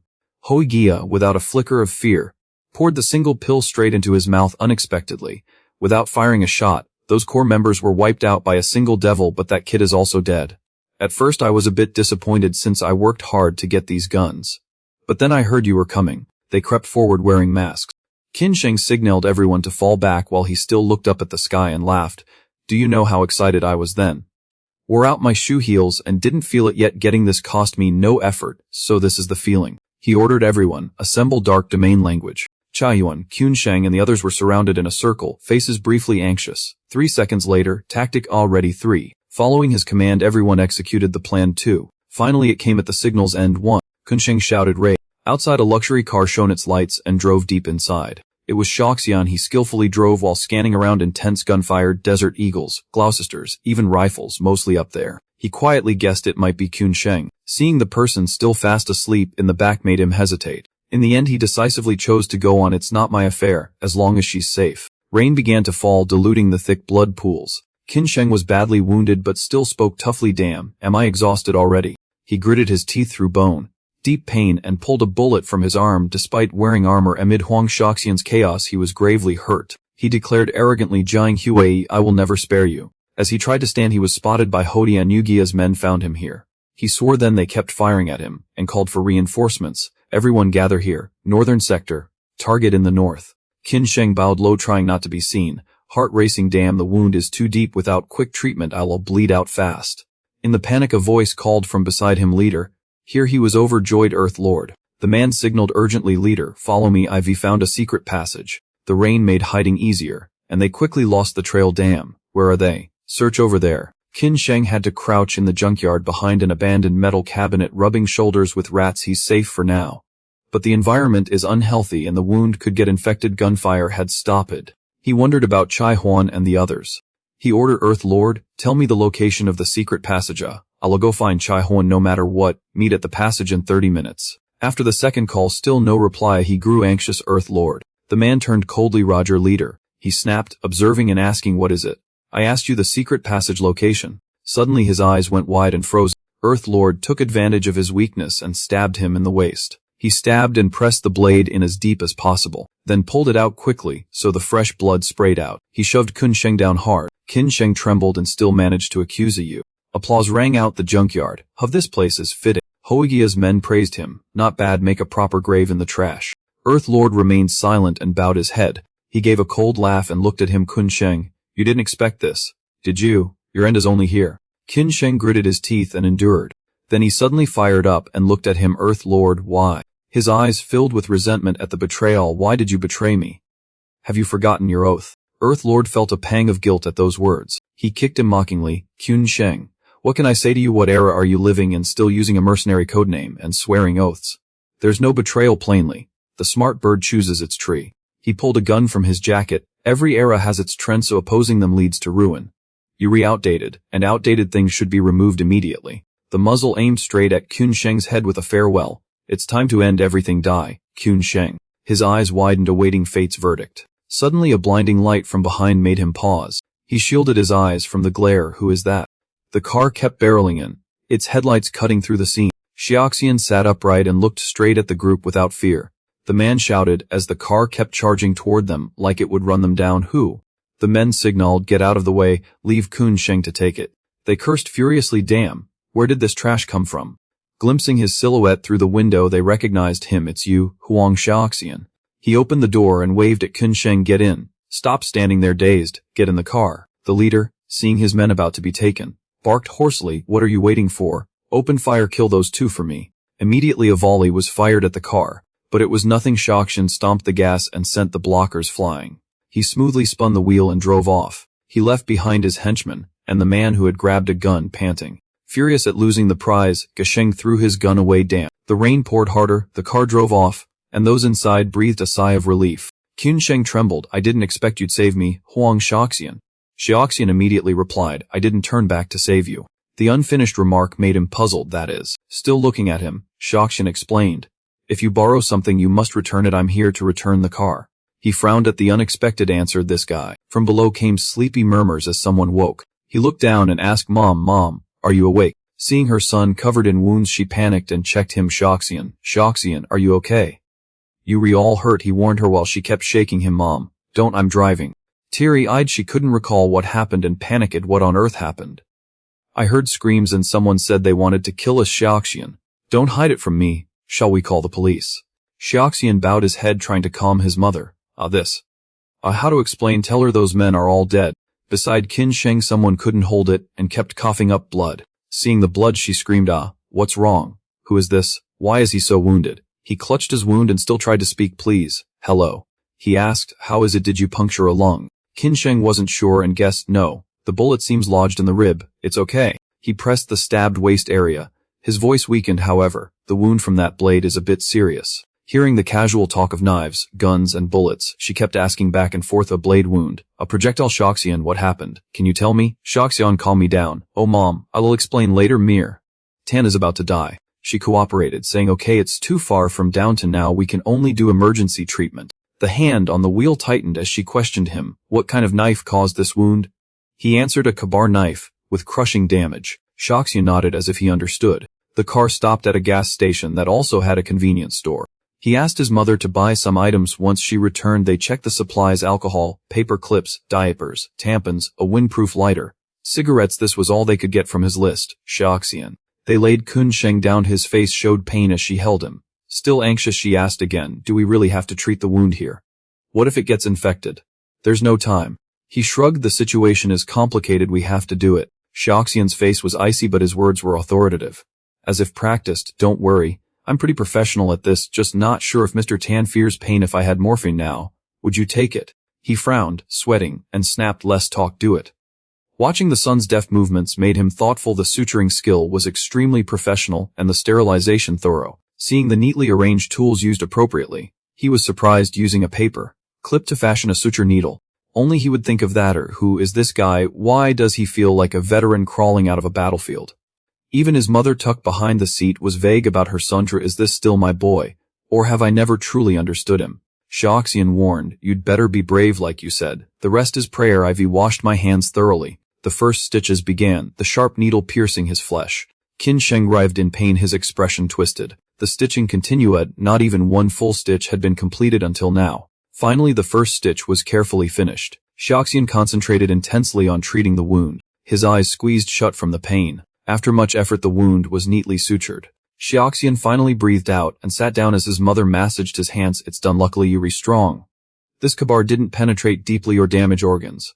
Course, if possible, have the wound rechecked.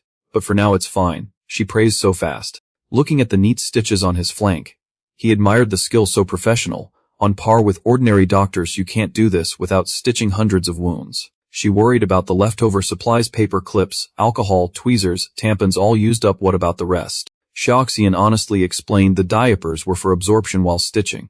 About the rest, I checked the bullet hole while suturing.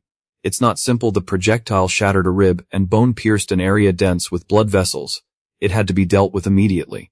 Leaving it might not cause massive bleeding now, but black market ammo is filthy. You know that, Mr. Tan. Enlightened with this knowledge, he realized the infection risk was high and the fragment must be removed immediately. He reached back and asked his mother, Mom, bring the cream and the nail clippers. Qin Sheng's voice trembled again. Cream, nail clippers, do you want to use them to extract the bullet fragment? She opened the box of items she had bought. Inside were all the things Xiaoxian needed. He heated the blade over flame as he worked and replied, luckily it wasn't deep, otherwise I'd have no choice but to use this temporarily. Worried the other would change his mind, he flustered, wait, hold on. When ready, he used the body of the nail clipper to pry the wound open and warned, stop babbling. If anything, wait until you're reconscious to talk. The crude tools, fortunately, kept the bullet hole open enough. He gritted his teeth, the pain freezing his body. The other told him to relax, endure a bit. Think of the ancient strongman who scraped flesh to remove poison. One hand stayed in position, while the other fetched tools to pinch it out. Seeing the bullet inside, Xiaoxian smiled with satisfaction. Got you, Magnum 375. Memories surfaced, the cries of those he had defeated. Monster. They're terrified, panicked looks. Monster. That label clung to him even as he grew up. Monster. When he stood in the ring, opponents looked at him with fear. Monster. The crowd below roared and praised him, truly a monster. Those words stuck from childhood, making him think himself supreme. Since I was young I've been terrifyingly strong. Everyone calls me a monster, and I like it, because I'm truly terrifyingly strong. I'm the best in the world. But then his blood fell. Muyi appeared and shattered everything. He croaked, monster. He looked at him in disbelief. Why did I lose to you? But all he got in return was a contemptuous look. There's no why. Trash is trash. It simply can't beat a fierce tiger. Kun Sheng jolted awake. He looked around, wondering where he was, when a voice rang out, you reawake. He saw Xiaoxian training vigorously. He froze. Of Huang Xiaoxian, sweating, turned and looked at him. There's water and anti-inflammatory meds. Take them yourself. Qin Sheng stared at him like a monster, puzzled how someone so badly hurt yesterday could still exercise. How is he doing that? He sprang up to stop him. Wait, how long has it been? Xiaoxian paused at the question, then said, oh, today is the third day. He flinched at the answer. What, 3 days? Swearing in anger, damn, it's been that long. I wonder what's outside. Qin Sheng asked, where's my phone? He casually replied, I threw it away. Enraged, Qin Sheng shouted, how dare you? Then he suddenly realized, panic on his face. Wait, could it be? Xiaoxian glanced at him calmly and said, that's right. That look of his was eerily like Muyi's. You, now identified as a suspect in a serious violent crime, wanted nationwide, both you and I. Qin Sheng was terrified by the disdain Xiaoxian conveyed, the feeling of being looked down on. His eyes narrowed as images of Muye and Xiaoxian's words emerged. This guy always gives me a familiar feeling. Always gives me a familiar feeling. Trash is trash. It simply can't beat a fierce tiger. He sank into his memories. Images of Xiaoxian killing without mercy. Back then he also said these words. Then Xiaoxian cut through Qun Sheng's thoughts and asked, "What are you doing?" He came to his senses. It's nothing. Just remembering old things. He thought to himself, could this guy be that person? It sent chills down his spine.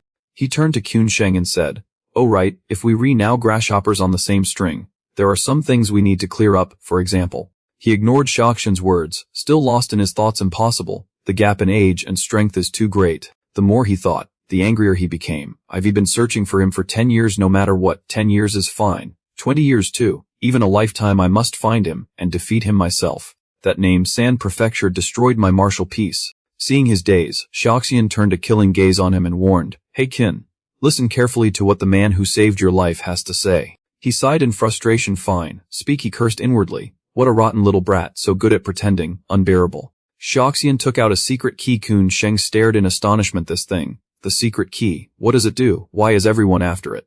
Qun Sheng showed contempt. Of course it's in his hand. Handed over early, and there wouldn't be so much trouble. He clenched his fist, wanting to beat the man before him. Damn it. Maybe I should just kill him now. He's no good. He explained gruffly. The so-called secret key, true to its name, is a key to open something. The other cut in. Stop the nonsense. Get to the point. Embarrassed, Xiaoxian said, if used correctly the key can lead to a place called the Dark Domain. Hearing that, he asked, Dark Domain sounds like some black market thing. Xiaoxian clarified, no, the Dark Domain doesn't exist in reality. It's a mysterious digital space. He continued, legend says in the Dark Domain you can obtain any wish from the real world, from small things like jewels, lovers, material needs, to bigger things like businesses, status, even power. They say with enough keys, even becoming a country's prime minister isn't impossible. He wondered aloud, so this isn't the only one. Qin Sheng was unsure. Maybe, he added, he didn't care. He'd only heard others talk whether the Dark Domain is really that miraculous. He didn't know, and anyway he didn't need it. Xiaoxian's face darkened at that answer, eyes flashing killing intent as he raised a hand to move. Hey, after all that talk you understand nothing, he thought inwardly. Move, Huang Xiaoxian. Qin Sheng shut his eyes. Annoyed, even that thing is as demonic as the legends. I don't need it, I just want to destroy it before people like Zhang Huai sees it. He interrupted Xiaoxian's action and asked, fine. Now my turn, where is this place?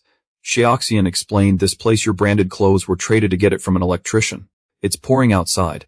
Qun Sheng complained, what, my clothes worth tens of thousands were traded for this? Xiaoxian paid no mind to the complaint and replied calmly, spare me, this isn't the time for you to be picky. Qun Sheng, helpless, gave up. Forget it, it's fine. He said the old electrician really found a good spot. Impoverished, chaotic, lawless, sleepless city, the city that never sleeps. Qin Sheng looked at him and demanded, I need a phone, I must contact the company immediately. Before he finished, Xiaoxian cut him off. Are you crazy? Xiaoxian's face grew stern, his gaze probing. Have you learned to tell friend from foe yet? He flinched at that, recalling the image of himself being betrayed. His eyes dropped, his voice tinged with sorrow. I couldn't have expected a comrade of so many shared dangers to betray me. If even he did this, the company must have been deeply infiltrated. Xiaoxian fell silent, pondering his words, comrades through life and death for many years. Am I the most unqualified to say that? He thought. He pulled his hat down, wearing a mask to cover his face. Qun Sheng warned, you want to go out? Although Block 24 isn't closely cooperative with law enforcement, the risk is still high. Xiaoxian ignored the warning and said, an Eastern pervert, success or failure depends on the person. He affirmed, sitting around waiting to die isn't my style. Qin Sheng mocked him.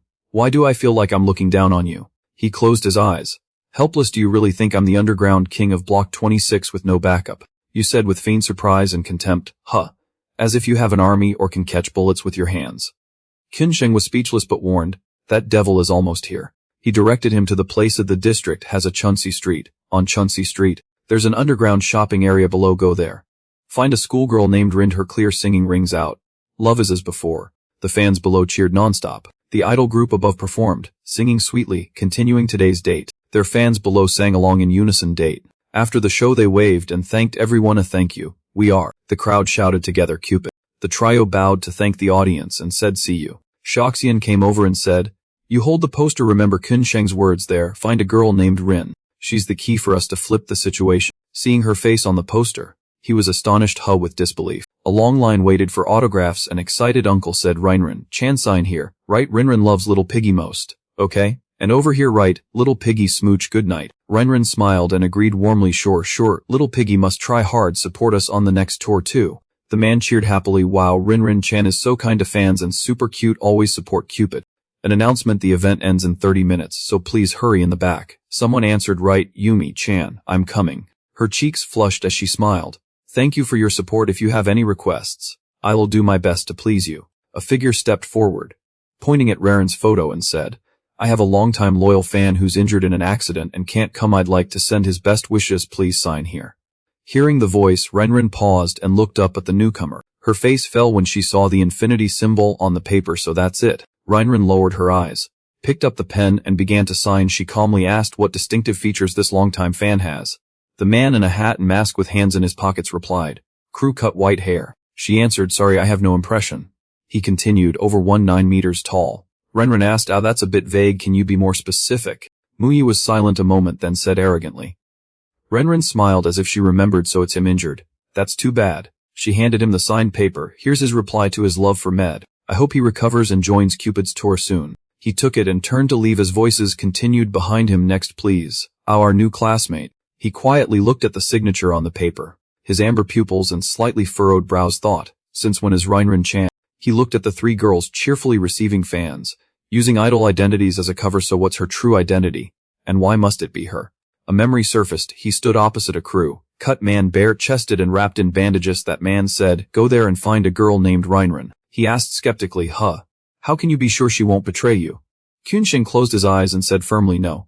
She won't, even if the whole world betrays me, she alone won't. You opened your eyes, furrowed your brow, pupils flashing cold. Huang Shaoxian. Kunshin continued, just bring her to me and I will grant you one request unconditionally. Muyi adjusted his hat. Are you serious? You said firmly, a man of his word. A king doesn't joke. Kunshin dipped his finger in the water, drew the infinity symbol on the table. But to meet her true self, there's a prerequisite. You emphasized she must see this symbol. Under a starry night. Muyi leaned on the railing staring at dark skyscrapers, wondering why he agreed to the request. Is it for a promise from a declining underworld elder? Or because she encountered someone like him? He sighed. Maybe it's the rain. The night is beautiful. The creaking door was pushed open. Muyi tilted his head and glanced. They here. The man who got his autograph this morning, in plain clothes with a hood, stepped forward and asked, what happened to Sheng? Be brief, I don't have much time. After a while, having heard Muyi's account, she said, so that's how it is. The city at night was quiet, everything shrouded in haze. So Zhang Huai had planned early. Zhang Tao first and Sheng last. Unexpectedly Earth Lord turned traitor. Without you, Sheng's harm was only a matter of time. Smoke exhaled, hovered then dispersed. Wrong is wrong, but it was still the best outcome. Renren, with a cigarette between her lips, turned to him. Let's go, take me to see Sheng. Muyi awkwardly scratched his face, noting the stark difference in her aura, wondering if they were the same person.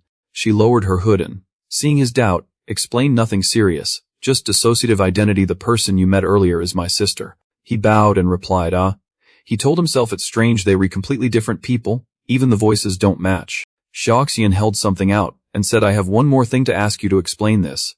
The secret key, how is it used? Rinrin took the cigarette from her mouth, looked into the distance and said, this. Just throw it away. He stared in surprise, confusedly pointing at the rectangular object in his hand. She replied, it's fine, just throw it straight away. Shaoxian was silent a moment and then said, okay. He tossed the secret key, wondering if someone so strange could really turn the tide.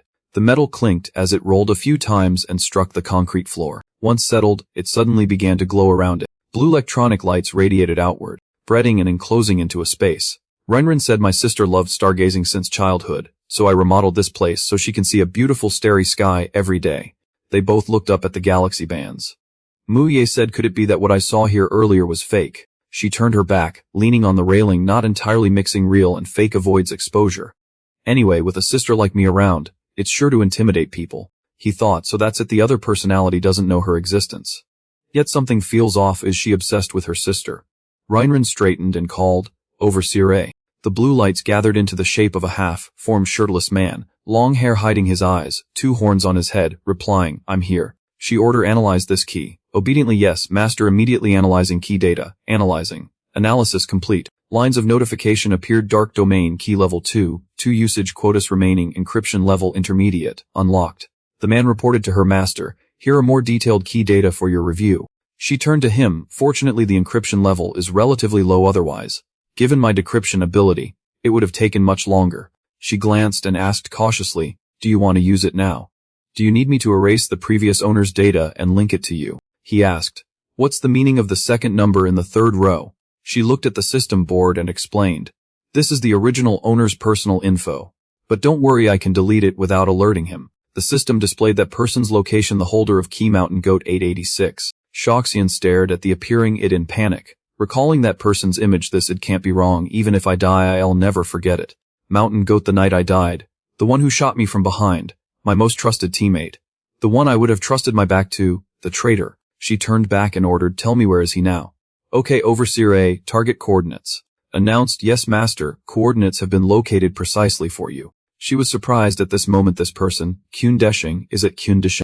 The inspector's voice. All documents in Kyun Desheng have been checked. The Kyun Desheng Corporation. An investigator reported urgently. Related evidence has been collected awaiting orders. Kun Xiaoyang. Are you insane, colluding with the supervisory committee's henchmen against your own father? The suspect Kyun Desheng is suspected of running a criminal organization, according to inspection law. Is to be arrested. You damned brat.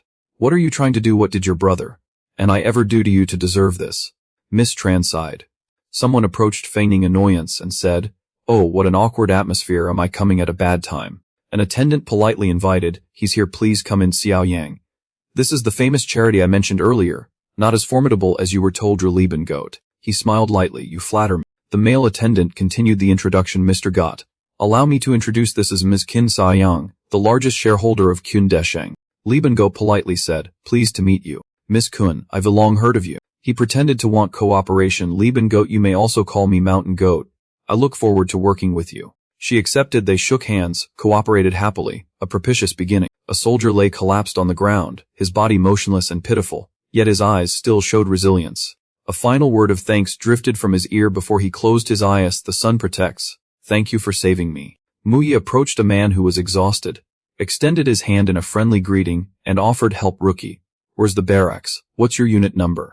The man grasped his hand, panting as he answered, "Logistics Crew Snen, Mountain Goat." Hearing that, Muyi nodded. Taking on another surviving comrade, he turned and pointed outside, telling Mountain Goat, "The tank outside is blocking the road. I have to deal with it. Cover my back." Suddenly a horrific scene flashed through his mind, the gunfire that had torn off his arms, filling him with hatred that escaped in a single word, Mountain Goat. Muyi went mad, his eyes blazing like fire, his voice thickening and hard as steel as he roared, "Mountain Goat, Mountain Goat." Rin, walking beside him, noticed him angrily repeating the name Mountain Goat and curiously asked, "Oh, you know him?" But instead of a clear answer, she got his coldness. Muyi abruptly walked off, leaving her overwhelmed with worry. She called after him, "Wait, where are you going?" Muyi, full of murderous intent, demanded, "Rin, take me to find a Sheng now." He snapped like a wild tiger, speaking harshly to a girl, "Let go, don't you understand?" Rin froze in surprise but reflexively stammered a reply, "Okay, okay." Muyi, hot-tempered, was about to turn away when he brusquely shoved Rin, making her burst into tears, eyes watering and sobs choked by hurt. He paused, calmed himself, and realized he'd gone too far. He sighed and shook his head. "Haze, why did I get so worked up?" Not knowing what else to do, Muyi lowered his voice to apologize. "Sorry, my bad, let's keep moving." Hearing him, Rin shyly wiped her tears and awkwardly said, "Ow, wait, my eye feels a bit uncomfortable." That was only her outward cover for inner feelings that shifted quickly. Rin's face soured and she snapped, "Release it quickly. This guy is very dangerous." They walked on. Muyi cleared his throat and asked, "Is this the so-called dark domain?" Rin explained kindly, "Yes, and Novit's an AI created by simulating dark domain. I named it Overseer A." After a moment, Muyi glanced over the Overseer A and asked further about simulation. "Does dark domain itself mean an intelligent entity, and is someone controlling it?" She smiled and praised, "Oh, you're perceptive. Dark domain was originally developed by the Eastern Alliance during the Cold War to counter our Western Alliance. After the Eastern Alliance collapsed, it became unknown. You might be surprised there's even lore about it." "What about the secret key and its classifications?" Rin shook her head. "I don't know, I only know its base is a snippet of code, created randomly and uncopyable.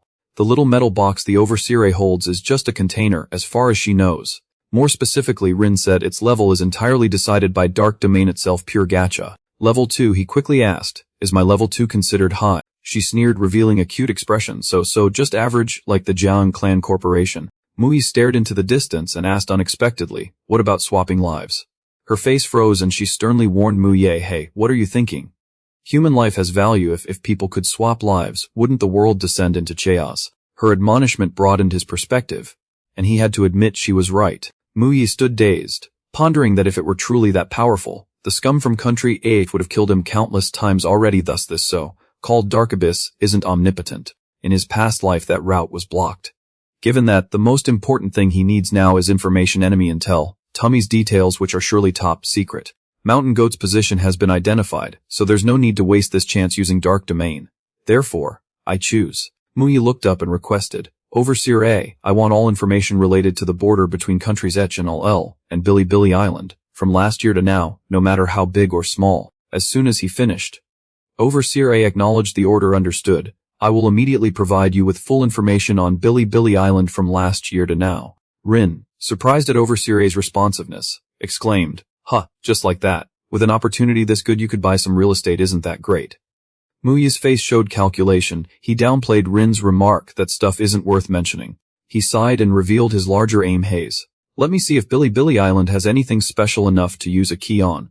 In moments, Overseer A had prepared and compiled the information Muyi needed. He announced, link to Dark Domain, using full power to analyze your key. Estimated time 5 seconds. Inputting, analyzing. Overseer A focused, placing each data point into the empty box precisely, as if quietly constructing a new world. A notification appeared. Analysis complete. Extracting news. All information related to Billy Island. Some items remaining. Quota cost 2. Rin read the notice and flinched, inwardly complaining, what, only 2 pieces of news?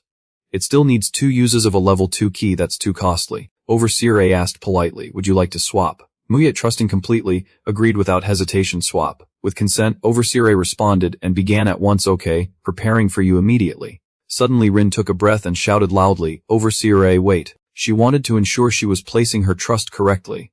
So she asked Overseer A to confirm. I don't trust you. First take me to meet a Sheng to verify your reliability before I help you swap. Muyi, unwilling to waste time, replied sharply and reproachfully, why bother? The fact that I could find you proves everything, right? But Rin insisted she must be sure before agreeing and objected. No, I'm the one in charge here. Muyi sighed helplessly and complained, what a troublesome little demon. He smiled and reached out to ask for it back. If it's not swapped, can you return it to me? But she brushed the idea off. No, he's my hostage now. I've locked the code inside. It will auto-delete the moment my biometric signs vanish. She scolded him like a child being scolded by his mother. Go. Don't dawdle, time is tight. Which made him a bit annoyed and blurt out, are you mad at me? Rin tense denied it. I don't have that much free time, then ordered immediately. Overseer A, enter rest mode. Overseer A obeyed. Yes, master. He and Rin stepped into the elevator. At first Muyi had made her feel hurt. Now it was the reverse. She kept surprising him. What do you mean -5? Are you asking me to take you? Rin cut in, her annoyed tone barely hiding a scold. Nonsense, of course we go. She introduced, this is my garage. Try the one in the middle. It's been upgraded with liquid nitrogen acceleration to save time. He couldn't hide his shock and stammered, garage. So the whole floor. She nonchalantly shared, -4 too, but they're just for show and useless. Looking around, Muyi gaped in awe. Wow, money indeed. On the way he kept thinking, how strange, what exactly does she want to do? Can being an underground idol really make that much money? She said, the underground idol is my sister, which is Rin's identity. I am a hacker. He was startled and enlightened, nodding rapidly. Oh, I get it, a computer expert, right? She laughed and teased him, sounds a bit country, but your idea isn't entirely wrong. Anyway, I'm pretty good at that kind of stuff, though lately I haven't had much time to tinker with those people. Muyi asked, you keep saying you don't have time because of the personality swap issue. She revealed a sad look and explained hoarsely, whenever I go out I only have 18 safe hours. After that, if I fall asleep, I will switch to my sister. Feeling Rin's sadness, Muyi sympathized and fell silent. His comforting words stuck, because he didn't know what to say. He wondered if her difficulty was the tight time. And looking back at himself, Muyi saw he was marked by misfortune too. As for me, half a year since rebirth. Aside from Mountain Goat, I know nothing of the betrayal. That night, what exactly happened on that artificial island? All I know is it was a premeditated betrayal. As for the deaths of the others, were they all wiped out by Tommy or survivors? Or maybe they were like Mountain Goat. Were they all traitors? In Muyi's memory, it all began at Billy Island. There were clearly many chances to act, so why choose that place to kill me?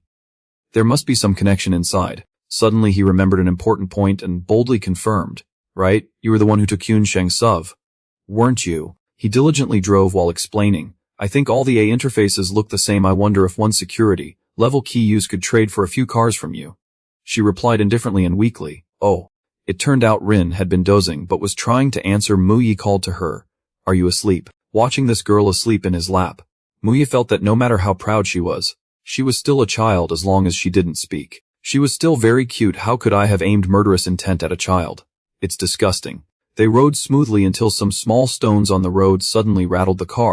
Muye, acting gentlemanly when she woke, gently asked, awake. We were off the highway, the road's rough but we'll arrive soon. He smiled and probed further. Right, I forgot to ask, little sister, what's your name? Rin backed away on high alert, shouting nonstop, pervert. Muye scratched his head, looking puzzled, and awkwardly said, huh, pervert. Don't be ridiculous. If we read together anyway, just tell me. Before he finished, Rin leapt and aggressively cursed in his face. Die, pervert, stop the car, let me out. They struggled on the road and Muye warned. Hey, what are you doing? That's dangerous. But she didn't stop. However, he seemed to realize something. Wait, that voice is wrong. Could it be? Just then a large timber truck passed and nearly crashed into their car. But inside their car they still didn't know the danger approaching.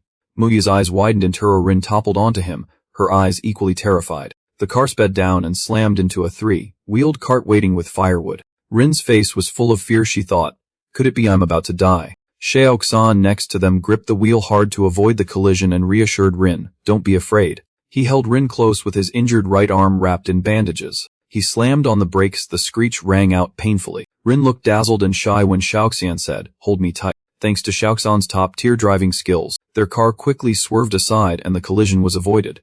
Rin's eyes shimmered with tears as she breathed a sigh of relief. Saved. Xiaoxian, seeing his arm hugged by her, said, alright, you can let go now. Suddenly a sound echoed in the night. Rin, frightened, asked, do you hear that? After steering to avoid the crash, the car drove into a forest. Then it stopped, parking right beside the grass. Xiaoxian saw Rin with her eyes closed, looking peaceful. He judged. She fainted. Huh, what a nuisance. He shook Rin's body. Hey kid, wake up, we here. She didn't respond, only murmured Xiaoxian gave up. Never mind, waking her might be worse. He opened the door and got out. I'll go find Kunsheng. Since rebirth it's been busy every day. Suddenly footsteps sounded, then Nan turned and froze. Hey kid, where are you going? It's not safe here. Rin, face flushed, ran while telling herself, run quickly. She recalled earlier though he saved her. He's certainly a scoundrel. He must have changed her clothes to deceive others. She looked down at her body. Could it be that Rin shook her head wildly, reassuring herself, not the time to think about this now. In the distance the forest glinted with light. Over there. There's light over there. Don't let him catch me. I must call the police. Rin dashed madly toward the light, shouting for help. She saw a group of men camping there, and thought she'd found rescue. She yelled, help me. Someone is trying to kidnap me. Help. I want to call the police. An older man in a purple knit hat turned suddenly. Another with a scar on his nose approached from behind Rin, saying, little girl, don't be afraid. Speak slowly. You're safe with us. Rin pointed at the car, panicking. Over there. There's a bad man. He kidnapped me from the city. Help me, please call someone. Before she finished, the scar-faced man grabbed her throat. His gaze was terrifying as he said, alright, we will help you. As repayment, hand over all your things to us. Don't worry, I'm skilled. You all pass out quickly. Rin's throat was choked until she cried. She thought, is this it? It's so painful, it feels like my neck will break. The men smiled gruesomely as each removed their coats and stepped closer to Rin. Rin screamed helplessly, help, someone save me. A pair of hands grabbed the scar-faced man's dirty arm. Don't be afraid, I'm here. Xiaoxian arrived and twisted the scar-faced man's arm. He shouted, let me go. Okay, fine. He's let go. The scar-faced man was furious. During the struggle, he turned and swung a punch at Xiaoxian. Damn, you die. Before he touched a hair on Xiaoxian, he took a punch to the gut. Trash. Choking a girl like that. Who do you think you are? He turned to Rin and said, I didn't come to save you. He held up a hat in his hand. You left your hat in my car, he mumbled, and that car seems to be yours. How could you rely on troublemakers like you to flip the score? Xiaoxian put the hat on Rin. She was startled. Huh. He patted Rin's head and said, wait here for me, don't run around. If you cause more trouble I'll leave you. Rin shyly replied, okay. The purple-hatted man now held a long sharp knife, remarking, well, no wonder you looked familiar. Someone added, so you were the kid who swapped goods for a house the other day. Oh, so it's him, bringing himself here. Well then, sounds like you were looking for me. Let's see what we can pry from your mouths. Your funeral day has come, Xiaoxian sneered, that line again, I'm sick of it. The men lunged forward with knives, but they couldn't resist for long. Then they were all beaten to pieces by him. Rin watched in disbelief. How could this happen so quickly? Xiaoxian grabbed one by the collar and lifted him high, threatening, okay. Start answering from the beginning. The man, terrified, hurriedly cried, yes, I will confess everything. Xiaoxian asked what they originally planned to do to him. The man denied it in fear. It wasn't us, it was Garbage King Dembale. He heard about our deal and got interested, saying he wanted to see you. Xiao Xian was stunned, repeating the name Garbage King Demble. Why would he come after me? He felt uneasy. Garbage King loved picking on outsiders. Whenever someone new arrived, he'd cause trouble and extort everything of value, even underwear, in the downtown apartment. His mother and Xiao Xan were chatting cheerfully with a man, saying, so that guy Huang brought me here and even fetched you along too. Haha, yes, that's how it was. One moment of inattention and you wake up here. I was startled too, waking up to a Shan beside me, thought I was dreaming. Qin Sheng was sitting and chatting with them. A crazy kid indeed. He tactfully apologized for dragging everyone into this. Xiao Xian's mother waved it off. Not at all. It's an honor for ordinary folks like us to help, even if it's just running errands and trading things. Xiao Xian's mother continued. Mr. Tan, Xiao Xian already told us your identity as an anti-drug envoy sent by District 1. Qin Sheng was surprised. An anti-drug ambassador. Xiao Xian's parents. Reputable, said Mir. Tan, don't worry, we will keep it secret. Xiao Xian's mother said, although they didn't follow politics, they'd heard rumors about pushing drug legalization, and they strongly opposed it. Xiao Xian's father agreed. Yes, how could such a thing be allowed? It would ruin so many families, and so many children would suffer. We can't tolerate it. You people believe whatever he says, don't you? Though I oppose drugs, I'm still just a gangster, not an ambassador. Mer. Quinn, we understand this identity mustn't be exposed. Rest assured we will keep our mouths shut. I'm honored Xiao Xian can help you. The two were hospitable. If you need anything, just tell us. Suddenly there was a loud noise at the apartment door. The husband guessed a group had barged in. Qin Sheng recognized from their clothing that they were gangsters. As soon as they stepped in, the leader kicked the door hard. The ringleader entered grinning and said, wake up, I'm not. He cheerfully added, hello everyone, is anyone home? Xiao Xian's parents wondered who it was, a stranger's voice. Qin Sheng stood in front of them, shielding Xiao Xian's parents who had edged into the corner. These people meant no good. Qin Sheng, face cold, said an old proverb of first courtesy then force. The leader, not letting it pass, picked his nose while introducing himself. Hello everyone. I'm Garbage King Demble, the king of the poor in this area. I knocked politely earlier. Now it's time to use force on you. Garbage King checked his phone for information and sized up Qin Sheng's face. Looks like you, Re the youngster the veteran mentioned, really a youth. But you look too grown up. He laughed grotesquely. Heard you traded a belt worth tens of thousands for this dilapidated house. Not the sharpest move. Qin Sheng bluntly asked, what's the matter? Garbage King warmly said, I won big at Mahjong today and I'm in a good mood, so I won't torment you. He threatened Qin Sheng and Xiao Xian's parents. Hand over all valuables. Strip off your clothes, and you can get out of here. Suddenly a subordinate leaned in and whispered, wait boss, this is the fallen underworld king of District 26, Qin Sheng. The trashy leader seemed unconcerned with Qin Sheng's status, cursing and laughing. Fine, you'd better leave now, don't force me to act. Heaven's on my side. Garbage King ordered, brothers, capture this mutt from District 26 alive. I'll hand him over to that big shot.